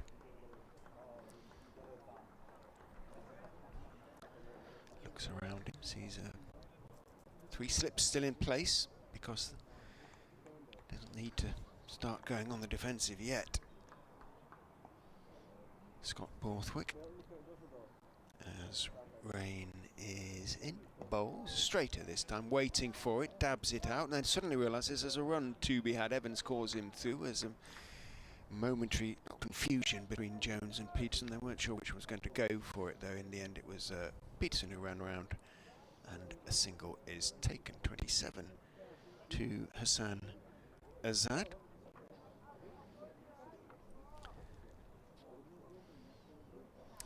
Hopefully the cloud cover is going to break up a bit now. Get some sunshine here. 45 without loss. Again, not hurrying. Now Eckersley is running across to meet man at third man because he's bringing a helmet onto the field. Rushworth, that is, tosses it to Eckersley. So who's going to go in at wherever it is, short leg? Oh, what a goal that was. Free kick hit the wall, ricocheted back out, and he just smacked it into the top corner with his left foot. Sean Dixon it is who's going to go in at short leg. The isn't it the FA Cup semi-finals at some point this week? It by is, bus? yeah. Ridiculous, isn't it?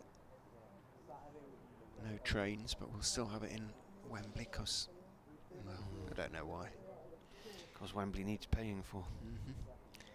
2 slips and a short leg then for Rain. Over the wicket to Sam Evans, who defends on the back foot out towards mid-wicket. The ball runs. Jogging in is Michael Jones. Throws it on the bounce to mid-on. It doesn't look very impressed that he should have let the ball bounce. It is still only 22.5 overs old, so it should be still nice and hard. The seam reasonably prominent. There's just nothing very much in the pitch that the bowlers at the moment are able to extract. But you never know. In goes Rain and bowls. Evans is hurried slightly, but he's right behind it. Defending away off middle and off out towards extra cover. Michael Ventris' email talking about the size of cricket bags. The lad who was carrying the one we were mentioning a minute ago is now sitting down. The bag is next to him and is higher than he is in the seat. He said, just heard you mention about bags. Yesterday I was walking by the academy and there were two young lads carrying bags, and I swear one of the bags was bigger than the lad who was carrying it. It probably is. I can imagine it, certainly. In goes Rain and bowls a bouncer, but it's too high. Had to bang it really in, although Evans ducked it. Would have gone over his head anyway. He says it was almost dragging along the ground, it was that big. Good to hear the commentaries again, says Mike. Thanks very much for the email, Mike.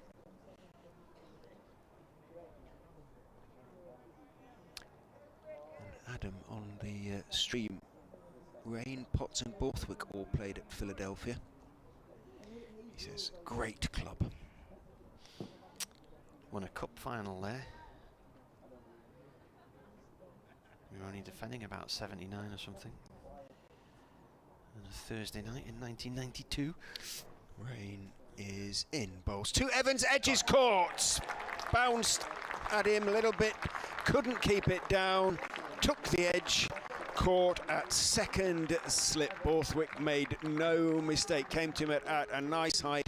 And the breakthrough has been made by Durham and by a former Leicestershire player as well. Ben Rain, having made an unbeaten 50 this morning, has followed up by taking the first wicket of the game. I think I did say on Radio Leicester on Tuesday night that he was a partnership breaker. But you probably knew that already. I haven't seen far more of it over the last few years than I have. Was that the last ball of the over? It was. 22.6. It was. And Sam Evans' vigil comes to an end. He faced 64 balls, 65 balls for his 16 runs. Just that bit of extra bounce from Ben Rain.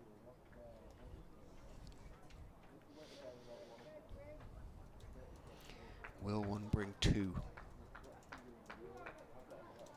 Big chance this for George Rhodes on a pretty good pitch.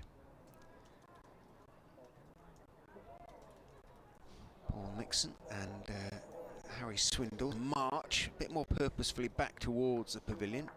Swindle's due in at 7, so no great urgency, one would hope, from Leicestershire's point of view.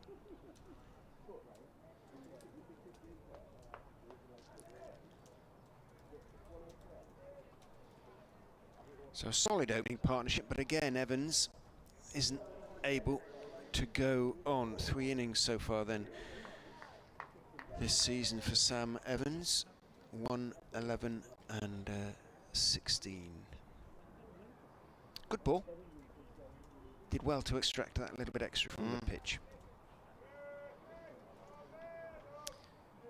Adam also points out that former Leicestershire player Jim Allenby was a young overseas player. Yeah, he was, at because Philadelphia. when he was in this area, I think he played some second team games for Durham and had trials here, but he was sponsored by Neil Killeen and Martin Spate, because they had a sports kit company, cricket kit company. Did I say 383 there? Yeah, 383.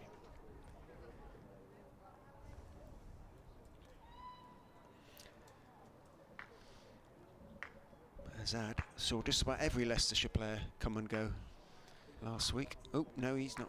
He steps back. George Rhodes, the new man. He is. He's facing Chris Rushworth, who switched ends and is now bowling the second over of the day from the Finkel end. It's a short one. Goes through to the keeper at Fat Rhodes at the non-strikers end, isn't he? Because it was the end of the over.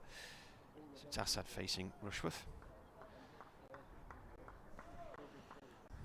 Yeah, former Worcester player, of course, George Rhodes, son of Steve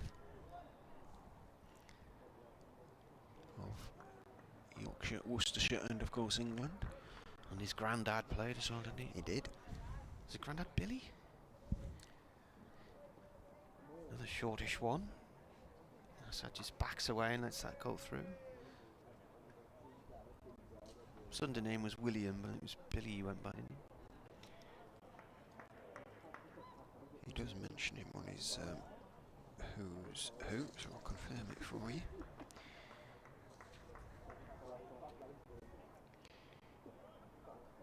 William, yeah, played first-class cricket for Nottinghamshire.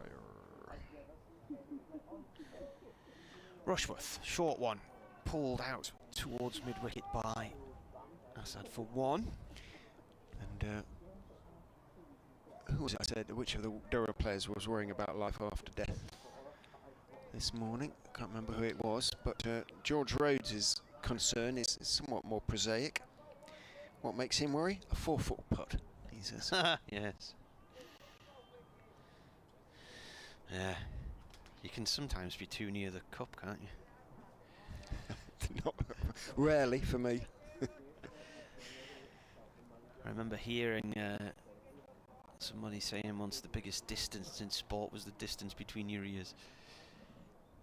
Rushworth bowls, playing a miss there from Rhodes.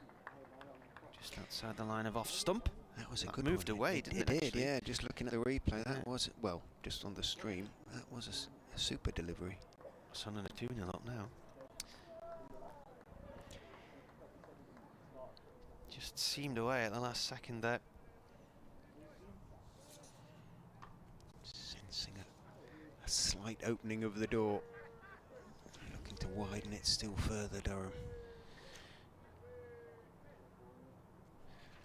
Rushworth bowls, Rhodes forward with a bit of purpose on that occasion, defends the stumps and plays the ball out to the covers, no run there. So you went to school in Malvern, George Rhodes, lovely town, Malvern. Was at Worcestershire for 3 years from 2016 to 2019 and then joined Leicestershire in 2019. This is his 33rd first-class game, 1,176 runs, 750s. His highest score came last year when he got 90 against his former club. Got 208 runs last year. Rushworth bowls, that's left outside the off stump. And that is the end of the over, 1 run from it. He didn't get many opportunities last year. But, I think probably just about everybody at New Road last season, at the end of the season when George was moving towards the 90s, would have liked to see him get to 3 figures. All his former supporters at Worcestershire were backing him as loudly as those from Leicestershire. Popular young man. Just struggling really to establish himself. He's getting a chance really. Leicestershire wanted to get Harris back at 3, but Ackerman prefers to bat at 4, so he's getting his opportunity. Can he take it? Round the wicket comes Rain to Azad, who leaves at the very last minute, was in position, but just lifted his bat over the line of, or let his bat stay above the line of the ball as it went through outside off stump. Azad rapidly becoming the key wicket. If you get Azad against Leicestershire, you've got a chance. 28 not out to Azad. He made 0 and 12 last week, George Rhodes, as in goes Rain and outside off stump, and again Azad sort of half a stride forward, then head over the ball, watching as it passes underneath his bat as it was left raised. Sun has disappeared again, hopefully temporarily.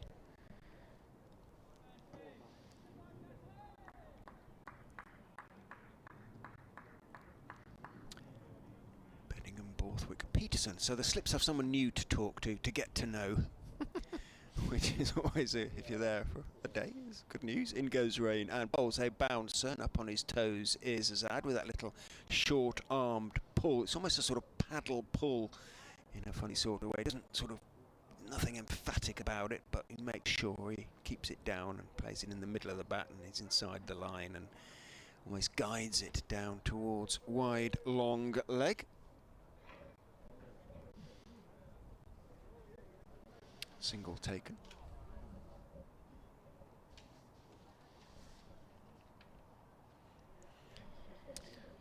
Young Gibson it is down there. So a new batsman to bowl at for Rain.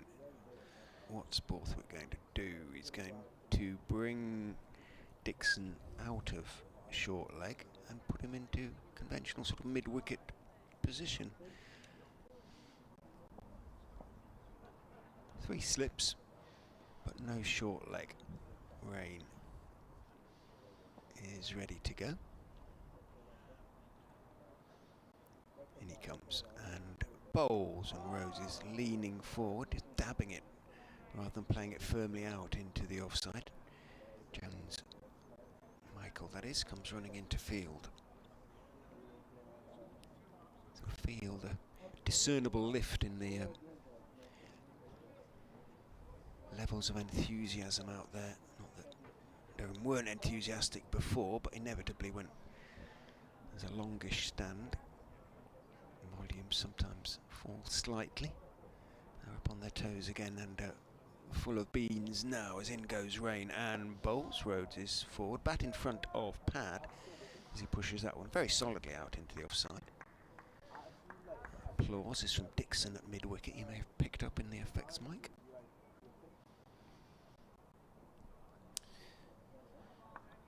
Wind's changed direction now. Looks like it's coming from the east all of a sudden.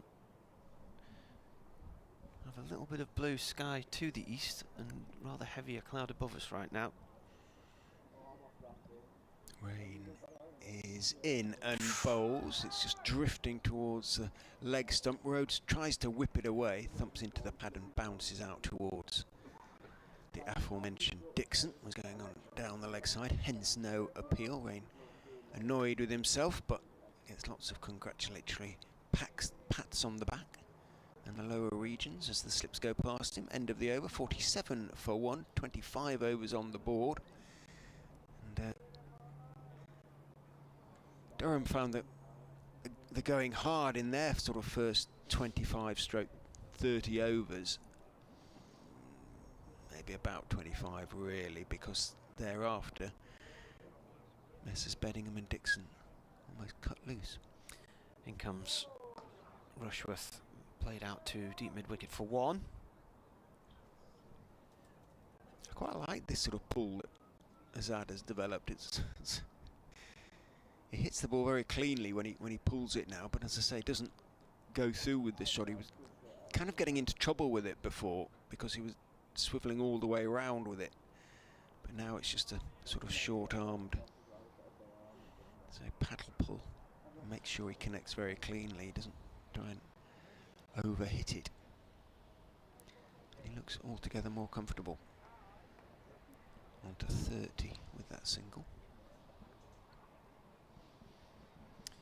Rushworth in. All played to Dixon at square leg, no run. He's a cheerful soul, young Mr. Rhodes, and talked to him after the game against Worcester. Harry Swindles took, actually that was against Lancashire, he was playing in that game at New Road, Worcester, when the start of the Bob Willis Trophy, and Harry Swindles took a good catch, and he and I was talking to Swindles after the game. I was like, great catch. You commentate on this delivery. Balls. Rhodes leaves it outside the off stump. And George came up and said, well, he said, even a blind squirrel sometimes finds an acorn. It seemed a bit tough on young Harry Swindles. I liked the phrase, that's all. It just stayed in my memory.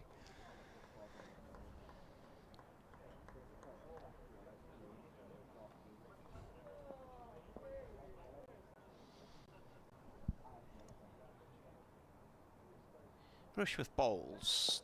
It's right on the money and defended by Rhodes, played back to the bowler. So 1 run at the start of the over and then 3 dot balls. Cy Bale on Twitter. Hello, Cy.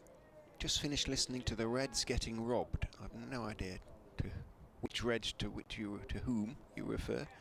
He says, and what do I hear? Wicket down. Pooh. Wonder which Reds they might have been.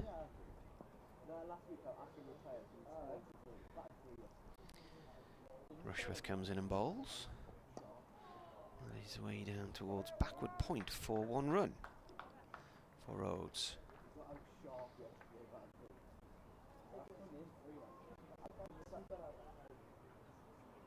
Hello Springsteen, very late joining he says today, and he's blaming it, he says, with a degree of satisfaction that irritates. He says he's blaming it on a very long Italian lunch. He's tweeting from Italy, of course. How I envy you. A long lunch, was that a lengthy panini then? Oh, he's, as I say, he's tweeting from Italy, so I would imagine it's a really excellent lunch with no doubt several pleasant glasses of something. It's probably quite warm over there, so perhaps something nice and cold. Rush within, that's left alone. Well, 2 or 3 weeks ago they had all the Saharan dust blowing over northern Europe, didn't they? There were photographs of all the ski slopes in the Alps covered in this red dust. Well, Leicestershire were over there at the time. They were down at in Almeria at the cricket centre down there when I was just up the coast where we're based, and the whole sky turned red for about 3 days. It was the most curious effect, but they were only there for 3 days, so they were somewhat miffed with what was going on. Hello to David Hutchinson on Twitter. Can you tell me, he says, is this an absolute road and we'll have a couple of days of batting our top order into form? Question. Lies and sweet nothings accepted with blissful naivety if required. It's a good pitch, David, that is for sure. Ben Rain found a little bit of something there. But He's been replaced by Potts. But that was his 7th over, but it is a pitch on which a good batter will expect to score runs. In he comes Matty Potts and bowls to Rhodes wide, and Rhodes just steps forward and almost immediately just steps back into his crease and goes through the routine of marking his guard as it goes into the gloves of Eckersley behind the stumps. Ned sporting a smartish beard at the moment. Did throughout most of his time at Leicester as well, not all. Gives him an air of gravitas now. As in goes Potts and bowls again wide. Eckersley a couple of steps across to his right, and then having taken the ball just drops it into the hands of Borthwick, who's got orange flashes on his heels, on the heels of his cricket boots I should say. The only one so accoutred that I can see in the Durham side. There was a period a couple of years ago when we went through this sort of phase when there was an awful lot of colour on the boots.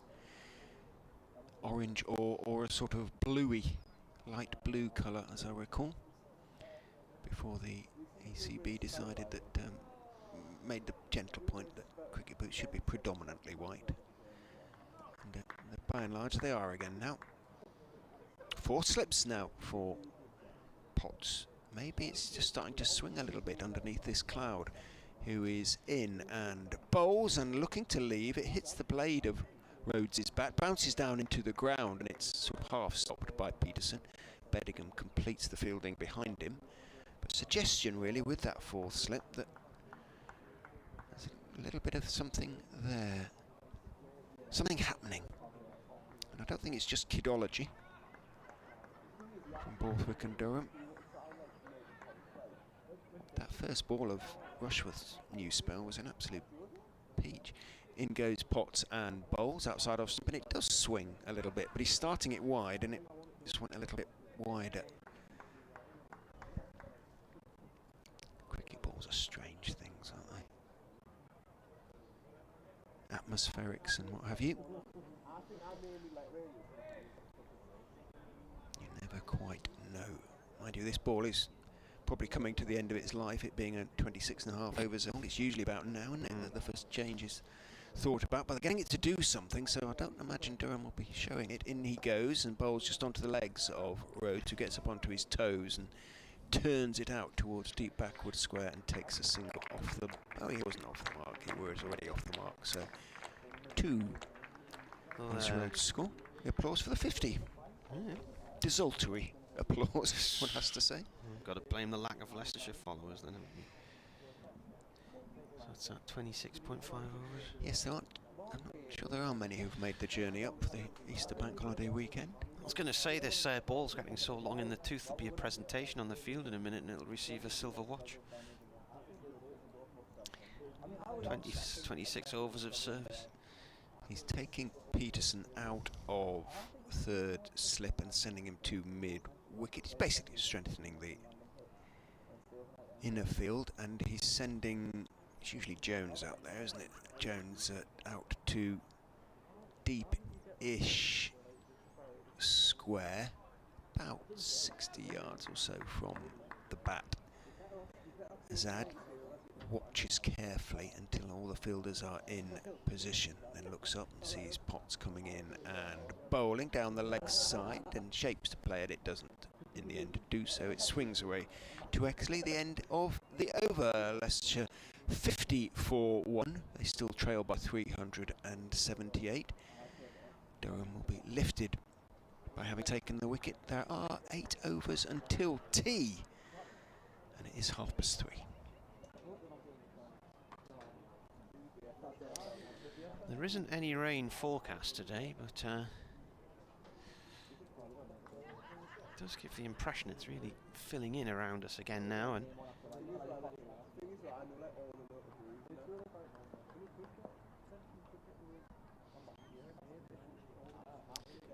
Rushworth, right arm over to Rhodes. Ball finds its way back up to mid-off. Just a little peep of an oyster catcher there.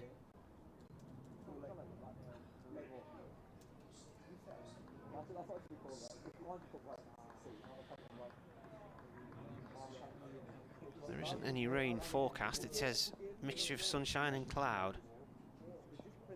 We've very much got the cloud at the moment. Rushworth to Rhodes again, and the ball's returned to the bowler along the wicket.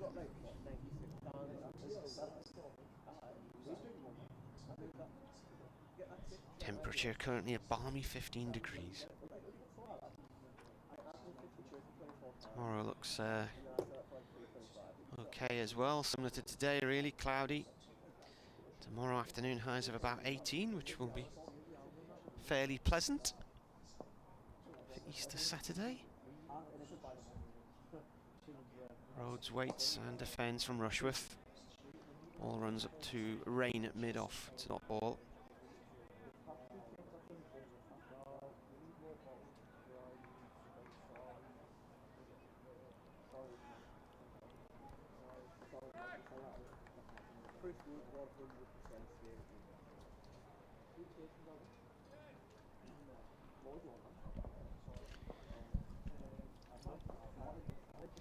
Rushworth from the Finkel end to Rhodes.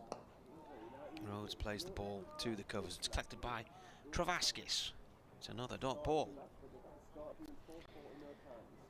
I very nearly called George Rhodes Gary Rhodes on the BBC radio. I don't know why I didn't. I just had to catch myself. Was he the chef? Yes, he was, yeah. Spiky hair. Yeah.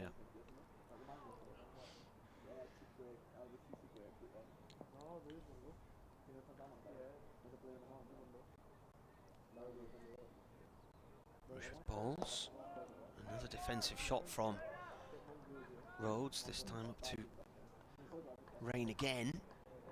And at the moment, a little in the way of runs being made. Rhodes has now faced 20 for his 2, trying to bat himself into the game. Very cautious approach, and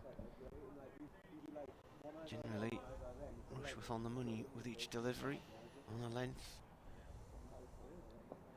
He's forcing the batsman to defend his wicket and play shots as he comes in once more. This one goes to backward point. No ball signalled. We're at each end now for Chris Rushworth. Good tight stuff though, you're right. 8.5 overs, none for 14 for Rushworth. Not giving anything away. Off for a net. It is.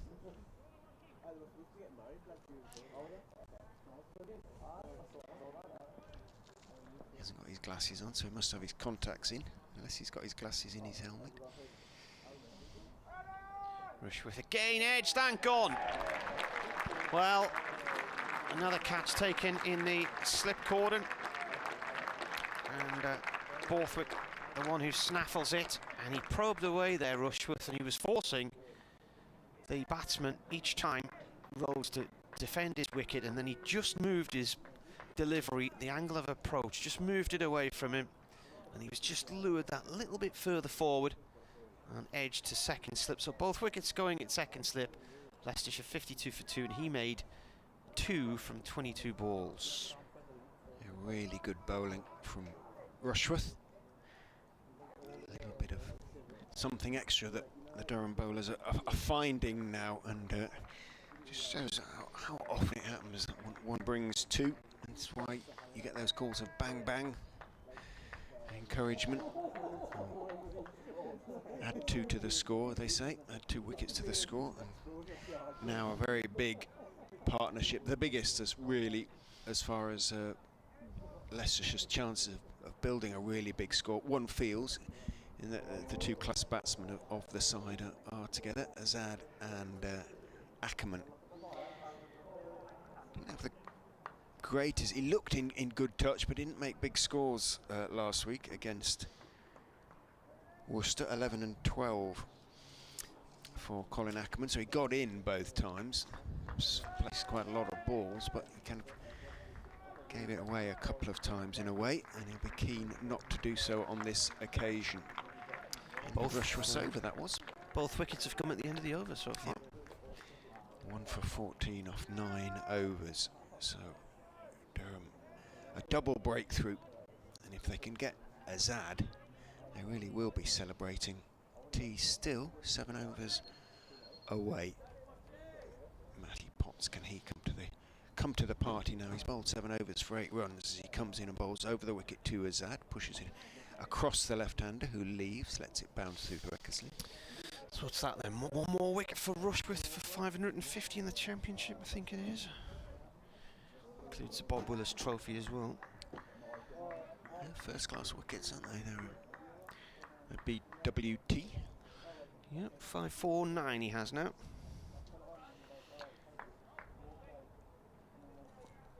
As you say, he looks as fit as he's ever done.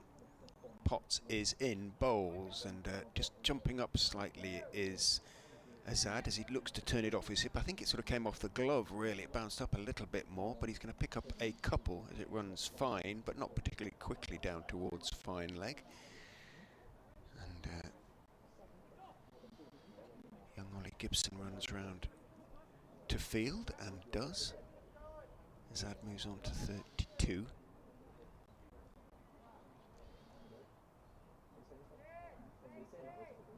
Borthwick changing things around a bit. He's bringing in the short leg again, which means Peterson leaves third slip and goes in at point.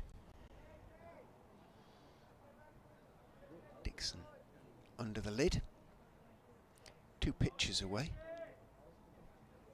Azad looks carefully at Gibson down at long leg. Sees where he is positioned. And he sees Potts ready to go. In goes Potts and bowls. A bouncer just sways carefully, casually, calmly out of the way. Dixon applauds, and umpire Debenham has decided that Dixon's slightly in his line of sight, so he's going to go across towards point. Perhaps he just wants to chat to Keegan Peterson, who knows. Poor old Peterson. So Just wants a bit of peace and quiet after a long journey. Everybody wants to talk to me.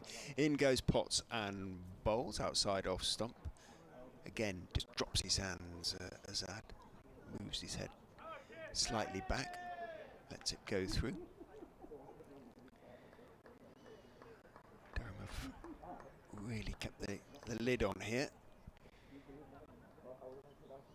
Yes, Leicestershire were batting steadily, but they certainly weren't getting away from the Durham seamers, so they've been very patient and very accurate, and they're getting their rewards. In goes Potts and bowls. Third delivery outside off stump, third delivery left by Azad.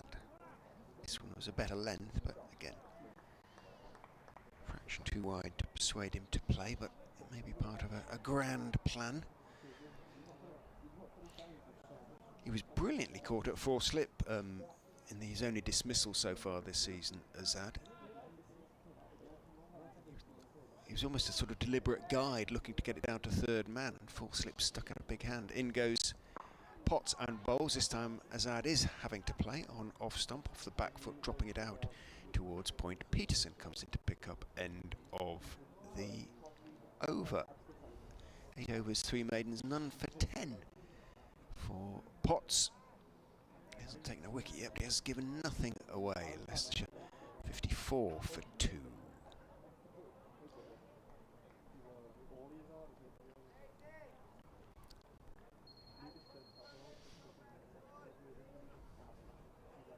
Ackerman will be facing his first ball. This is a big battle now, Rushworth v Ackerman.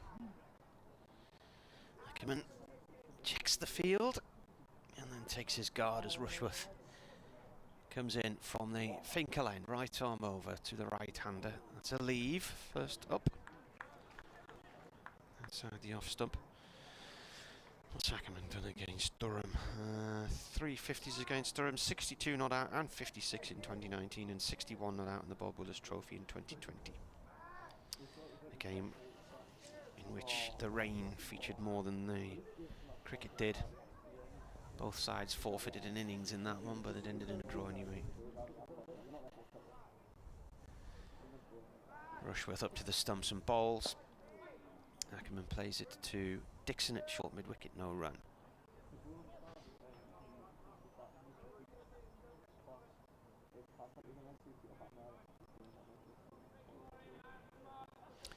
There you go, that's the double again. 3 and 4 here, lads.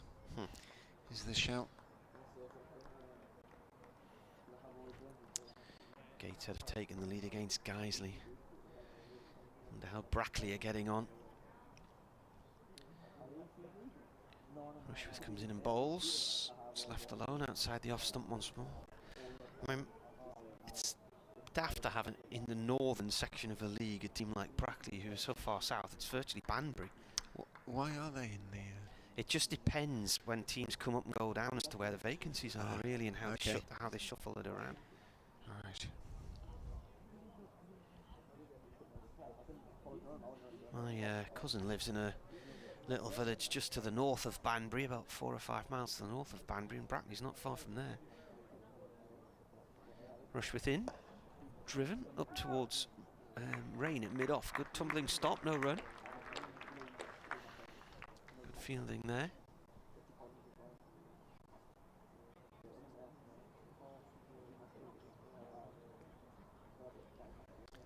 Oh, the Reds apparently, that side was following Forest, Nottingham, who apparently have been beaten by Luton. I don't know whether that's a significant result or not.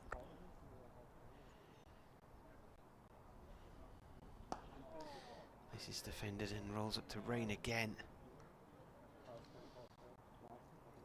Brackley are away at Leamington Spa today. That's not too far from them, really, is it? It's Warwickshire, isn't it? No, yeah.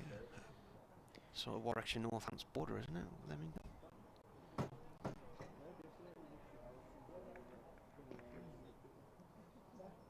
In fact, when we were on the canal boat 2 years ago, we stayed near Brackley. With bowls, that's an edge along the floor and away for 4 to Ackerman down towards third man. Again, it's vacant. 58 for 2, and Ackerman is off the mark. 6th ball with a 4. Yeah, we picked up the canal boat in South Warwickshire and we went as far as Stoke Burn, and Silverstone was just over the other side of the hill.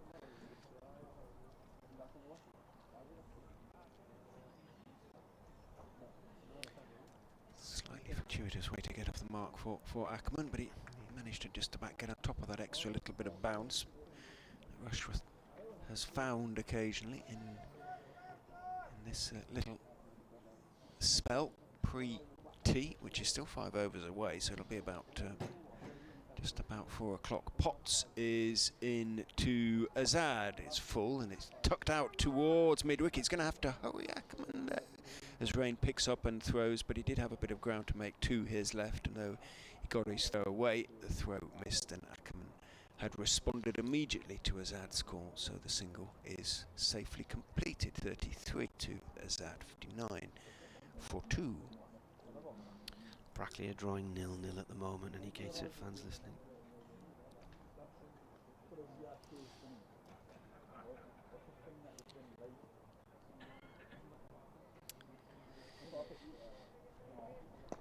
Somerset 50 for 4 as Ackerman defends that one from Potts out towards mid-wicket. Game might finish today. What are they batting with? Balsa wood or something? They seem to be in the right state, don't they? Able, the latest to go. Well, they need 71 to make Essex bat again. Yeah, not quite going the way Somerset planned this year. Potts is in outside of stump, a little bit of swing away, but wide, and Ackerman lets it go through.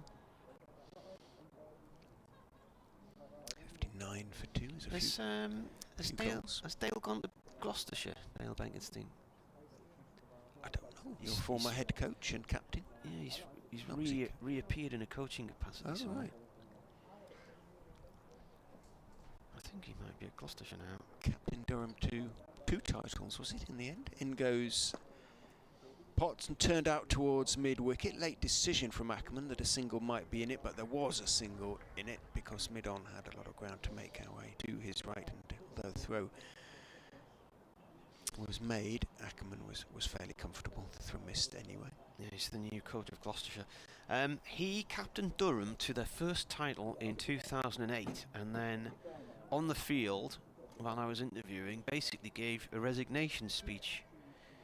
And I said, this sounds like a resignation speech. He said, it is. I don't want to be captain anymore. And I was rather astounded after everything he'd achieved. In goes Potts to bowl to Azad. He's hit him on the pad with a full delivery, but he was trying to whip it away into the leg side, suggesting it might have pitched outside leg. Steve O'Shaughnessy just tilted his head and said no pretty quickly there. Did. Anyway, I said, well, why do you want to give up the captaincy when you've just won the title? And he said, it's I'm a family man, and the captaincy involves too many meetings and too much of this, that and the other, and you've got to think about everything all the time. And so he suggested it should go to a younger player, i.e. Will Smith, which he did. Potts is in, outside off stump, steps forward Azad. Swings back in a little bit after it had passed well wide off stump. Not much though. A little bit of swabble. End of Potts' 9th over, none for 12. Leicestershire limping along slightly. 60 for 2. I just want to get through to tea now without losing another wicket. Yeah. 4 more overs. Will Smith captained Durham in 2009. They never lost a game, retained their title, but then they had a bit of a difficult start in 2010. One or two things going on in the dressing room and behind the scenes, and so he was replaced by Phil Mustard. This is defended. Start of a new over. I think Durham wanted to drop him and felt they couldn't drop the captain, so they took the captaincy off him. But he was still at the club in 2013 when they won the title again, and he also won a title before he joined Durham with 4 county championships in his locker. You don't get those by accident, do you? Knows his horses. Well, yeah. He became a match referee for a while. I don't know whether he still is doing that. He was certainly here for a few games last year. I presume he's still doing it. Rush for the bowls. This has gone off towards point, no run. It's Ackerman on strike on 5. Match referee or cricket liaison officer or whatever they're currently called. Not quite sure. Probably a list of them somewhere.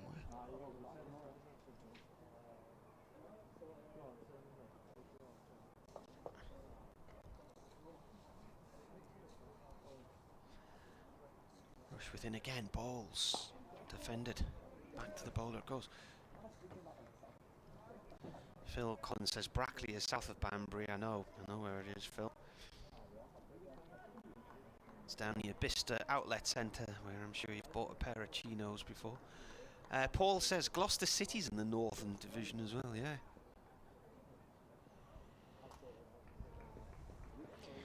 It's all a bit daft, isn't it, really? Seems odd. But there you go. Rush within. Defended. Once again by Ackerman. So where are we now? How many overs to tea? Where have we got? 3.2.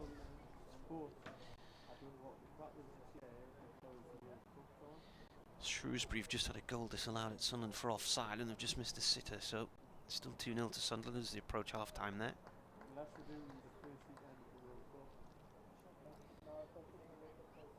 Two balls left of this 32nd over. Rushworth bowls, and nice shot from Ackerman. He pulls his back leg out the way to just create a bit of room on the leg side and steers it out the deep mid-wicket for 2.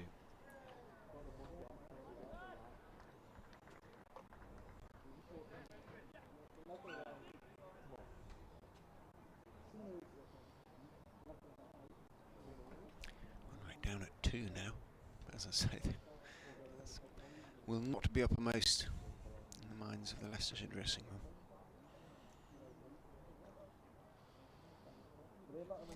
This ball of the over. Wickets to fall so far have gone to Rain and Rushworth. Rushworth comes in and bowls, and that's left a long way outside the off stump. That's pitched at about the 7th stump, that one. That is the end of the over here on BBC Radio Newcastle, BBC Radio Leicester.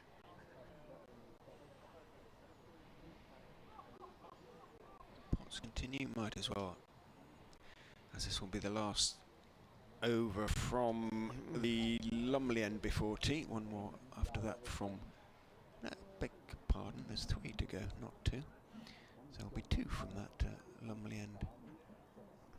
So a few people already decided they've seen enough of this session and they're getting up and heading out the stands. Will the last be an over of spin? Possibly. Potts is in, bowls to Azad. Full, oh, and it goes straight to short leg, who picks it up, Dixon, and makes as though to hurl the ball at the stumps. Doesn't do so. Azad had flung himself back into his crease, sprawled full length to make sure his bat was in there. He's actually run someone out from short leg at Liverpool, Hassan Azad, and it was who was the Lancashire opener who played for England for a while, bubbly haired blonde opener, tall. I want to call him Keegan for some reason. In goes Potts and bowls outside off some good bounce, good carry, but allowed to go through. South Africa born, weren't they? I can't his name now. Left-hander. I think everything about him, I can see him. Did some commentary with him, for goodness sake. Scotty Reed brought him up to the commentary box for one of the T20s.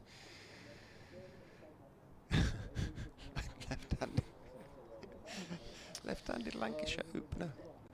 Hello, Richie. On the feed, in goes Potts and bowls down the leg side, swings away, and Azad lifts his bat out of the line of the ball.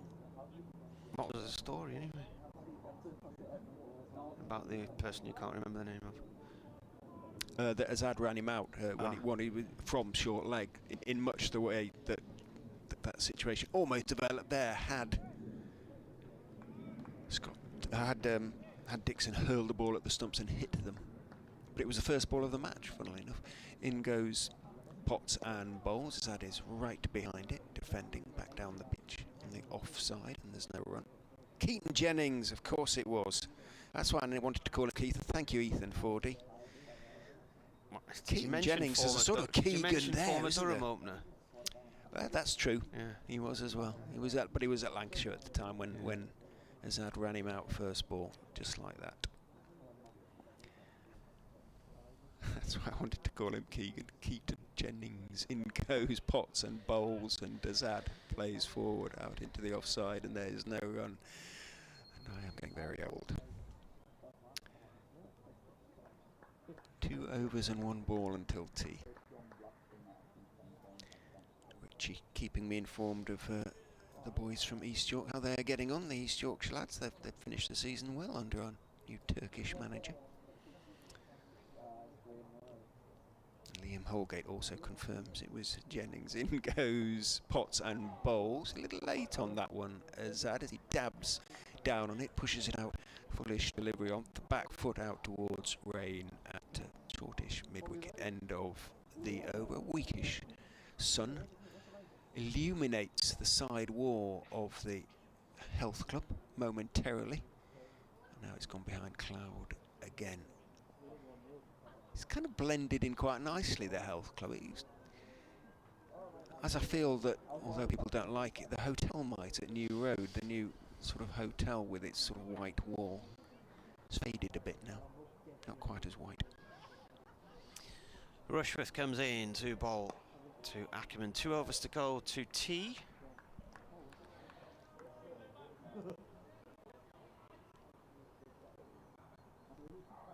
Played back to the bowler that time.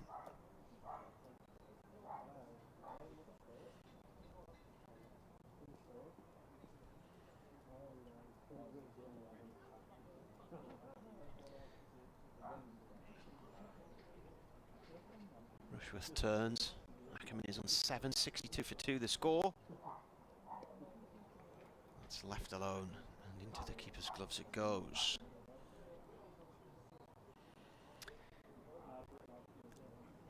Can Azad and Ackerman do what Dixon, having battled through that tough 90 minutes yesterday morning, and then Beddingham did for Durham? The situation isn't dissimilar in a way. In comes the bowler. It's gone off towards square leg for 1 run. He actually gestured, didn't he? Yeah. He must have shouted as well, although I didn't hear it, but he actually beckoned Azad, who was a little bit on his back foot, to come for the run there.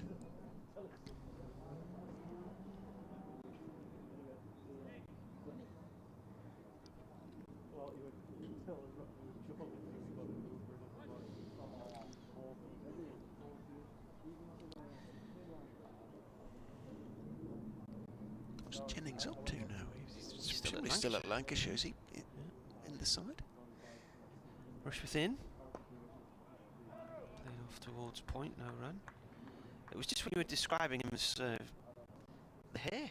Well, he went through a period at Lancashire when he had a perm, and he looked so strange, like that Australian snooker player who occasionally, very blonde, very pale snooker.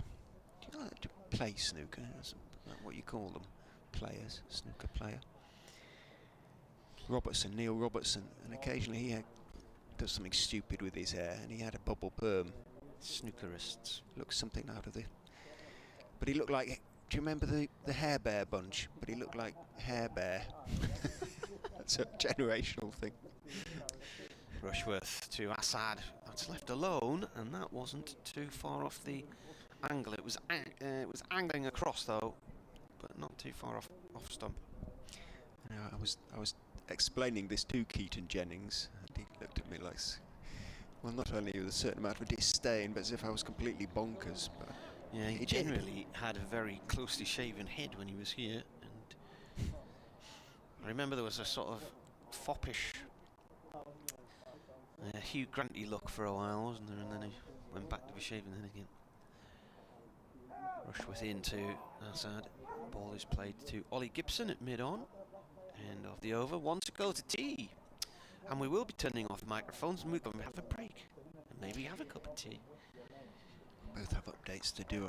Well, I've got an update to do it just after 4. So after this final over of the session, which you remember is watching the Banana Splits on Cartoon Network when he was young. Well, the Banana Splits weren't cartoon characters though, Rich. No. They were real they bears. weren't real, but they were weird costumed. Goodness me. I think what passed for entertainment I think in those some days. chemicals might have been involved in the creation of that programme. It was fun though. Driving around on the dune buggies. Droopy and Snork, I think they were called. In goes Potts and bowls outside off stump. It's left by Ackerman. It bounces and swings away a little bit into the gloves. Apparently Marcelo Bielsa is being talked about as a possible for Burnley. Well, tell you what, Burnley, you'd have a heck of a lot of fun because, boy, was that Leeds team good to watch. It was completely nuts. But Leeds under Bielsa were a most watchable side. Used to tune in just for the chaos, didn't you? Boy, they were fit. And now they're just ordinary under their American. Gerard's been on. He says, how pleasing to hear your mention of Brackley, where I, a displaced Mackerman Durham supporter, moved a year ago. Fourth slipper's gone in as Potts goes in and bowls to Ackerman, who is solidly forward, pushing it through mid-off. Rain isn't going to get there. Mid-on has to run across. So the single is taken. Travaskis came into fourth, just in case. Paul Bennett's been on. He said the dividing line runs roughly from the Severn to North Norfolk, so we could easily have Kings Lynn to visit next season, since only Altrincham in the bottom 16 is genuinely north. Some long goal drives. They have to rename it then, don't they, really? That's National League North.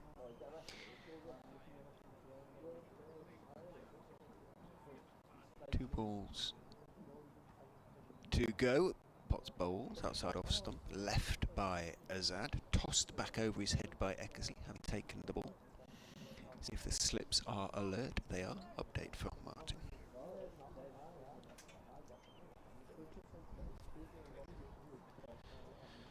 Yes, Durham made 428 earlier, and Leicestershire started off quite tightly and defensively. They had got to 45 in the end of the 23rd over when the first wicket fell, and it was that of Sam Evans edging a delivery from Ben Rain to Scott Borthwaite's second slip when he was on 16, and then George Rhodes was on 2 when he did the same thing. This time the bowler was Chris Rushworth, but once again Borthwaite taking the catch at second slip. He faced 22 balls for his 2.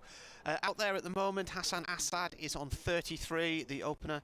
He's faced 104 balls at the other end. Colin Ackerman, the skipper, is on 9 from 20. So Leicestershire are 64 for 2 as Matty Potts is bowling here to Assad, and we have 1 ball to go, until tea. So commentary will resume after tea on the BBC Cricket website and via the Sports app in around 20 minutes time.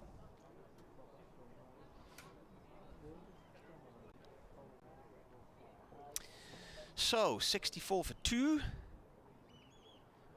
Oyster catchers. It's a lovely noise, that, isn't it? There's 2 of them flying around the ground. Potts in, Assad leaves, and that, ladies, gentlemen, boys and girls, is tea. 64 for 2. 35 overs gone. So the deficit at the moment is 364.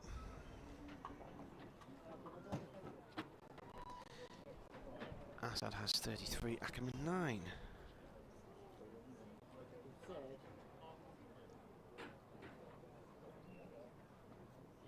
We'll be back in 20 minutes.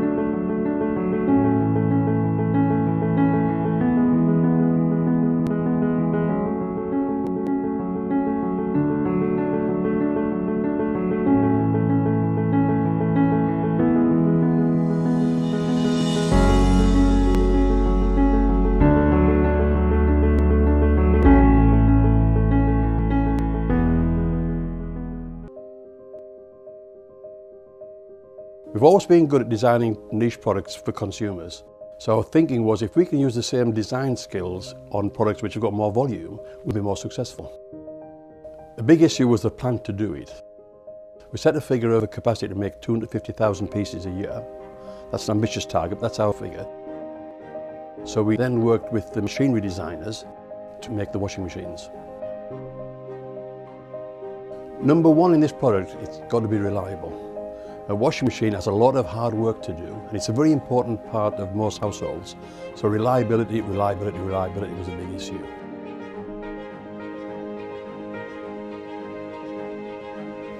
I think any new product, we've got to learn about it, and that's important. We've got to learn about it so we understand it inside out. And that's taken longer than we expected, but we've taken our time to make sure that it's right.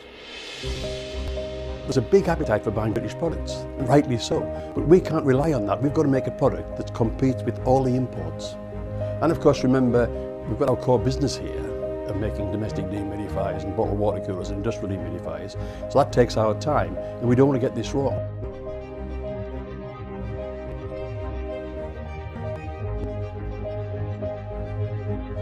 We've done 120,000 hours of testing washing machines here to make sure that it's absolutely reliable and does the job.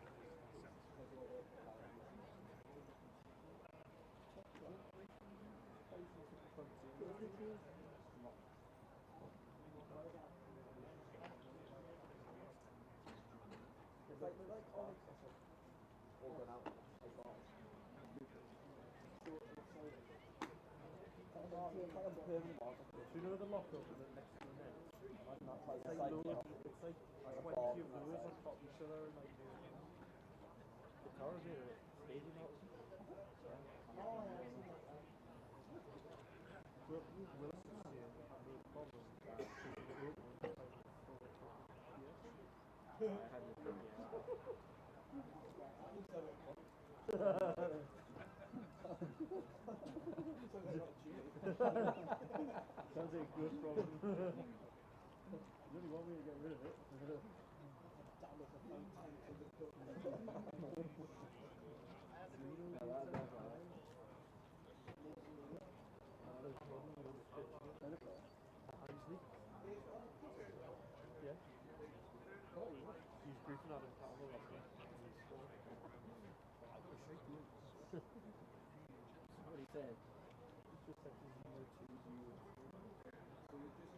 That's the most easiest thing ever to say.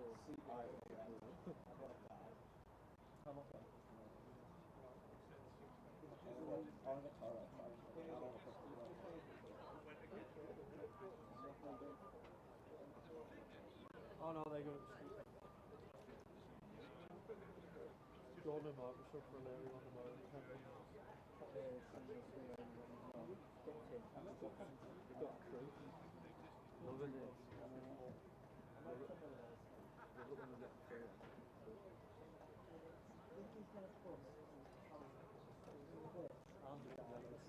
I want to go to the White Room. Up to £2 now, actually. It is. After 7 drops, up to £2. Getting expensive.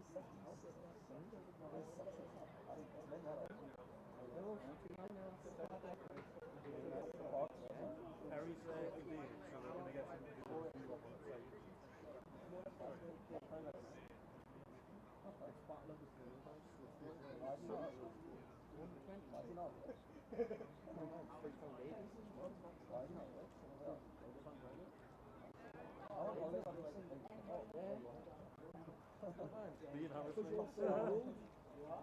I can't change that. I'm unfortunate. You don't wonder why we're here? No, I'm on holiday, so I thought I'm on holiday. I don't actually mind getting it.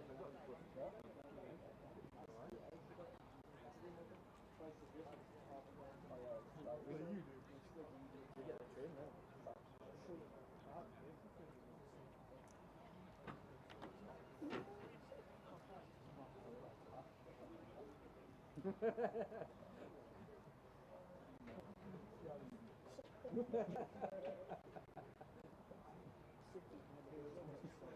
Oh, leave us alone.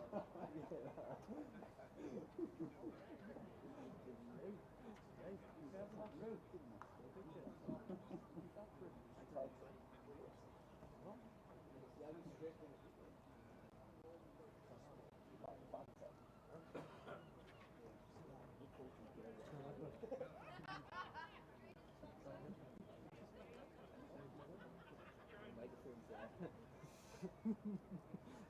He's on phone. He's on screen. Man, that's something you keep playing on the screen.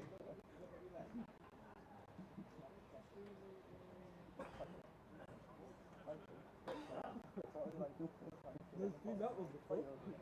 That's how I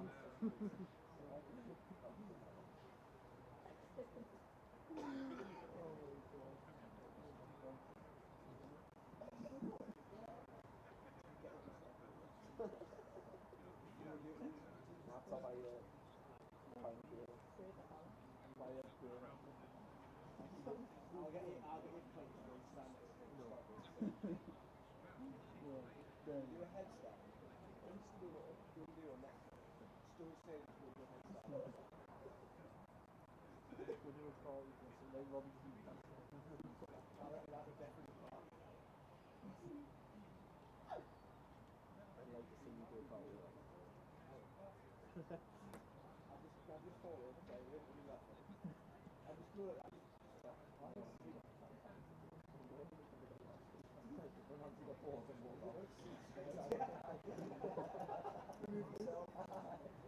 Luke, I'm just trying to see you play. Just laugh like you're going to come. Why would you go to behind the goal there, Sam? That's not the rule. Do what you want. It's like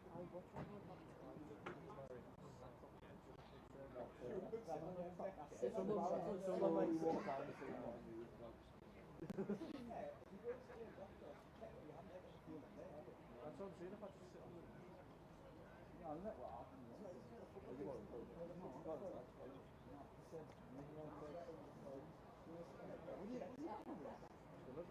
always one massive ball. Oh,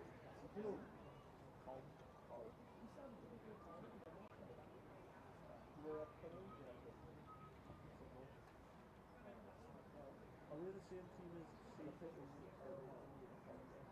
Yeah, maybe not. It's not really played on them, it's just I've been in Durham game. 2-0, what? 2-0, Alan wasn't even there. was high, I think it was not really level 7. That was high where we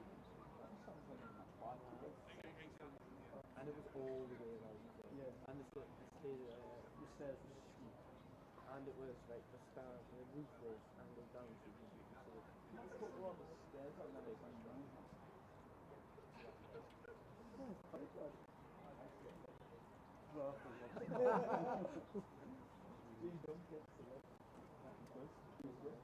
I always used to get it stairs.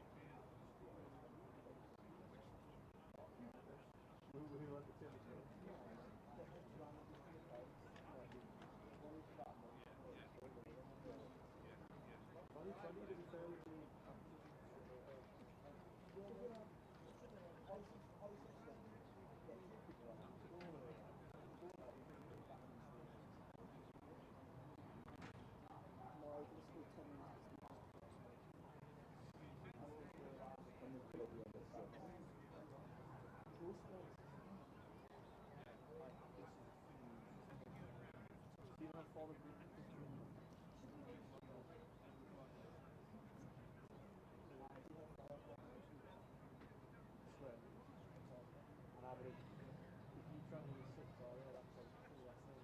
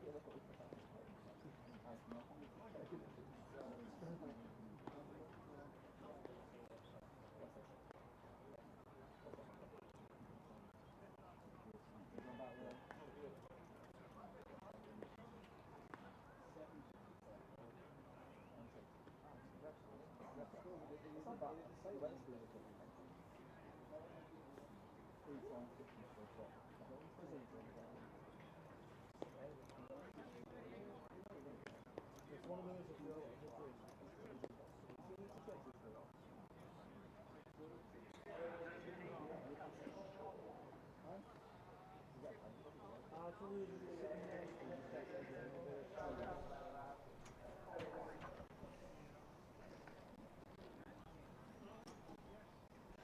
Welcome back to the Emirates Riverside Stadium up here in Chester Street.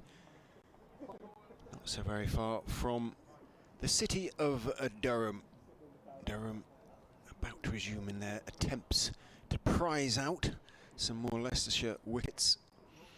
They did a pretty good job in the afternoon session. Leicestershire made 64 for 2 during it.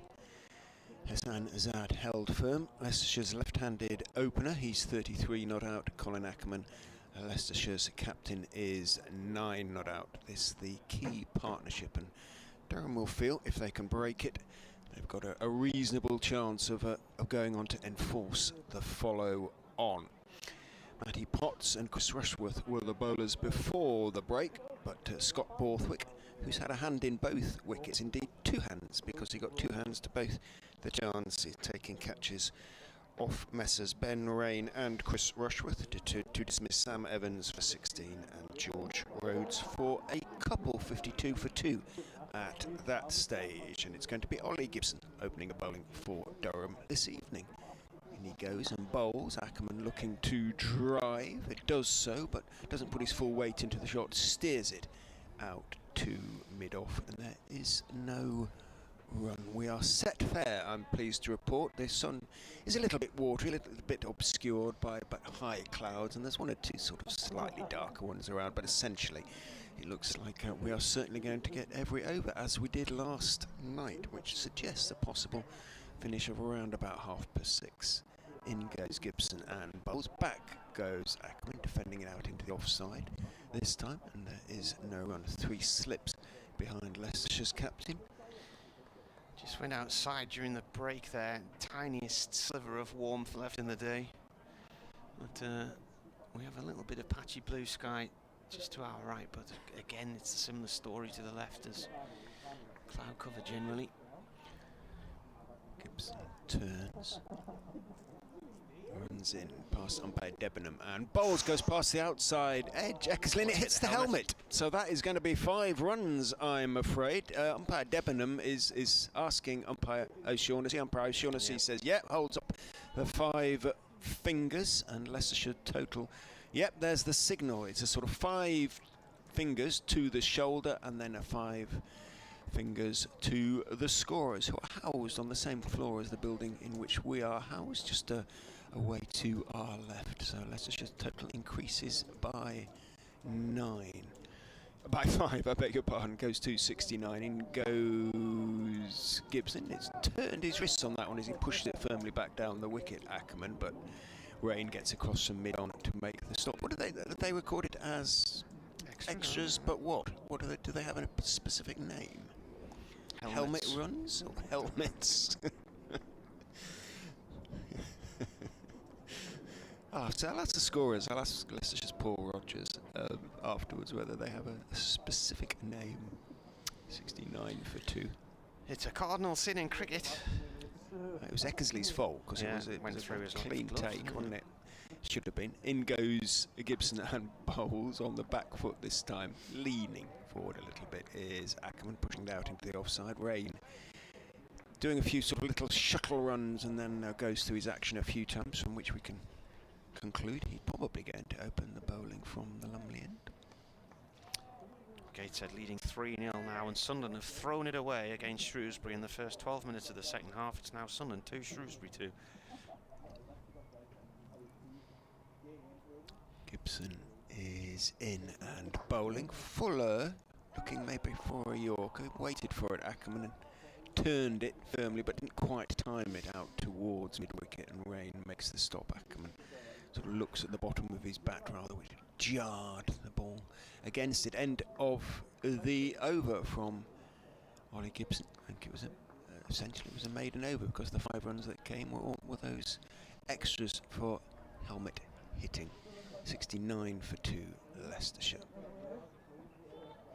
The ball hitting the helmet, I'd waited years to see that happen in a championship match, and I think last year was the first time I saw it.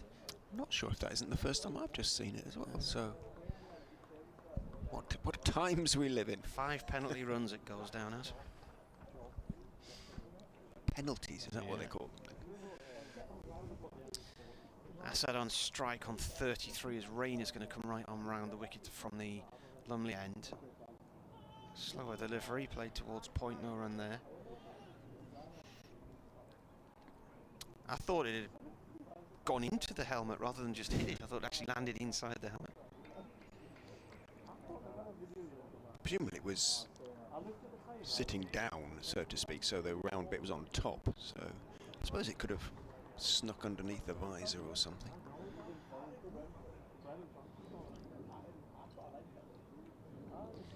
Rain in. Assad defends. Just feel like Assad could battle all week on this wicket. Still trying to work out how Durham can take 20 wickets here this week. Wicket doesn't seem to be offering much to the bowlers. It's a fairly flat affair. Does it, fourth day, maybe just break up a little bit, or? Not really. I mean, it's a brand new square. This was only used for the first time last year, so it shouldn't degrade that much. Rain again and bowls. And that's played by Assad down towards third man for one to Rushworth.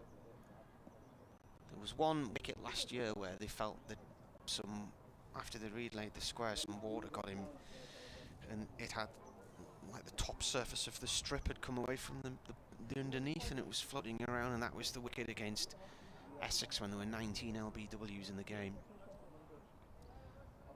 It's a British record. I don't think we'll see anything like that again.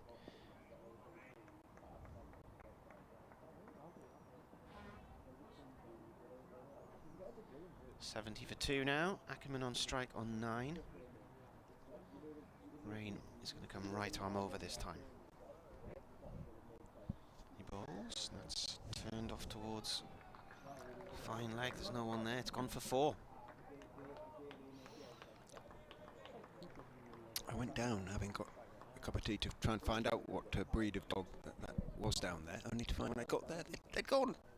They left it at the start of the tea interval, unfortunately. So I'll have to, if they're back tomorrow, I'll find out then. You went down there to find out what ice cream it was, didn't you? That was Alas, no, I'm not allowed ice cream anymore.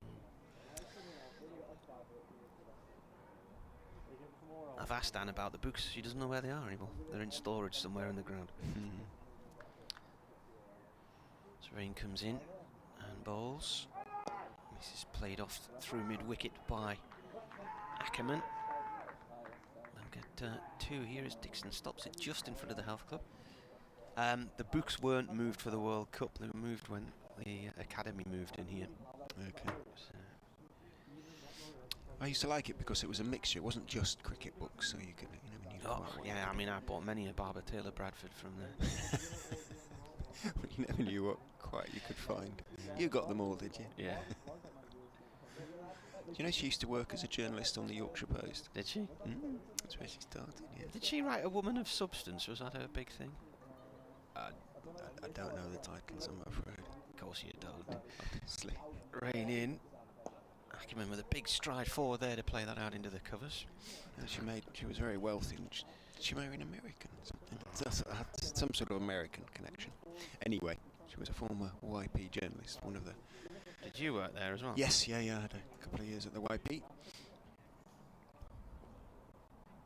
Still going strong. Well, going, anyway. Well, what's that? Her debut novel, A Woman of Substance, published in 1979 and sold over 30 million copies worldwide. She's written 39 novels, apparently. She's 88 years old now. Born in Upper Armley, which I presume is around near the prison in Leeds.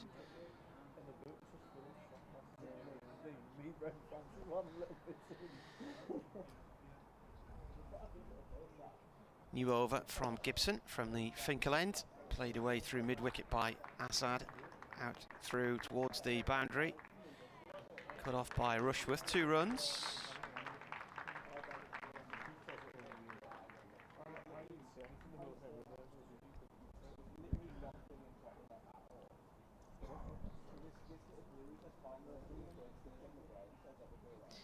.78 for 2 here on BBC Radio Newcastle and BBC Radio Leicester. Richard's just going to do an update for listeners in the Midlands. Assad is on 36 and is having a good look around him as Gibson prepares to come in and bowl. Right arm over defended on at length.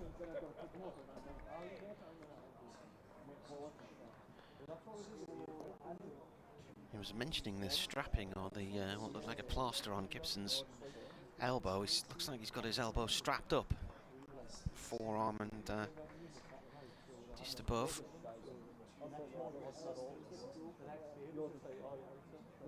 He's replaced Paul Coughlin in this game, making his debut as he bowls. Left by Assad, through to the keeper it goes.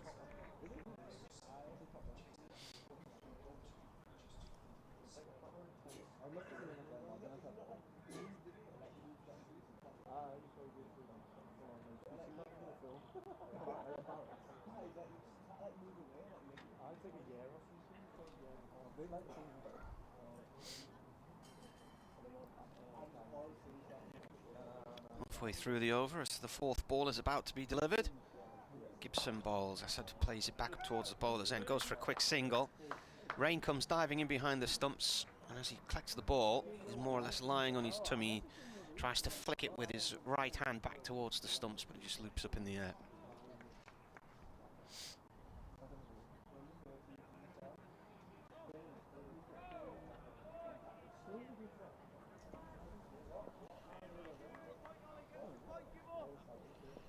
Little Scotty dog up in the press box during the tea interval. Gibson in, full toss, and that's played away through mid-wicket by Ackerman. And it goes deep, but it doesn't go for 4. They're going to run 3 off towards the castle side of the ground. Came to a standstill just in front of Vic's red and white deck chair, which Vic is not sitting in. Set fair now, sun streams across the ground and it looks good. I think the deck chair carries the logo of a crisp manufacturer, but not one of those who sponsor any of the 100 franchises.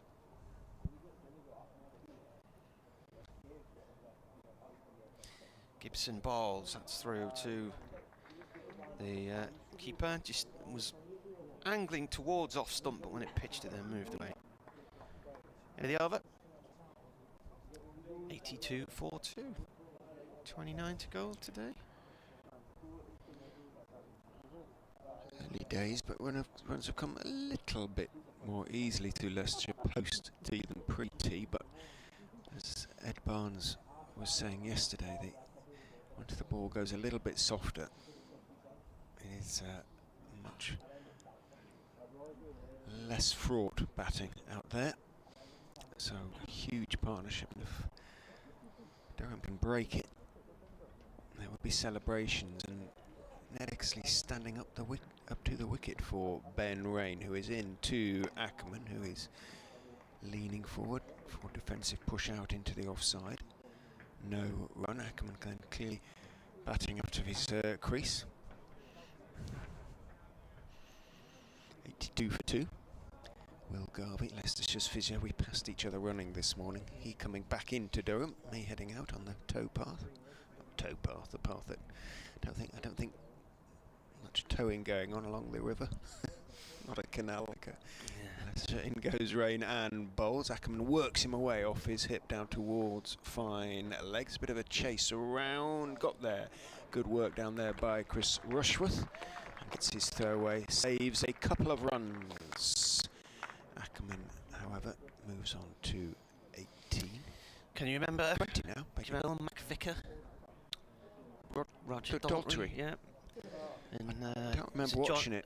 John McVicker was the inmate at Durham Prison who escaped one night and swam the river twice because he didn't realise it bent round the city in a horseshoe shape. Right. So. Thought he'd gone back on himself. Yeah. In goes Rain and bowls. Prods forward there. Ackerman came back into him, bounced off the pad up towards at the leg side. No run. We were discussing this on air last week because Ed Bevan mentioned it when we were in Wales, but I read Kate Adie's autobiography, The Kindness of Strangers, and she started her career at Radio Durham, which doesn't exist anymore. It became part of Radio Newcastle eventually. And she got a word that there'd been an escape from the prison, and she was rushing to the scene. Rain is in, bowls to Ackerman, very solidly forward, back down the pitch on the offside. And there's a pub across the road from the prison, just near the racecourse ground, called, I think, the Dun Cow. And there's a little alleyway that runs down the side of the pub, and she was coming through there when a man came racing around the corner and barged into her. And then off he went into the night, and that was John McVicker. So where is the prison in the city then? It's right next to the gates of the racecourse ground. You've probably run past it this morning. But I was on the river side of the ground. In goes Rain, and Bowl driven firmly back to him. He half stops in his follow through. It bounces behind him and is fielded. So it's on the other side of the ground then. Yeah, well, if you're running along the river and the racecourse ground's on your right-hand side... no, on your, because I was coming back on that side, right, so that was on the left side. So the racecourse ground's on your left-hand side, and just above it on the hill is the prison. It's a huge place attached to the Crown Court. Right. The big steel gate and the high walls are the clue. Well, you can't sort of see it from... Well, I wasn't looking. I'll have to have a look later on. I will do tomorrow. In goes Rain and bowls, and again Ackerman, nice high left elbow as he defends that one out into the offside. Is it? Well, it's obviously everything's high scored, but is it a category 1 or whatever they call them? Yeah. Where very unpleasant people are kept. I had a day in there once doing a feature for a national newspaper in the mid-90s. The prisoners had started their own fashion label called Jailbird Clothing, and they were making jeans and denim jackets and that kind of thing. Oh, okay. And somebody had this brilliant idea to take a model with us so she could model all the clothing on the landings of the prison. We were in D Wing. Brave young lady. And it was a pretty grim place. I think it was originally that bit was built in Napoleonic Wars times or something. As Gibson starts a new over, played back up towards the mid-on zone, no run by Assad.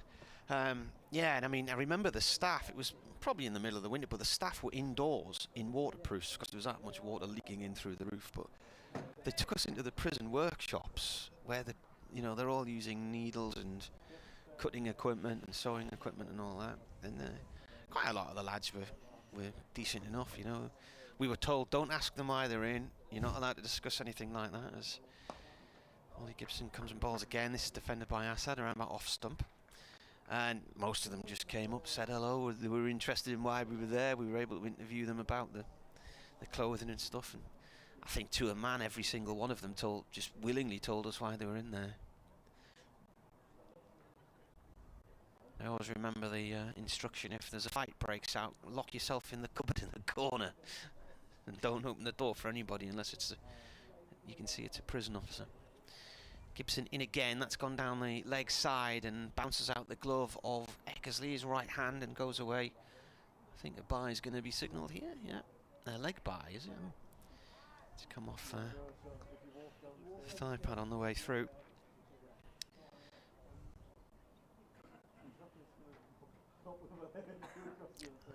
The model was very brave. Bless her. I did a feature once in Doncaster prison where Brendan Ingle, the boxing trainer, used to take his stable of boxers. Gibson to Ackerman. Ball rolls up towards mid-off, no run there. Do exhibitions for charity, but the prisoners could go into the ring and try and hit his boxers. I don't know if you remember, Ingle used to train his boxers. His main thing was the defence and not to get hit. So the boxers weren't allowed to hit back, they just had to dodge and see if the prisoners could sort of basically lay a glove on them, and they couldn't, essentially. They sort of wailed away, but it was very easy for the likes of Prince Nazim and Johnny Nelson, people like that. Gibson in again. This one stays low off the bounce and is played back up towards the stumps at the bowler's end. Just misses the umpire, Ben Debenham. Collected by Ben Rain, no run. But the atmosphere became quite raucous, and that we were the press were there, and the prisoners was sort of gathering behind us. It was I wasn't unhappy when the evening ended, must admit, because it was beginning to bubble up. Gibson bowls, and that's defended. That's the end of the over. 85-42, just the one leg by in it. A friend of mine works in the prison service, and will tell you that there are no guilty prisoners in prison. Everybody's innocent, because none of them have done it. Must be one or two who pleaded guilty and acknowledge it, but I'll take his point. Beautiful sunshine across the ground now, casting long shadows. The players away to their right. The sun obviously being to the west of the sky at the moment. Azad looks around him, checks the field with great care. 37 not out for him as Rain around the wicket bowls to Azad. A little bit of life to that delivery, which rose a touch and up on his toes. Azad tries to force it out square on the offside. Doesn't really time it, and comfortable enough stop there. Travask is out there at the point at the moment.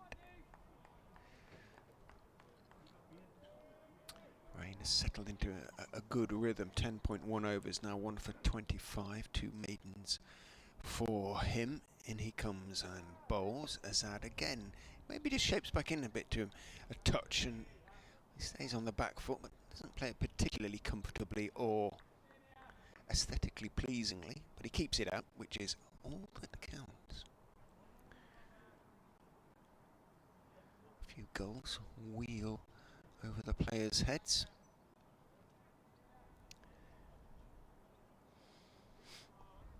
Keeping the three slips in. Borthwick's a gorgeous evening now. Nicest part of the day. Should we open the window for a bit? In goes Rain and bowls, middle and leg, just playing a little bit across his front pad there as he pushes in defence. He's careful, is Azad, and one pushes it out towards mid-wicket.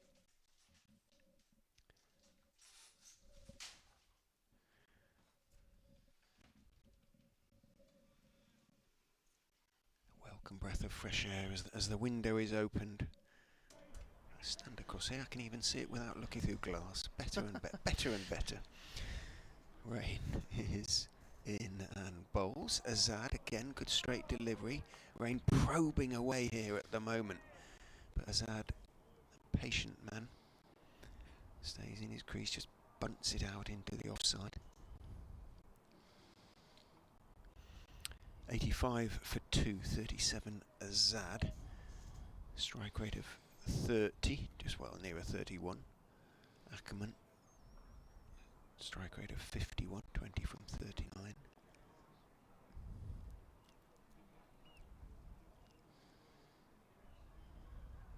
Rain pauses at the end of his run-up. He's not, something's not quite right about something. Borthwick gestures now, but waiting to see if there's going to be a change to the field. There isn't. So Rain is in, bowls to Azad, outside off stump, loops rather through to Eckersley, who takes it around about knee high. Borthwick has the ball in hand now. He sort of walks up. He's semi-talking to Rain as he walks up to the crease. That's the ball. 40.5 overs old. It is that sort of time. It's lasted 10 overs longer than some of them, 15 overs longer than some. So out comes the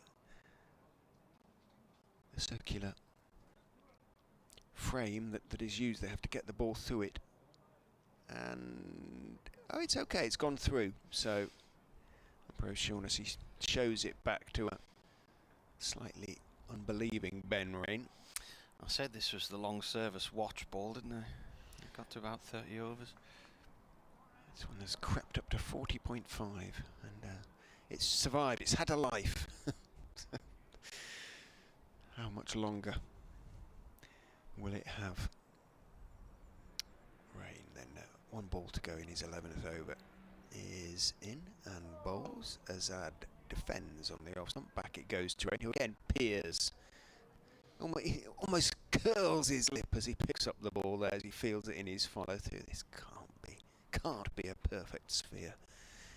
Is in his body language. Takes his cap from umpire O'Shaughnessy and marches away. 85 for 2 off 41. Leicestershire being made to work very hard for their runs by this Durham seam attack.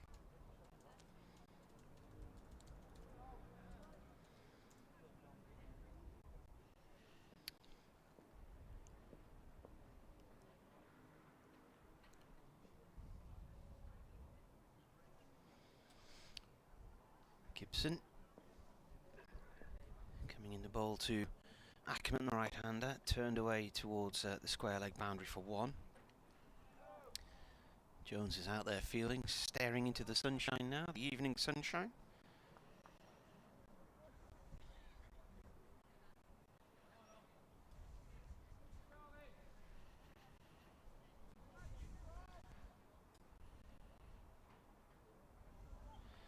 Well, as it stands league table, still on Sunderland 6th, and in the last playoff spot they're drawing 2-2. Wycombe are winning 2-0, Plymouth are losing 2-0. And Oxford are winning 3-2 just behind them.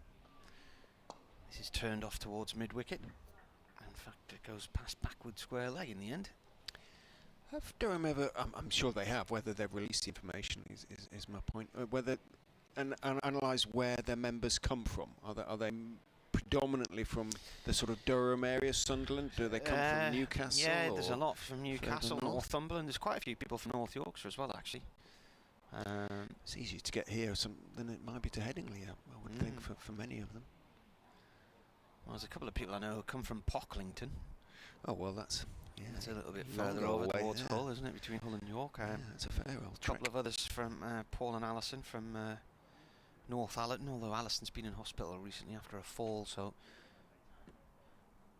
in comes the bowler, and that's gone down towards third man. It's being chased towards the Health Club boundary. 2 runs for Ackerman. Steady away for Leicestershire at the moment. These two have gone 37 from 81 balls. Ackerman 23, Assad 38, 89 for 2. I was going to express a certain amount of surprise that Yorkshire folk could be a member up at Durham, but I know of a few Leicestershire members who are also members at places like Notts and Derby, so they, you know, wherever the games are, they go. Gibson bowls. This is a front foot block by Ackerman, runs out towards the covers, no run.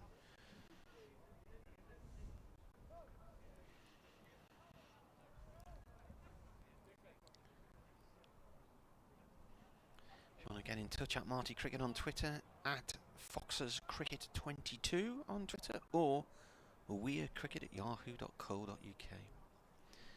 So you'll have to alter your run in the morning and run up via the prison. Here comes a bowler.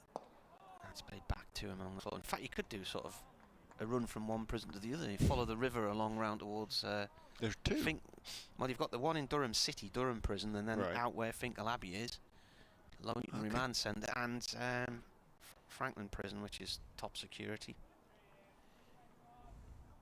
So there's 3 within close range. Which is not necessarily reflective of the people of the North East, because quite a lot of those inmates come from elsewhere. This one's played by Ackerman out towards deep square leg for 1. That is the end of the over. Ollie Gibson just checking his footmarks there as he gets his cap off the umpire, Ben Debenham. 90 for 2, Leicestershire. I wonder what he's thinking now. Crumbs, is this what the first-class wickets are like? This is going to be a long, tough career. They're not all like this. I'm sure you'll get on something that'll offer you a little bit more. But you do have to work hard for your wickets sometimes. He's making his debut with protective strapping on his elbow as well. I wasn't sure that he skinned his elbow or something. It looked like a sort of little bandage holding a plaster on or something. It's like a figure of 8 strapping around his elbow now. Rain. He's ploughing away from the Lumley end to Ackerman, with Eckersley standing up and Ackerman getting forward, pushing it out into the offside, out towards mid-off. No run, 90 for 2. Came together when George Rhodes was neatly caught by Scott Borthwick at second slip off the bowling of Chris Rushworth for a couple. 52 for 2 at that stage. So I've added 38, these two. As Rain is in and bowls, Ackerman is very pleasantly forward. He's very pleasing, sort of pleasingly correct batsman to watch. Ackerman for any real length of time. But once again he's got in and he'll be very determined to go on. And he's going to have to. Leicester fans will be thinking. Partnership of 38 is decent, but it's going to have to be well into 3 figures. They will feel. Rain is in and bowls. Ackerman again with that solid forward defensive press back past Rain. Runs past the leg stump at the non-striker's end. But Potts with all the time in the world to get across from mid-on to make the stop. Does. Vic's sunbathing almost now in his deck chair. Looks very much part of a seaside scene. Clacton.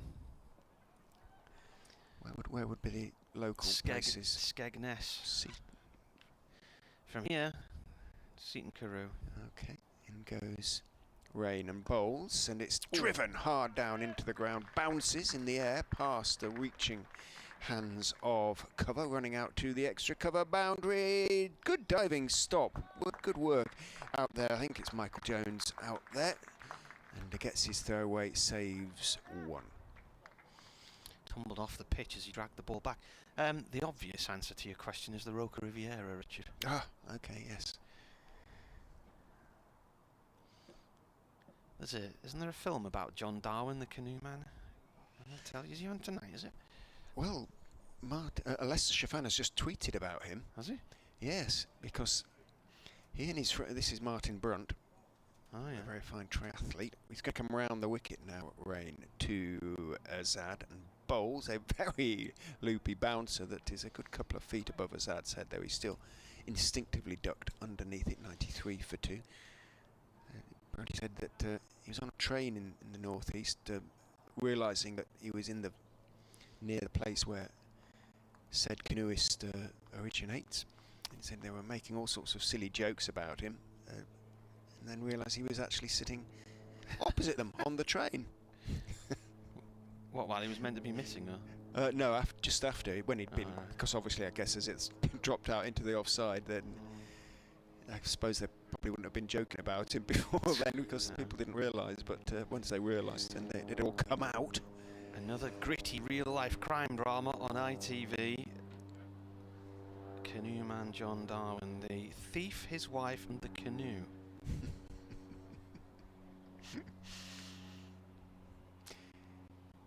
Easter Sunday, the first of the 4-part series will start on Easter Sunday at 9 o'clock on ITV. Gritty. It was an attempt basically to defraud an insurance company, wasn't it? He was a prison officer as well. Was he? Mm. Did he was he in desperate debt or something? Why did it? I'm not quite sure. I'll have to watch it and find out, won't I? Gibson bowling his 9th over from the Finkel end. That's played up to mid-off by Ackerman. No run there. It's been a long goal net for Callum Parkinson and Ben Mike. Leicestershire's 12th and 13th men in this match.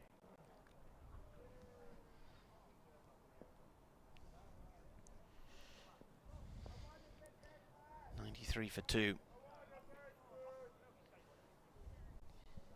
Gibson again bowls. Played short on the leg side, nearly straight to Keegan Peterson, who's at short mid-wicket. Bounced just in front of him.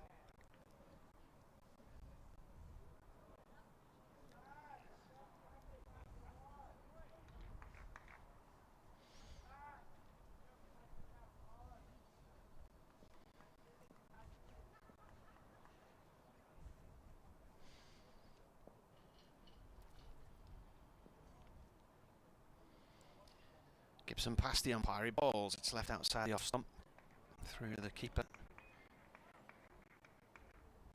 Just trying Tried a slightly different angle of approach there, Gibson. Coming in just slightly wider of the stumps to bowl that one.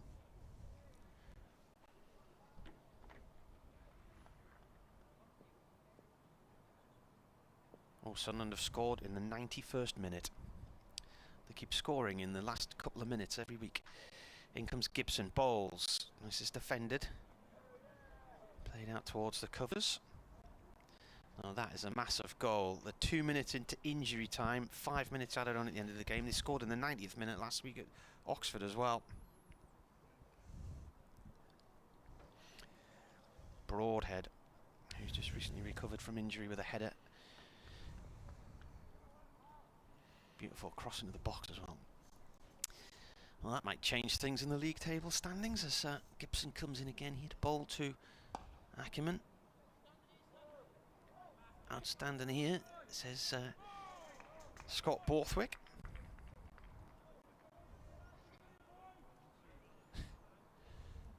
One Sunderland fan, Alison Lawson. Why do we make it so hard for ourselves? Yeah. To coin a phrase, how very Sunderlandy. Who's your team? Do you have a team, Anna? Personally? Yeah. I'm an East Yorkshireman. That's defended. East Driffield FC. Well, a league team. The nearest to me, the first I saw. Hull. Indeed. There's a team along there. I saw them playing North Ferriby. I saw them play North Shields in a cup tie years and years and years ago. Early 90s. I had no idea where North Ferriby was. 93 for 2. That's out near Goole, isn't it, North Ferriby? Shadow of the bridge, almost. Yeah. Is it that far across, is it? Ferriby? Yeah. No, I exaggerate slightly, but it's not far. It's that sort of area. So, are we going to get a little bit of spin? It does look that way. We are going to see Liam Travaskis have a go from the Lumley end. Rain wheeled away, and he has picked up one wicket, made the initial breakthrough. Got the wicket of Sam Evans. But they will need a bit of a spell, the seamers. 44 overs into the innings. Travaskis pushes the hair back from his brow. He's going to bowl in his sunglasses. He's going to come over the wicket, of course, to the left-handed Azad. Might be a foothold or two. He might try and get the ball to grip in. You never know. In he comes the left armour and bowls. Tosses that one up. Ackerman watches as Azad waits for it and then clips it out towards mid-wicket, where Michael Jones is the fielder. So he'll improve the over 8, which has slipped to -3. Travaskis is in and bowls. Azad solidly forward, back down the wicket to Travaskis, holds the pose for a while. Pick up a 5 for last week, didn't he, Travaskis, or was it a 6 for in the end? Goes and bowls, and again Azad is forward. No, defending. Picked up a few, didn't he? I seem to remember.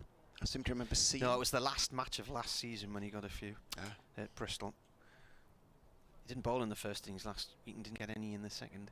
In goes Travaskis. Uses his feet that time. Azad gets to the pitch of it, but just plays it firmly out to Rushworth at mid-on, who's deepish, but not ridiculously so, about sort of a third of the way back. In fact, it's Rain who's out there. In goes Travaskis and bowls. Azad is forward again, then turning back into his crease before the ball rolls slowly back down the pitch to Liam Travaskis, who gives it a polish with his right hand and transfers it to his left. And he is in and bowls. Drops a little bit short, and Azad goes back and can work it out to square leg. Peterson doesn't pick it up cleanly first time, but he stops it. There was only ever going to be one, and Azad takes it and keeps the strike. Moves on to 39. Leicestershire 94 for 2. It's the top of the hour, which means updates time. And Sunderland have won 3-2, so 92nd minute winner against Shrewsbury. They were 2-0 up, and then Shrewsbury scored 2 in 13 minutes at the start of the second half. Richard Menier, who is one of the Sunderland Echo group writers, says a big win for Sunderland. This season is utterly unbearable, literally taking years off everybody. I think how miserable things would have been tonight on Weir side if they hadn't got that win.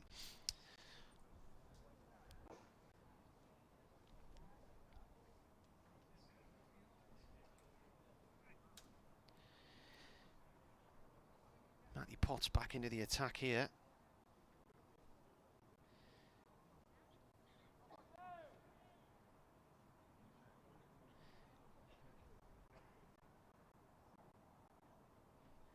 From the Finkel end, he's going to come round the wicket here to have a go at the left-handed Hassan Azad, who's on 39. He's faced 132 balls.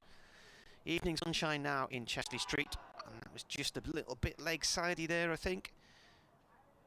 Yeah, sliding down leg, angling across the stumps.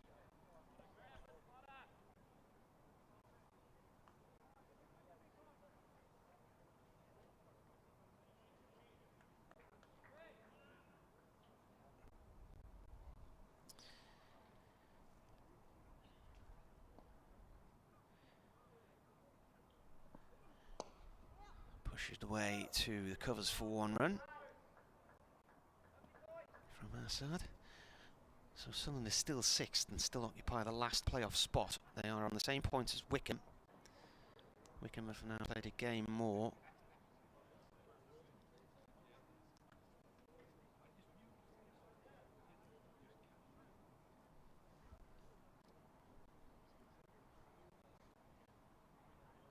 Plymouth have lost. Sunderland are there on Monday afternoon. Commentary of that one on BBC Radio Newcastle. Potts now right arm over to Ackerman.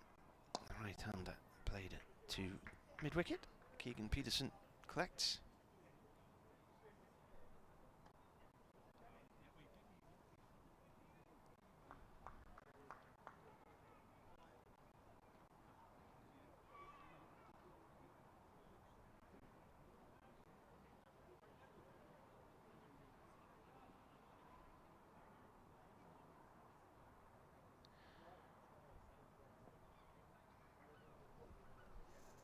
Round the wicket comes Potts this time. Finkel chopped into the ground by Assad. He's not really sure where it's gone. He's looking to see if Ackerman wants to call him through for a single, but Ackerman's saying no. The ball bounces down behind him, off towards the gully area. Chris Tyndall has tweeted, he says, I've got you on the background, getting ready for the new season. My first season in the Durham League after doing a few years in Essex. Enjoy the new season.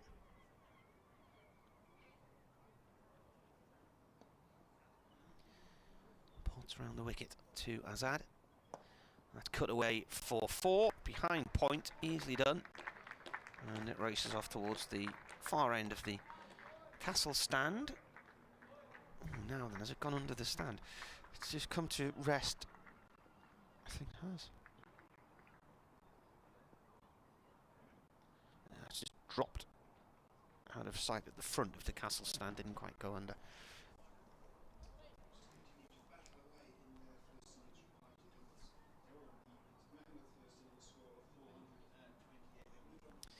The 100 up at that point.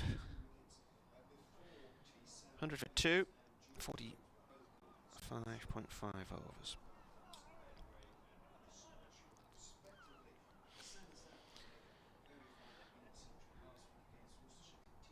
Potts around the wicket. Azad pushes the ball to point, no run. Victor Main walking around the boundary rope with a garden fork in his hand. He's spotted a divot he needs to replace. That's the end of the over, 100 for 2 here on the BBC.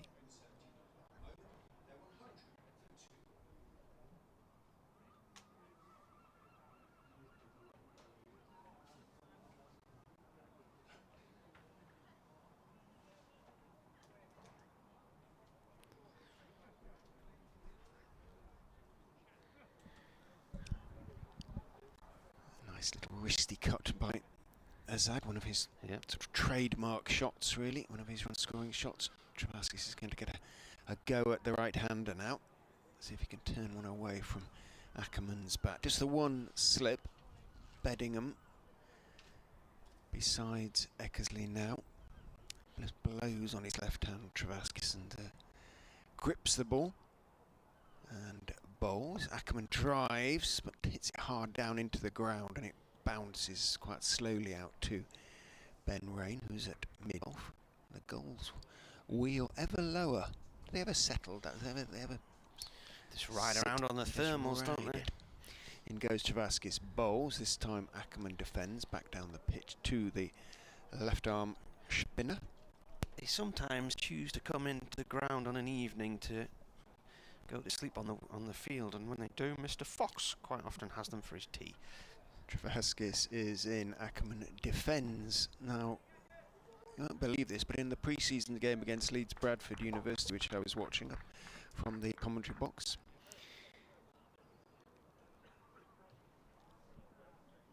as Ackerman is in, and Ackerman is sweeping this time. Travaskis is in, gets a very thin bottom edge, and it's running down too fine leg. A rather weary chase from Rushworth, and Azad turns, sees he's yet to pick up the ball, and takes one extra for the throw. So 3 to Ackerman, and that is a little bit of applause because it's the 50 partnership, 51 to be precise, for the third wicket so far. It's had 44 of them.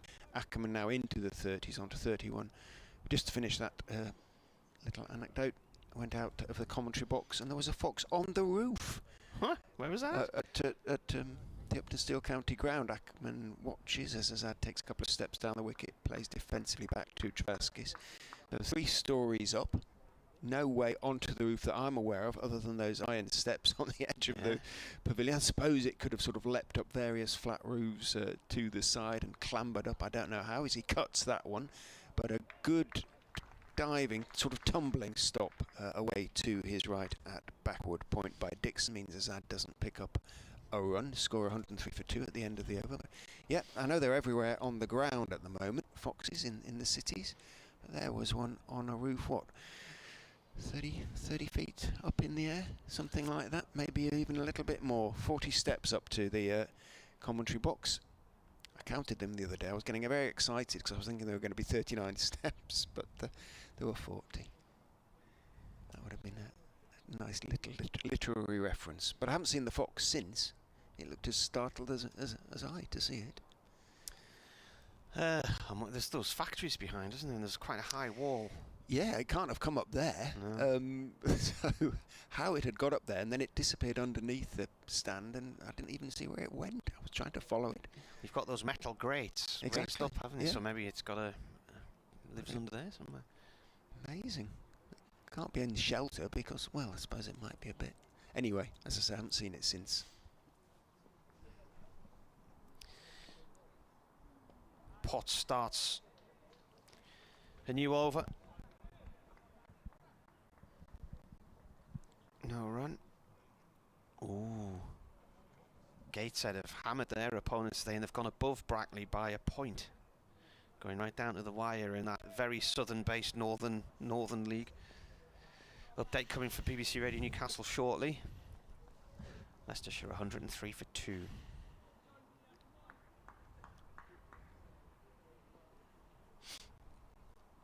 Potts in to Ackerman. Oh! He's played that in the keeper's glove via the ground while trying to leave it. Sunny afternoon here in Chesty Street, probably the best weather of the day, but this is also the sort of wicket which will just get more placid as the sun shines on it, and Leicestershire going about their business quite nicely, having bowled Durham out earlier for 428. Hassan Assad, the opener, has 44. The skipper Colin Ackerman's at the other end on 31. They've just put together a 50-run partnership, 51 in 112 balls it was. The 2 wickets to go, Sam Evans, the opener, for 16, caught the slips, second slip by Scott Borthwick off the bowling of Ben Rain in the 23rd over, sorry, and then George Rhodes was on just 2 when he edged Chris Rushworth to Borthwick in the slips. That was in the 28th over, but there's been nothing since then from a Durham point of view. We're now in the 48th over, and it looks like it's going to be hard work trying to get 20 wickets on this track, but we'll see how things pan out. Still a few overs to go tonight as well. In all, we have 19 and a half overs remaining, so that's more than an hour's play still to come. They'll probably be finishing around about 6:30. There's commentary, as ever, on the BBC website and via the Sports app.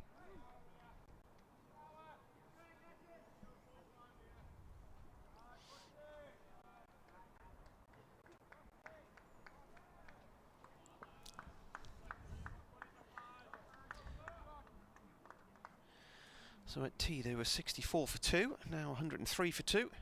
Potts in, gone down the leg side. So Ackerman looked to try and play across the line at it.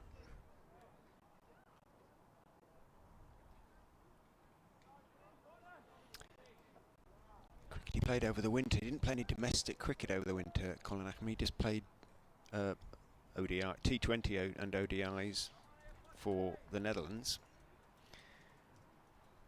All sorts of busy. He was busy at home. A lovely little girl has arrived. Potts once more, defended this time, back up towards the bowler's end, and that is a maiden over from him, 103 for 2. Little Michaela with her blue eyes.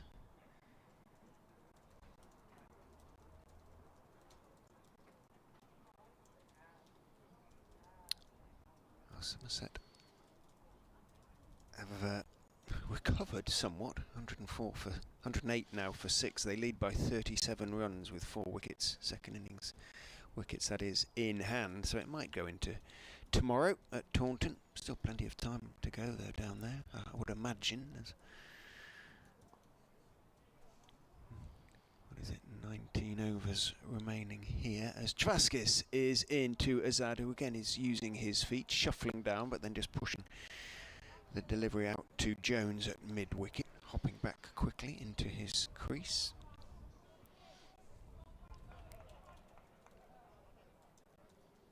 Travaskis bowls, forward goes Azad, pushing into the gap in front of point. Has to run around from backward point to get to the ball. And the single is comfortably taken. Azad calmly as ever moves on to 45. Brings Ackerman down to face Travaskis, who is in and bowling. Ackerman is forward, pushing it out into the offside. And there is no run. He got out to young left armour, younger than Travaskis with respect to him, Josh Baker. Ackerman last week against Worcester. Travaskis is in, Ackerman is forward. Similar sort of pitch in a way, a bit more in it for the bowlers, but Ackerman didn't want to let Baker sort of spell his seamers, which is what he was doing, and try to cut him out of the attack. Travaskis bowls and Ackerman plays it firmly back up the pitch to him on the front foot. Tried to cut it, edged it a little bit and was caught in the slips. So he'll be, I'm sure, determined not to make a similar mistake again. Travaskis is in, down the leg side and tries to paddle it round the corner. Got something on it, I think, Ackerman, and Rushworth is in pursuit. He's going to drag it back an inch or two inside the ropes, and does, so it's going to be 3, I suspect, to Ackerman. I'm just looking to see if there's a signal. No, the only signal is here's your cap. From umpire Ratio, he hands it to Liam Travaskis, the cap that is. Ackerman moves on to 34, keeps the strike. Leicestershire on to 107 for 2. Yeah, all those who want to see big scores at the start of the season and think that's a sign of health for young batsmen will be pleased with events at Canterbury, where Lancs, having scored 506, Kent are now 91 without loss. Kent, was it the Kent groundsman left unexpectedly in the close season? Worcester groundsman has gone, yeah. Yeah. Out. No. Oh, he's dropped it. There was a noise there. There was a noise. Ackerman's just been put down by Eckersley off Potts on 34. Could it have been thigh pad? But Sounded Potts' reaction suggests it wasn't. You know, suggests it was the edge. Yeah. They do sound odd sometimes, the pads, but yeah, Potts' reaction. Certainly there would have been a loud appeal, that is for sure. Yeah. And I mentioned that Azad was dropped down the leg side. I'll ask Ned afterwards, he might not tell me.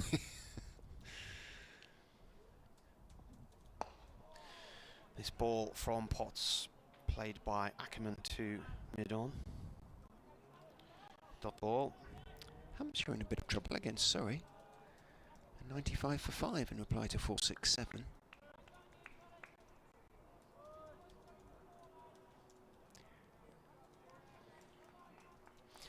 They are obviously bowling this leg side attack with Potts to Ackerman, aren't they?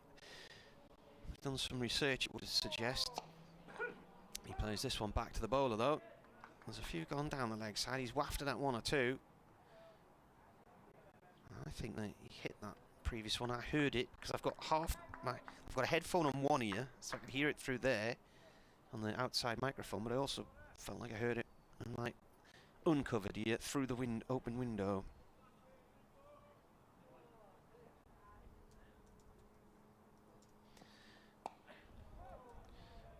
Let's go off towards point. No run.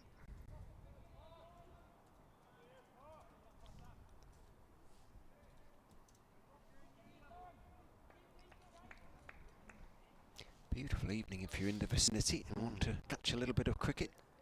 There's good hours play, probably a little bit more. Well, Travaskis, if he gets through a few overs, might just speed things up, but a good hours play anyway to come. Another dot ball towards short mid-wicket. If you want to be in the sunshine, the Durham County stand away to our right is the place to be in the afternoons. There's a few t-shirts out there, a few bare legs as well.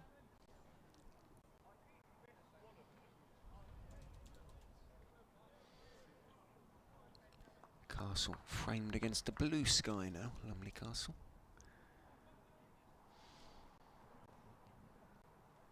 In comes the bowler. And that's up to Rushworth at mid-off. No run there.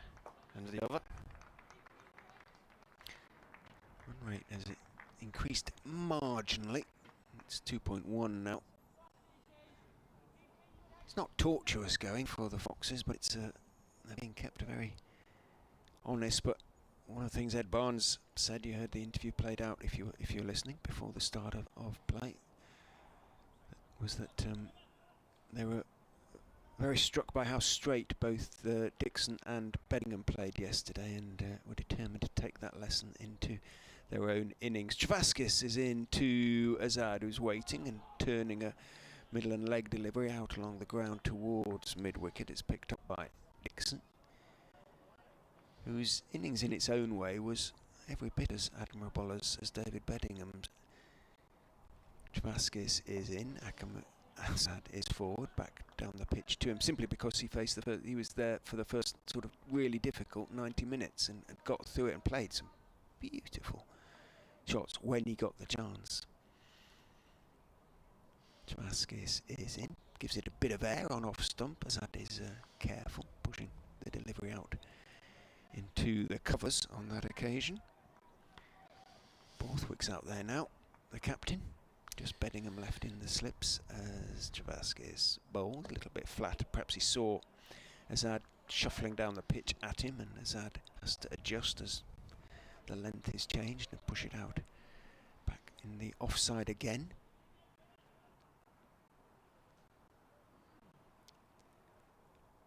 Travaskis bowls, a little bit of air to it. Forward stretches, Azad defends it off a thick outside part of the bat along the ground all the way towards point. Very slowly though, so Beddingham comes out from the slips to field. He's sporting a wide-brimmed sun hat. Travaskis is in, well, almost not Yorks himself there, Azad, but he came down the pitch and sort of had to jam his bat down on it, pushing out down the pitch on the onside end of a perfectly decent over from Liam Travaskis. There's nothing really there for him. He's trying to wheedle a mistake from the batsman, a use of flight,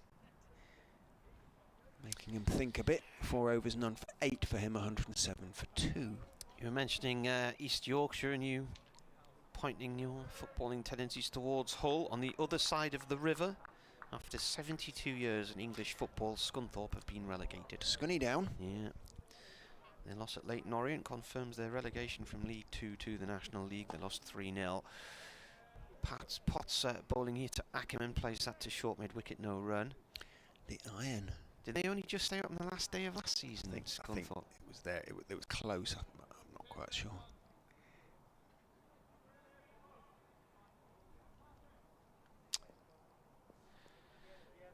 First time then for them in out. Did you say? In 72 years in the Football League, they were out again. Oh. Potts comes in and bowls. Played back into his left hand via the ground by Ackerman. Lincoln City went out of the league a couple of times, didn't they? And came back in. Yeah, they've come back. They're in reasonably rude health, aren't they? Owned by the supporters now, basically, by trust, the fans' trust. Well, there might be. They were for a while. Whether they still are, I know not. They beat Sunderland in the playoffs last year in the semi-finals and then lost the final. They've struggled a bit in League One this year. Potts bowls off the pad, going down the leg side. And the ball trickles off the Ward square leg. Ackerman was on strike. A leg bye is signalled.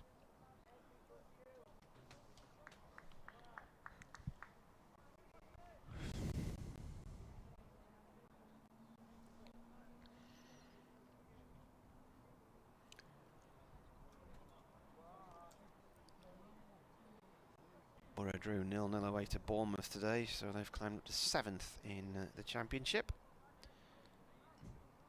So they could be involved in the playoffs just about. Yeah. Still in the picture. How many games to go? What, 5 or 6? 3, I think. Just 3? Yeah. Yeah, is it now? Goodness. Well, Sunderland have played 43, I think, so they only play 46, don't they? So they've got a game at Plymouth on Monday afternoon. And then... There's a trip. Yeah.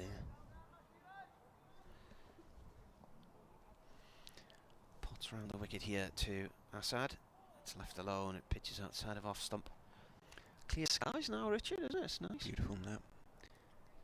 The haze is burnt away. That must be the longest trip, presumably. For Sunderland to Plymouth. Well, probably for any. Yeah. Many a side, I would imagine. Are Exeter in the league at the minute? They are, but that's beyond. Plymouth's beyond, isn't it? Plymouth's almost on the border, isn't it? It is, because we were in Plymouth Dockyard and we got the little ferry across the river and it takes you into Cornwall. Full length ball there. Defended. What's the river again? The Tamar, is it? No? Is it the Tamar? Probably.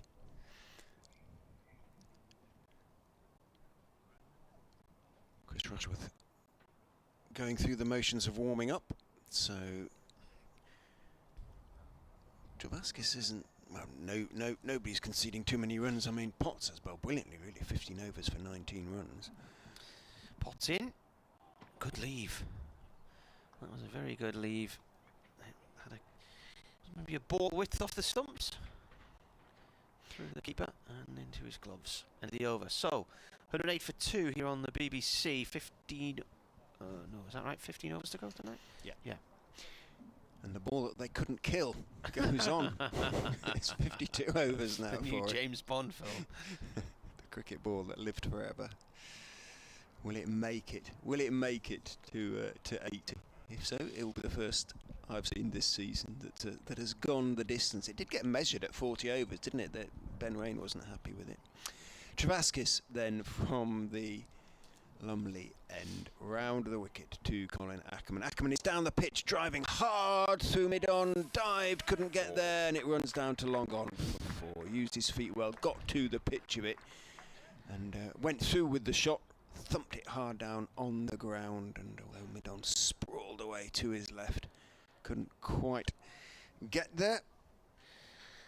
The ball they couldn't kill, the difficult second album, or more like the difficult 43rd album from the men they couldn't hang. That won't have done it any good because it thumped into that little concrete wall underneath the advertising hoardings down there. Travaskis in again to Ackerman. Solid forward offensive press this time. He moved on to 38 with that on drive. 112 for 2.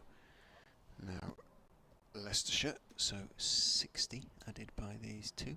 Travaskis is in. Neat little sweep from Ackerman, but there is a a deep square, had a few feet to make to his left, but he hit it pretty cleanly, Ackerman, so got to him quickly, and it's just the single. I think it's Ollie Gibson out there, 113 for 2.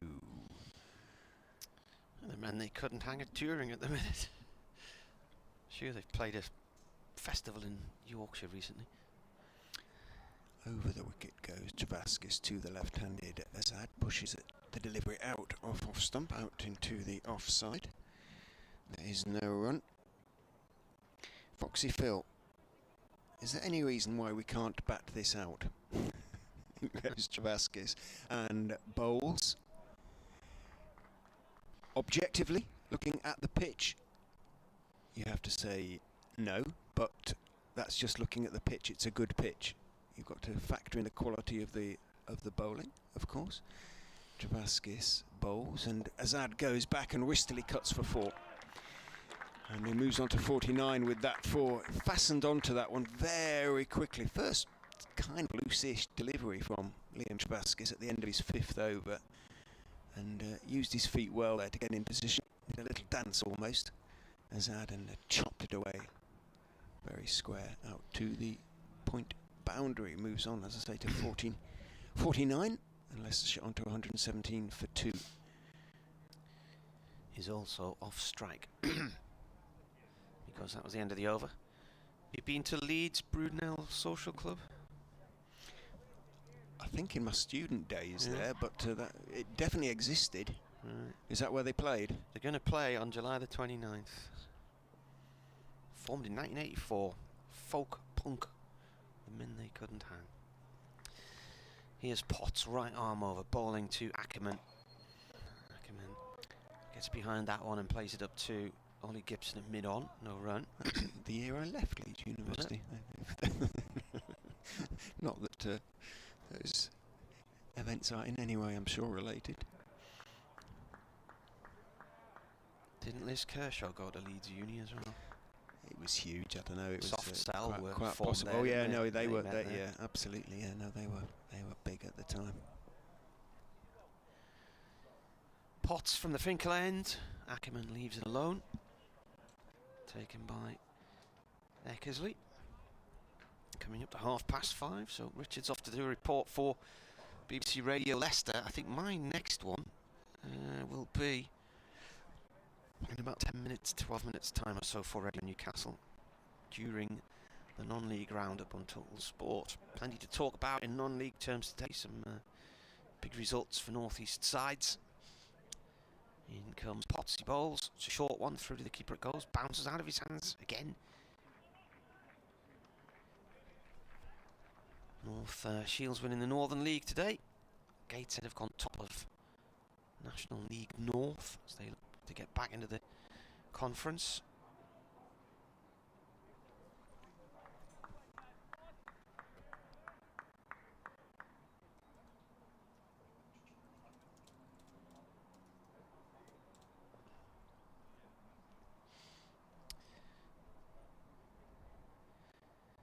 Potts to Ackerman. Short one. Ackerman ducks out the road of it.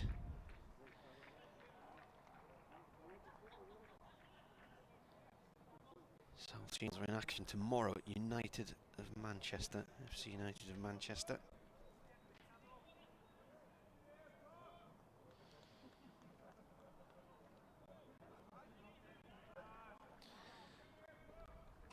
They've both played 39 games. Buxton, who lead that division by 2 points over South Shields. Shields with a defeat last time out, I think. As it's gone away to third man for 4. Ackerman's bat.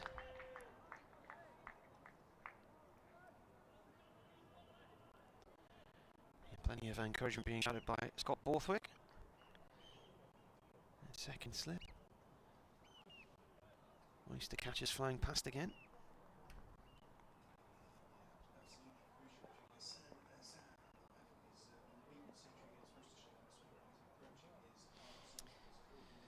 Ackerman on 43 as Potts bowls. Goes up to Rushworth at mid-off. It's a dot ball. This partnership now, with the score on 121 for 2, is 69 runs from 155 balls, and more than anything else, from a Leicestershire point of view, these two need to bat the night out. Because Durham, if they can get a wicket before the end of the day's play, would really be on their uppers again. The danger man we know is Assad. Batted all the final day last week for 104 runs against Worcestershire to save the game there. Does have a half century against Durham. He made 31 and then 53 in the draw in Chester Street in 2019. He's on strike now. This is his 154th ball. He's facing Liam Travaskis. He whips that to backward square leg, no run.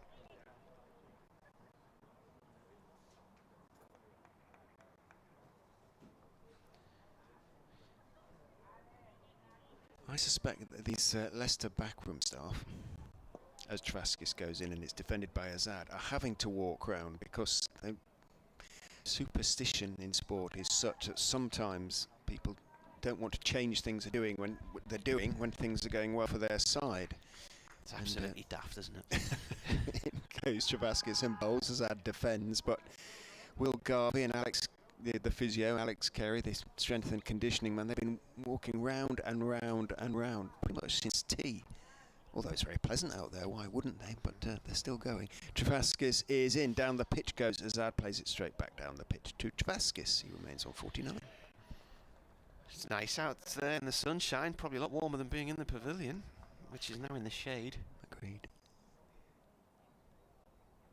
Travaskis, the sun glinting off his sunglasses, goes in, bowls to Azad, who pushes out to mid-on. Thinks he might be getting the single he needs for his 50, but goes out towards mid-on, who Ben Rain hurls it back. Not taken cleanly by Eckersley, who's struggling a bit to pick up the ball at the moment. He's dropped a couple I saw sort of from Potts that, again, could easily have gone onto the helmet again. In goes Travaskis and bowls. Azad is forward down the pitch on the offside. A maiden over from Liam Travaskis. He's spelling his seam as well and gets a pat on the back from Borthwick. Well, congratulations for his second maiden. 6 overs, 2 maidens, none for 17 for him. Potts has bowled 7 maidens in his 16 overs, none for 23 for him. But he's done for now. Bernard's asking if I ever found out which pop group it was who was staying in the hotel in Cardiff on Sunday when you were there? night. Yeah, I could hear them all talking about sound checks and the gig and varying bits and bobs, and they were all blokes in like the 60s. In the 60s, so it's probably someone like the Hollies or someone like that, but they're probably in their 70s now. See, I would have been going along the lines of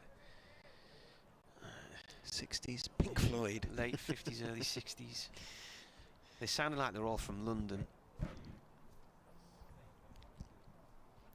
I couldn't find out who it was. London groups. Small faces. Skunk and Nancy were playing that night in Cardiff, I think, but they were talking about the gig yesterday and the sound check yesterday. So they wouldn't be in their 60s now, would they? No, but they gave the impression they were probably like an old punk band or something. Oh, right. Okay. Who've weathered a bit. We've all been there. Well, some of us have been there. Right, Chris Rushworth's come back into the attack now to replace Matty Potts, and he's going to have a dart from the Finker line. He's bowled 12 overs so far, 1 for 21, 3 maidens. And Ackerman is on strike, and Ackerman cuts the ball straight to Jones at point, no run. And he's got in there, David Beddingham, feeling it silly mid-on. So Hassan Assad, the non-striking batsman, is standing a strip behind Beddingham. This is where Assad stood earlier today when Rain was batting, and Rain had to stand behind him. He's got a hat on his hat, hasn't he? Yeah, he's got a wide-brimmed hat on with another cap on top of that. Rushworth again, keeper standing up to the stumps, trying to put pressure on Ackerman. Ball split back to Rushworth along the track. He tries to do keepy ups with his heel. Curious arrangement, because he isn't sort of extending his peak at all. The sun hat peak extends far beyond that of the cap.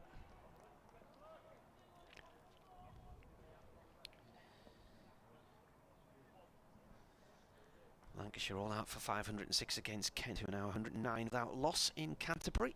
As Rushworth comes in and bowls, Ackerman takes a stride forward and plays the ball up to Potts at mid-off, no run. Somerset now 133 for 6, so they actually do have a lead in their second innings against Essex of 62. Heady days, open top bus territory for them at the minute. They've recovered well, really, weren't they? About 50 odd for 6 at one stage. Yorkshire are 297 for 6 against Gloucestershire and Bristol and lead by 70. Hampshire are already 5 down in their first innings. Not happy about the ball, Rushworth again. It's 55.3. Life number 2. What will umpire Debenham make of it?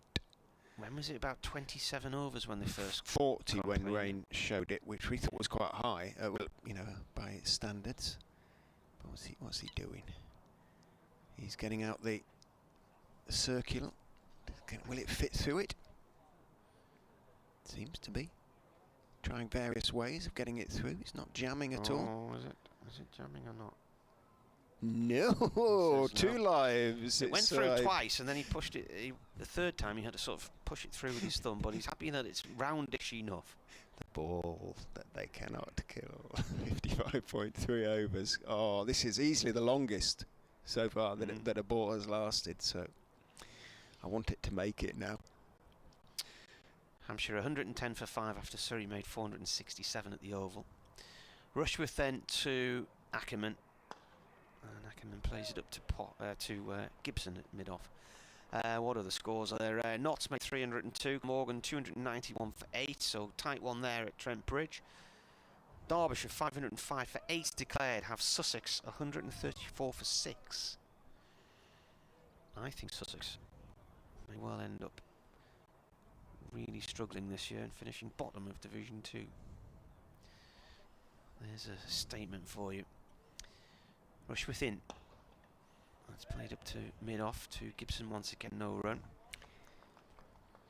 They struggled in Division 3 last year. They lost their opening game last week quite heavily and against Notts, wasn't it? And out cheaply again. Well, they're struggling again today. A young side, aren't they? Yeah, they've lost a lot of the senior pros, haven't they? Phil Salt's at Lancashire now. 121 for 2, Rushworth bowls. It's defended, and that's the end of the over. So, where are we? It's coming up to 20-6, day 2 here in Chester Street, Leicestershire, 121 for 2. 11 overs to go tonight. And they trail Durham by 307. Assad still waiting to get that 50 on the board. He's on 49, Ackerman 43. They came together with the score on 52. And so far they have added 69 from 167 balls. And Leicestershire need them to get through to the close. Travaskis over the wicket from the Lumley end, bowls to Hassan Azad, who is forward, just dropping the ball out towards point. The 2-cap man, or the 2-hat man, or the 2 headwears. Bedingham comes out from slip. He's persisting with the... I thought he must be wearing it for Rushworth or something, but he's got them both on. Travaskis is in. Back goes Azad, works it out towards square leg, and that is the single he needs for his 50. Applause from... I think there are 1 or 2 Leicestershire supporters in here, but the Durham fans know their cricket, and they give Hassan Azad a warm round of applause. His 50 has come off 161 balls and includes 5 fours. What did he get in the first innings last week? Not many, 5. Right, he got 104 in the second. But it was, as I say, it wasn't a sort of, it was just a miraculous catch, really. In goes Travaskis, bowls to Ackerman. He was trying to guide it down to third man, wide of 4th slip. I think it was young Baker, very tall young man, stuck out his left hand and caught it about an inch off the ground. In goes Travaskis, and rather beaten in the flight there, Ackerman, who stretched forward and it hit quite high up on the bat, dropped out into the offside. Michael Jones is the fielder.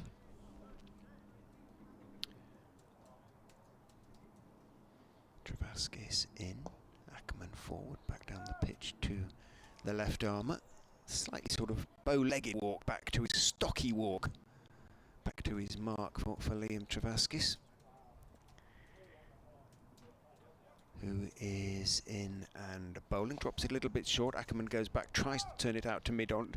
Travaskis misses it running across to his right. Borthwick misses it running across to his left. But Ackerman has to wait while he watches both those events take place. As a consequence, by the time it finally reaches mid-on, he was still in his crease and there wasn't one to be had.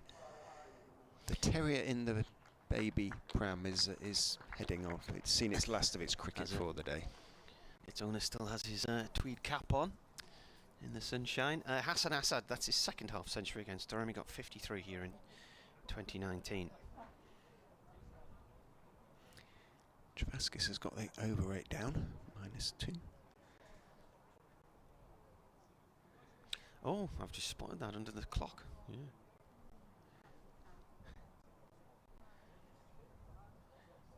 Right, can somebody break this partnership from a Durham perspective? Rushworth's going to have a try. His 14th over coming up from the Finkel end. Assad has faced 161 balls, has a strike rate of 31. Rushworth's bowling to him. He's got 2 slips and 2 gullies. First delivery is left alone. It's wide off stump. They have to stay low to the keeper. Hopeful here, because they have reason to stay hopeful here, Durham, because, as I've been saying, the next two, Louis Kimber and Nick Welsh, or t'other way around, whichever comes in obviously first, are both relative tyros, real new to the side. For Welsh, it's his first-class debut for Leicestershire, having only played first-class cricket for Loughborough previously, and Kimber's only got a couple of matches to his name. And then it's young Harry Swindles, the wicket-keeper. Rushworth in, another one that skips low past the off-stump and through to the keeper. So if they part these two... Oh, updates time. Coming now for Newcastle. Yes, to Trundle from the Verb. They are 122 for 2. Hassan Assad has just got his half century. He got 104 in a match-saving all-day batting stint against Worcestershire last week, and he's on 50 from 163 deliveries today. It included 5 fours, his half century, and it's his second against Durham. He got 53 here in 2019. In fact, some runs coming off his bat now as he just steers a ball from Chris Rushworth up towards the boundary just down below our commentary position. 2 more there. We've got about 10 overs to go tonight. Leicestershire going along slowly but patiently on a track which is not offering too much to the bowlers, it has to be said, and the partnership now between him and Colin Ackerman worth around 70 runs. They've been there for about 176 balls, says my computer. Ackerman has 43, so about 9.4 overs to go tonight, and they trail Durham by around about 304 runs at 122 for 2.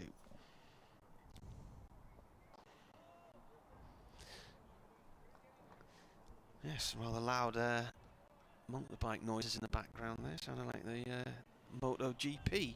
So I was doing that update. Somebody not sticking to the speed limit on the dual carriageway. Well, on the A167 going into Durham yesterday, just from Chesterless Street, and it was still light. I must have been passed at about 120 by souped up white hatchback of some kind. It was terrifying speed. Rushworth bowls, it's left alone.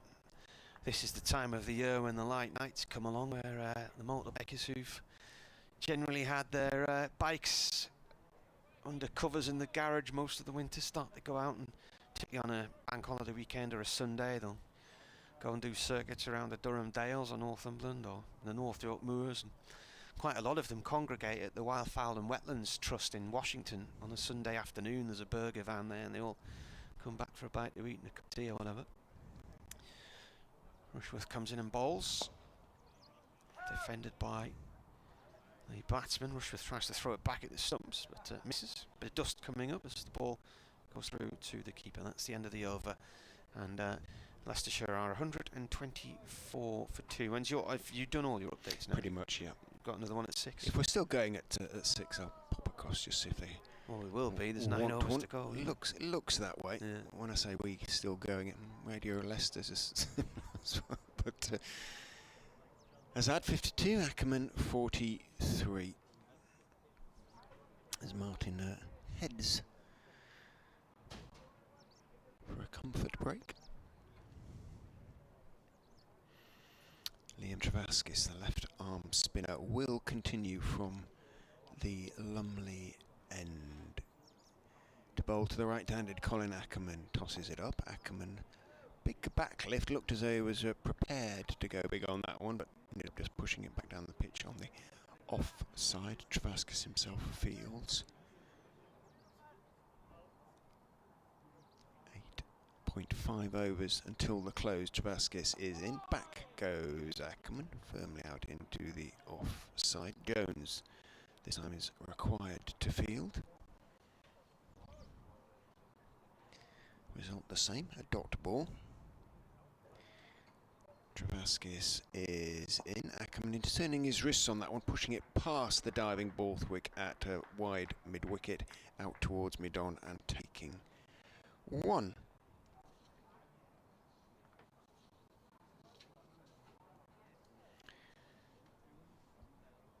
Carlisle Bowen, like Paul Nixon, Liam Travaskis, Cumbrians, both.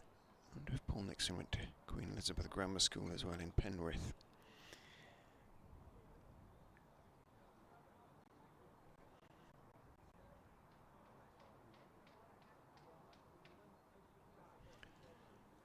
Pause while Travaskis sorts out his field for the left-handed Azad, who's now on 52. Staying over the wicket is in and bowls. Azad carefully forward. Travaskis just reaches down with his right hand to pick up the ball.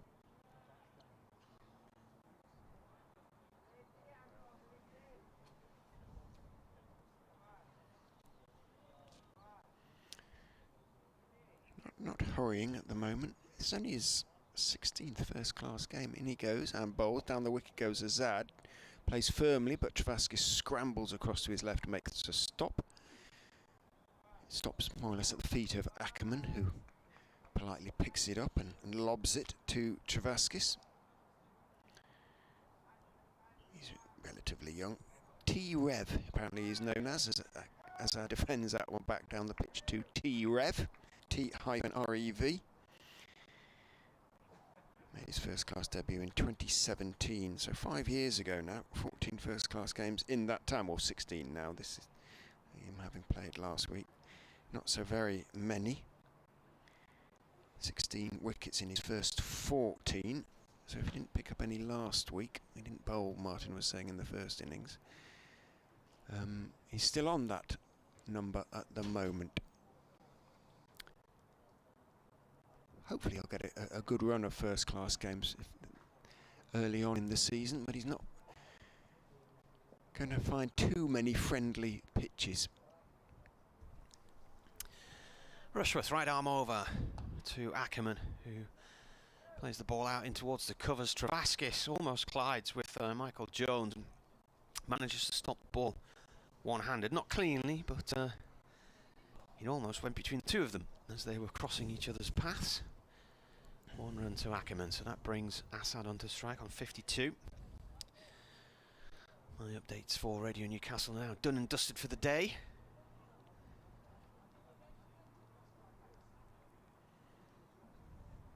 Might be David Beddingham tonight, perhaps, after his 191. Can't have played many better innings in the way it looked. It was lovely stuff, really.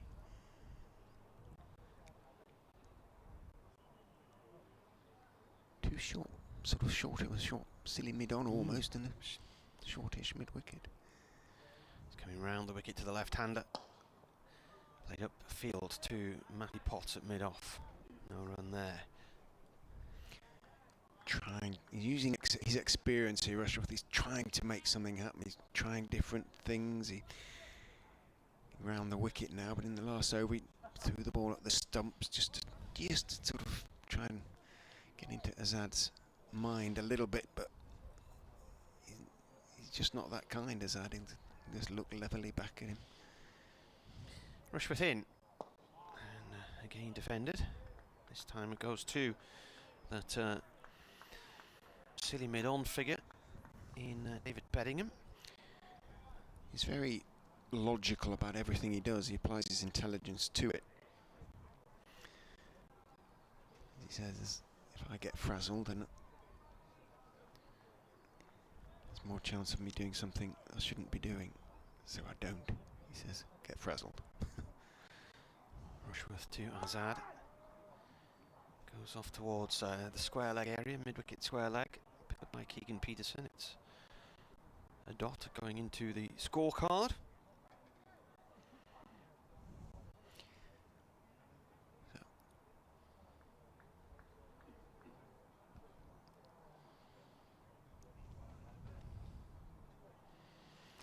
He's still quite young, isn't he, Travaskis, really, relatively speaking? Oh yeah, was he only 22, something like that, 23? 99, he was born.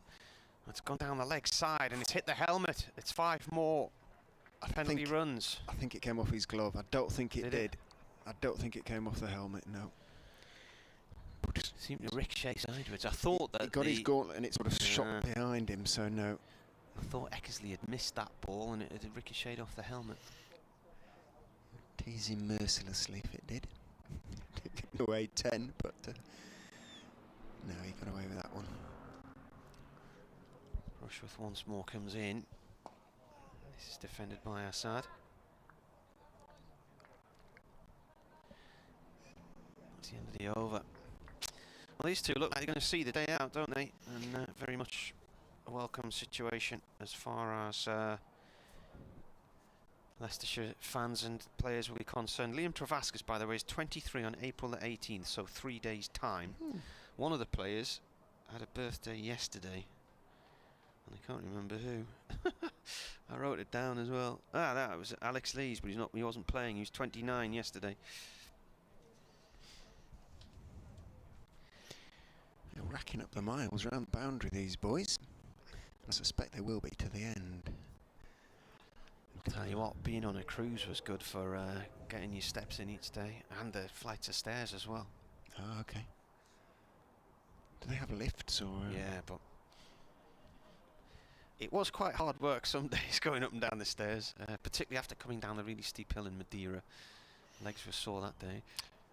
In from the Lumley end is Ben Rain, our old friend, and Ackerman greets him with a solid, straight defensive press back down the pitch with Eckersley standing up. Is that slope where you sometimes come down on in sleds with wooden? Yeah, well, I did the sledge. Yeah, we did the sledges. It was when they run with it, don't they? And that goes down the hill from about 2 kilometres. But then, when you get off, you're still only halfway down the hill. Oh, okay. And it's a really, really steep walk back down. Rain is in, just turned down to fine leg. I think that's going to go the distance it is. Couldn't quite get there. Ollie Gibson. So Rain just drifting down the leg side, trying to work it back into Ackerman, who picks up 4, moves on to 49. He's almost caught us out now. He's on 52. The toboggan baskets were originally designed to get food from the top of the mountain down into town. Okay. And you have 2 guys who steer them and ride on the back. What grows on top of the mountain? Oh, it's very luscious up there. Rain is into Ackerman, who's working into the leg side again, and that's the single he needs for his 50. This time more or less straight to Gibson, who's at wide, sort of long leg stroke, deep backward square, but Ackerman's first half century of the season, and that will make the captain feel much better. He's looked in good nick without going on to make a score while he's on his way at the moment. Plenty of work to do, but his 50 has come off 104 balls and includes 5 fours. And just looking at his statistics, Colin Ackerman, his 4th 50 against Durham. He got 62 not out and 56 in 2019 and 61 not out in the Bob Willis Trophy draw in 2020 at Grace Road.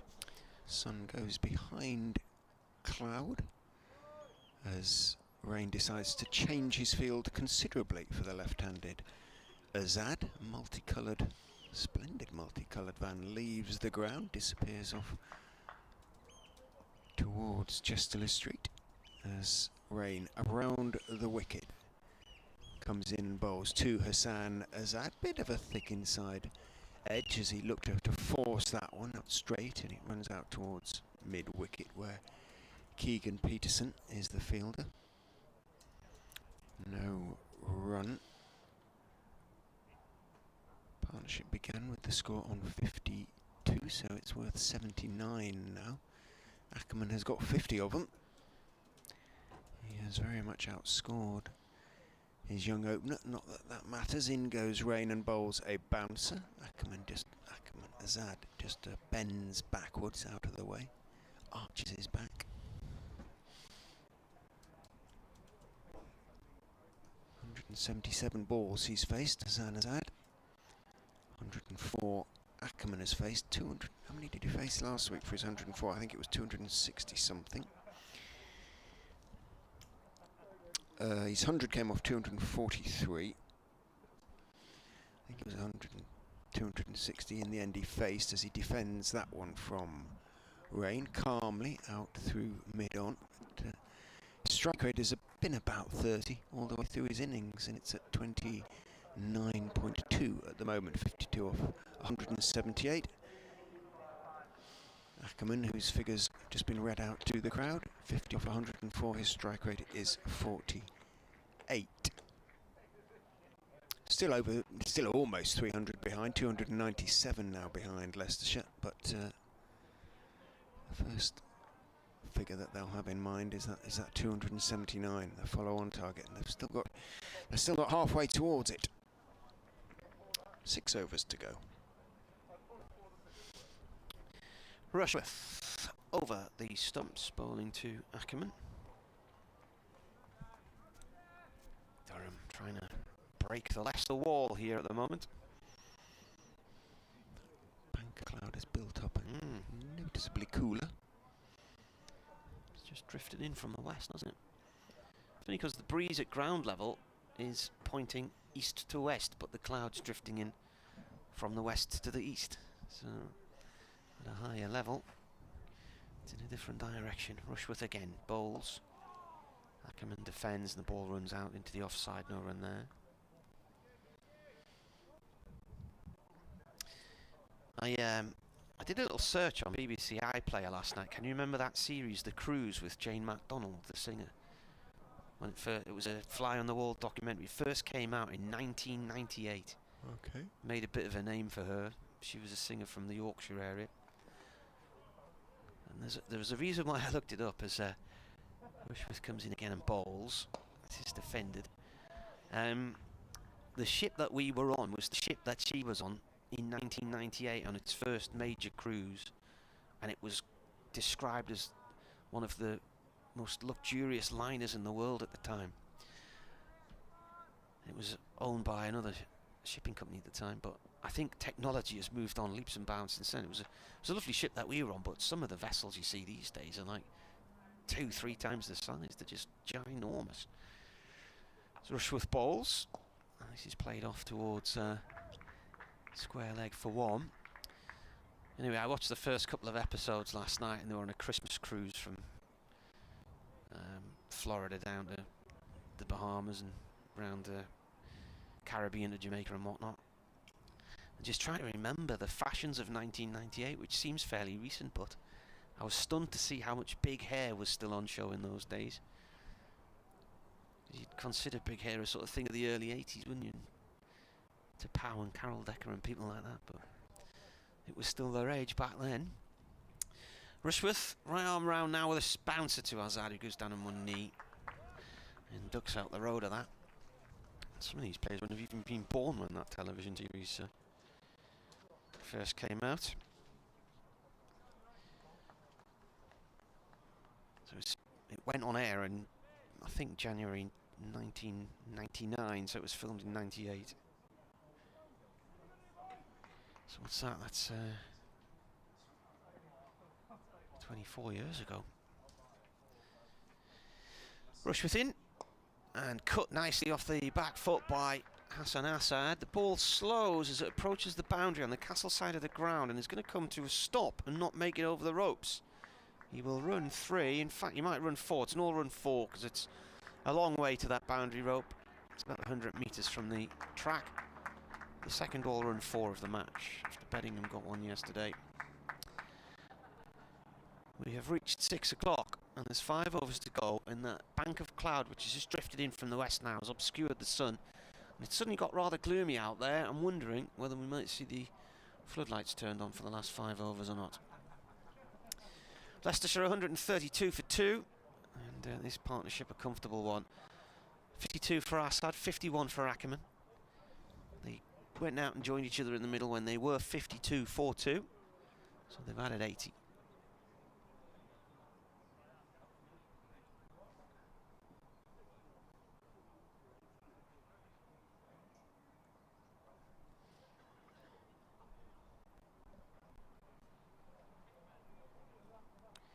Ben Rain back into the attack from the Lumley end.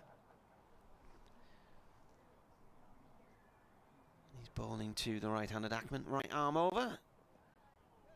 It drifts down the leg side off the thigh pad for a leg bye. Eventually coming to rest down towards fine leg.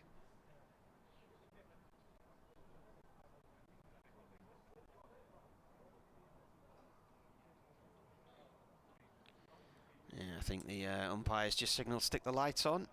Steve O'Shaughnessy on the walkie-talkie to the scorers. Somebody will be dispatched to the power unit house in the car park. Assad defends this one from Ben Rain, plays it back to him. You can actually see on the monitor on the live feed from the cameras just how the light has deteriorated in the last few moments.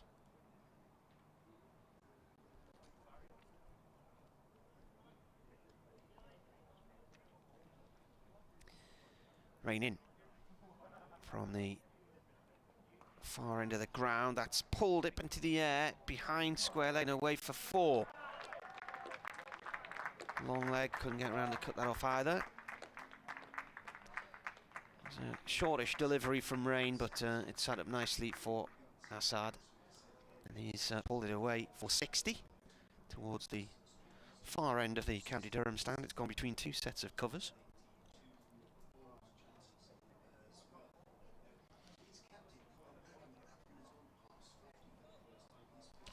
Well, these two have nearly put on 100. They're 11 short of that 100 partnership. 4.3 overs to go tonight. And Durham at the moment don't look like they're anywhere near breaking it. Rain round the wicket now to Assad.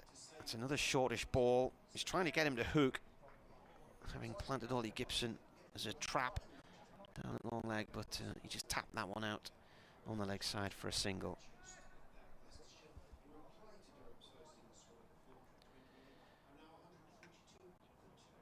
So they've put 90 on now. The deficit is 286. 142 for 2. Remember the follow-on target 279. Rain in, bowling to Ackerman with the keeper standing up to the stumps. Ball is played to Jones in the covers, no run. Went along the ground. Ooh. Oh, that sounded fatal.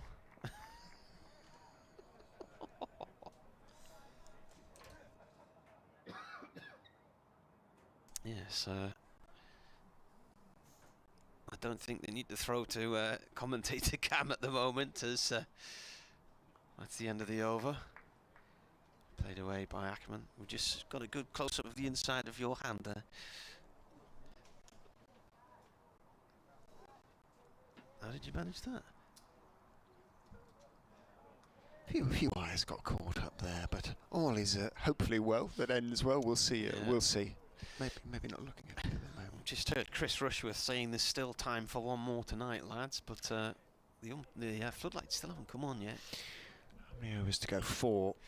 Would there be time for them to actually heat up enough to make an impact? Richie's worried. Yes, I'm fine. Whether the commentator Cam is fine, Richie, I'm not quite sure. Fingers crossed. Might need realigning. It doesn't look fine. That's possibly why. Travaskis is going to get a go from the Fincourt end. See if he can find a little bit. I'll try and re-aim. I think it's aimed straight at that pillar now.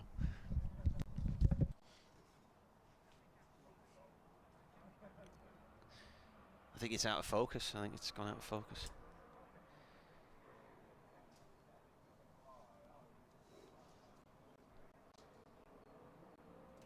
It'll be working again tomorrow. You don't want to look at our ugly mugs anyway.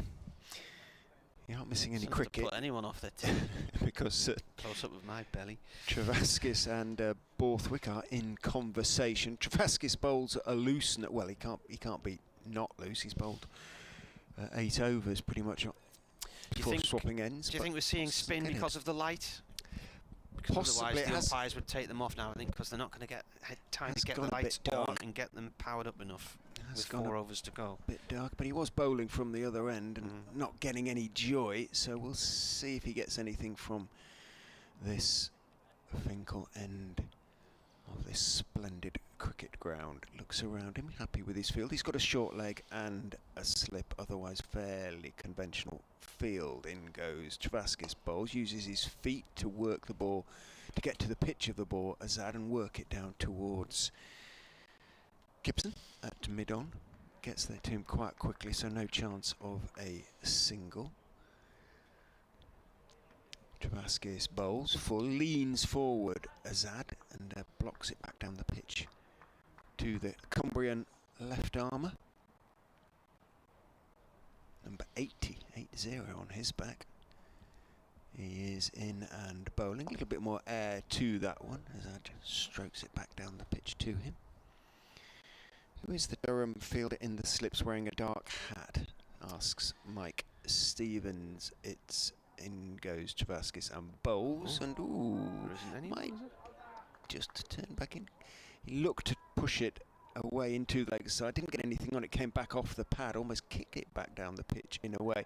I don't know whether you mean Beddingham, who was wearing a dark Durham cap on top of his white sun hat for a while, but I don't think he's been appealing too much. Mike goes Azad, thick inside part of the bat, plays it out towards short leg, who offers to quickly throw the ball at the stumps, and Azad makes sure he is back in his ground. Travaskis is in again, back goes Azad, works it past short leg out towards square leg and takes one, and I think he's going to keep the strike. The lights on the electronic scoreboard, it's very bright now that the sun has gone behind this quite swiftly moving, looking up above bank of dark cloud. 3 overs potentially remain to be bowled. It would be a shame to spoil the record of not losing any overs in the game so far with 3 to go. And this ball has lasted 64 overs now.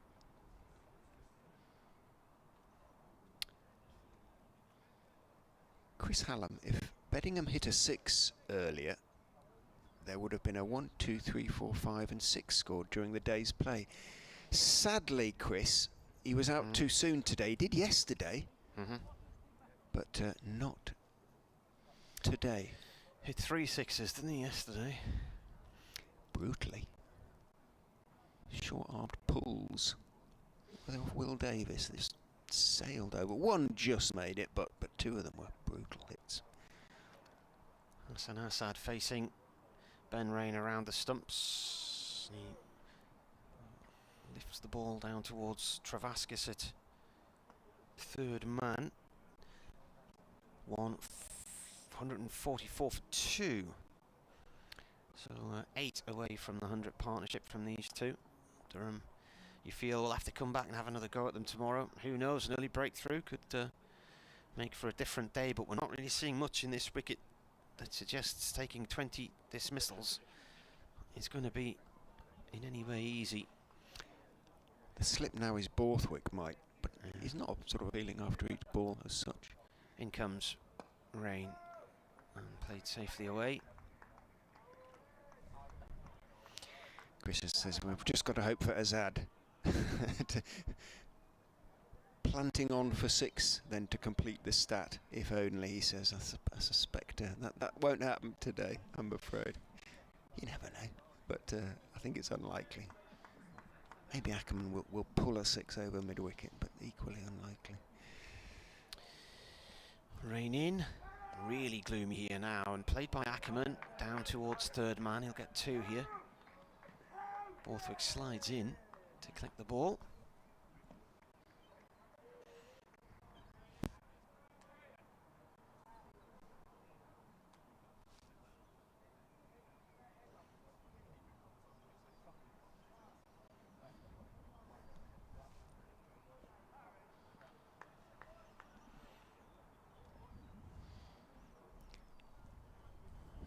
Balls left, if we get them all.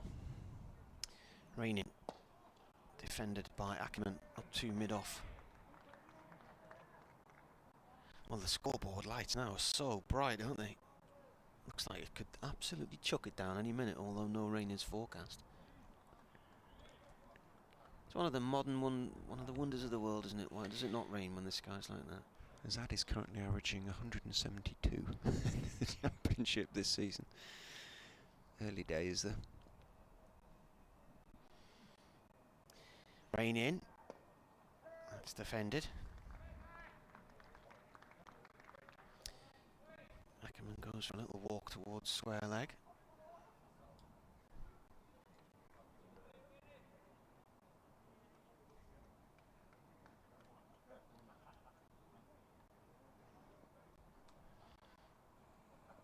Last ball of the over. And then 2 to go to end today's play. Rain to Ackerman. And that's played to point. End of the over. 146 for 2. Yeah, we are going to get at least one more. Obviously, given it's going to be bowled by Travaskis, that shouldn't be too much of an issue, especially with two batsmen as established as these two are at the moment.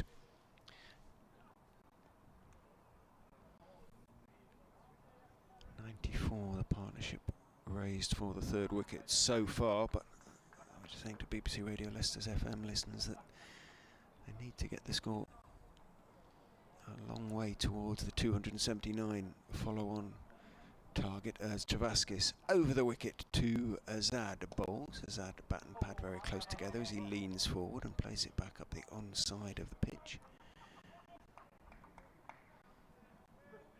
Potts claps his hands at mid-off. As Travaskis just a couple of steps is in. Down the wicket goes Azad. Little shuffle, but then a defensive shot back down the pitch, and as so often in that case, the bowler picks up and makes as though to hurl the ball at the stumps. Azad hops back into his ground. Travaskis doesn't let it go. Cars arriving in the car park now with full headlights on as back goes Azad. Forces out into the gap in the covers. Borthwick, his knees pumping, goes chasing it and slides and picks up all athleticism. But 2 runs nonetheless for Azad. Moves on to 65. Little burst of scoring from him at the end of the day. Increased his strike rate up to 33, almost 34.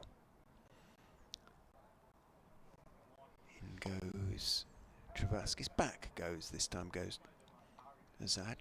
Doesn't try and hit it too hard, just firmly back down the pitch on the onside. Rain is the fielder coming across from shortish mid-wicket. Travaskis is in. Forward goes Azad, reaching for that one a little bit in front of his pad, but getting to it, steering it out towards point. Keegan Peterson is the fielder. And Travaskis is in. Forward goes Azad. Back up the pitch it goes to Liam Travaskis, whose work is done. It's really very dark out there, but we are, I think, going to have the last over. It's not raining, is it? No. Looking at the crowd, there were no umbrellas up. Those who are left, that is. Those who are staying to the end. It got really dark. Yes. But we're going to get. You can see the lights on inside the first floor of the pavilion and on the wall of the health club. Yeah, and they're behind darkened windows. Uplighters as well. Yeah. But Ackerman's going to have to face 6 more to see the day out from rain. Somebody's coming into bowl here in the gloom. A splodge. It's Rain. Bowling to Ackerman. Cut off at short mid-wicket by Dixon. Lost all the definition of the players now. Can't see their faces at all anymore. There's a van at the far end, turns its headlights on. They look quite bright.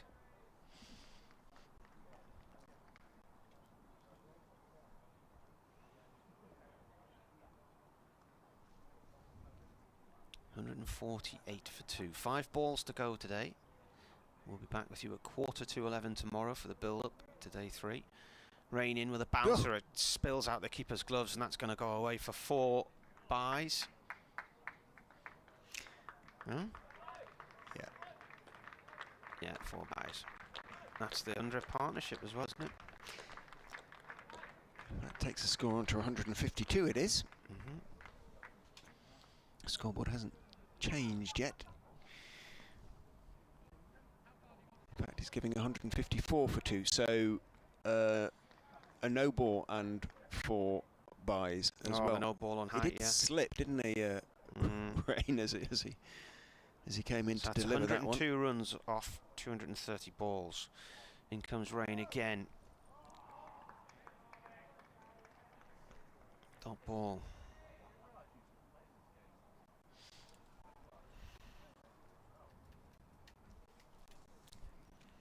Did Eckersley very few favours there. He's a long-standing teammate, but at Leicestershire and now at Durham. Oh, it was so high, it wasn't dangerous for Eckersley. He leapt into the air, couldn't quite get there. Rain is guided down towards third man for 4 more here. Gonna Just going to make it to the yes. up now, right in front of our commentary position. Slightly weary looking. Scott Borthwick in pursuit. He knew it was going to get there though.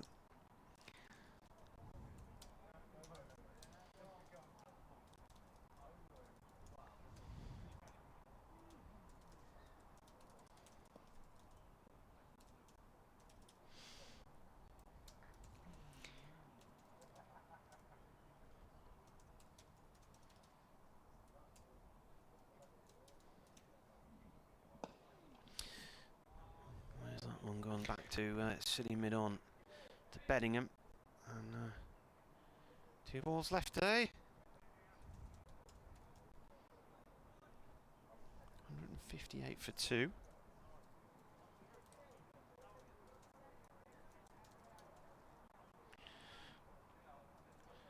They trail by 270.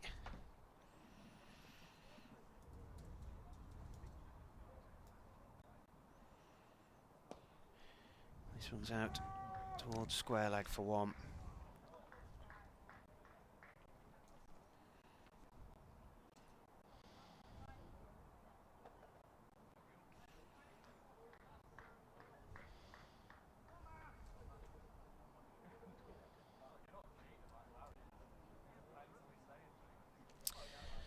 Last ball of the day then, and Ackerman is on 58.